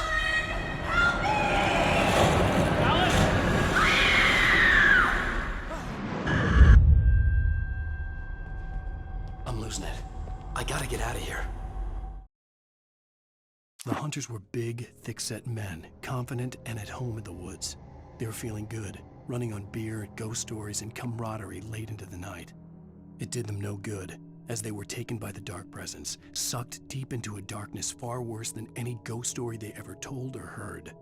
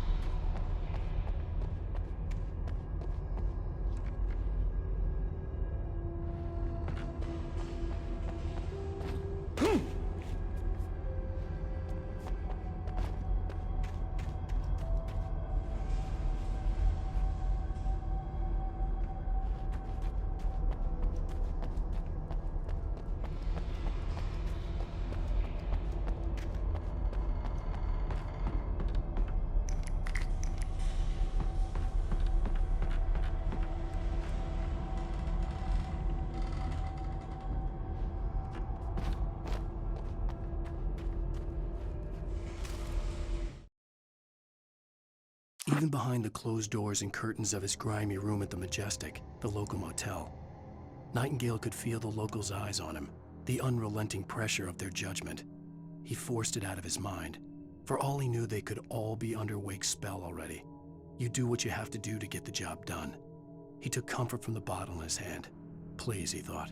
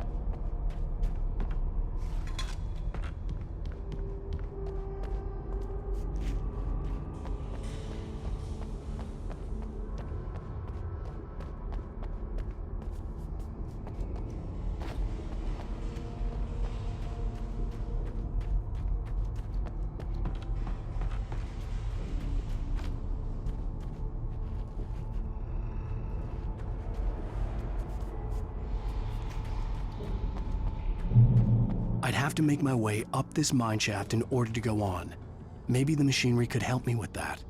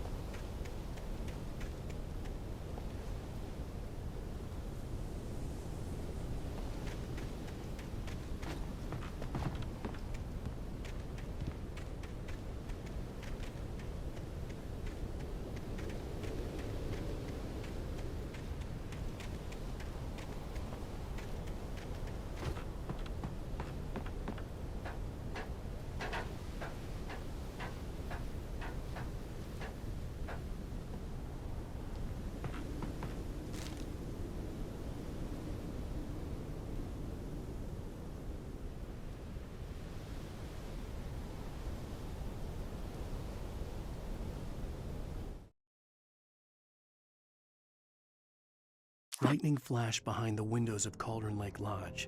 Tor Anderson laughed and held the steel hammer above his head. Nurse Sinclair was trying to calm him down without success. Tor grinned madly and shouted, "My hammer's up. Here's a friendly poke from Molnir, wench." He brought the hammer down with all his might on Sinclair's head. "We're on a comeback tour, baby."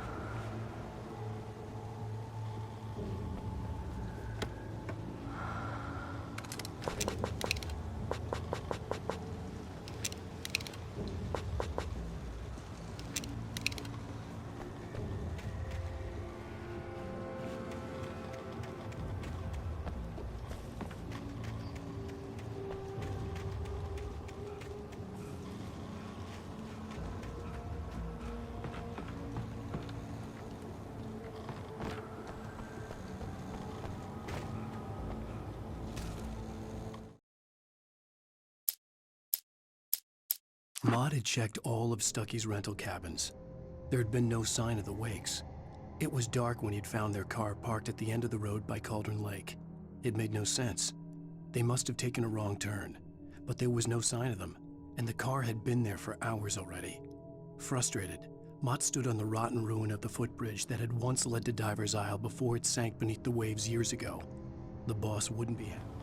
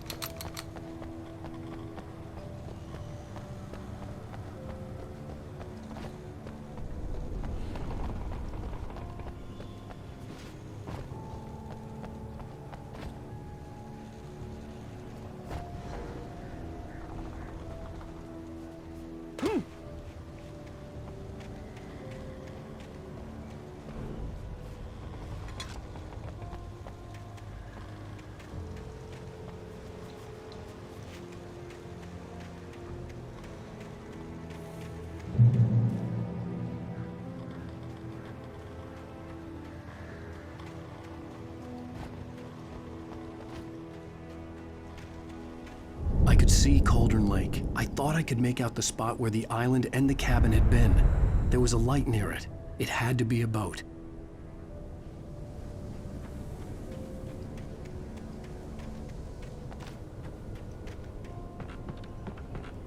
I was close now. I had to get there fast. I dreaded what I would find. I tried to hold on to Alice, but her form melted away. I was losing control. Dr. Hartman stood in her place. I wanted to hit him, but my arms were jelly. He smiled. It was a reassuring smile, and I hated him for it. I had to give you a sedative. Don't fight it. You went through another rough period. Right now, it's very important that you stay calm. We don't want you to have another episode. You're a patient at my clinic. Have been for a while now.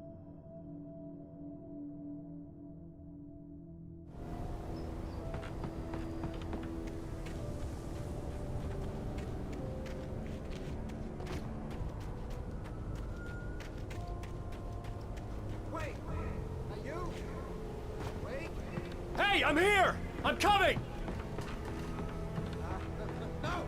Get away! Sorry. Please, lady. The boss didn't know who he was messing with. I didn't know. I swear, I didn't know. We don't have a wife. We don't know where she is. She's probably drowned. We just...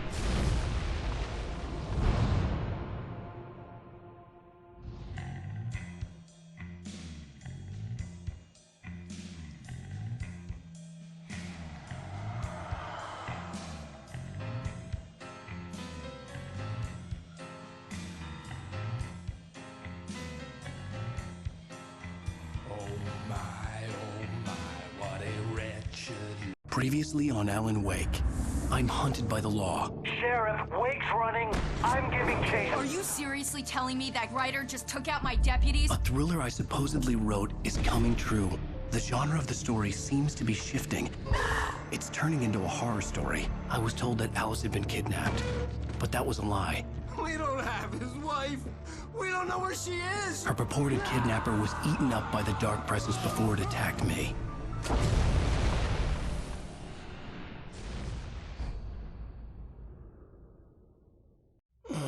Alan, shh, baby. It was just a nightmare. Alice. There you go, Alan. Hartman. I fell. I had to give you a sedative. Don't fight it. You went through another rough period. What? Right now, it's very important that you stay calm. We don't want you to have another episode. You're a patient at my clinic. Have been for a while now. The shock of your wife's death triggered a mental illness. No, you're lying. You're suffering from various symptoms of undifferentiated schizophrenia. Bastard. It's okay, Alan. Just let go.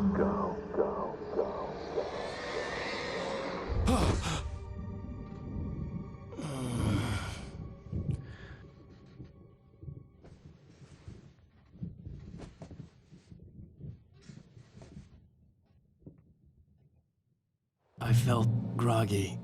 Whatever Hartman had bumped in me was making me numb. I felt like this was happening to someone else. Someone I was watching on television. I couldn't think. Couldn't focus. There were only empty sheets of paper here. No manuscript pages.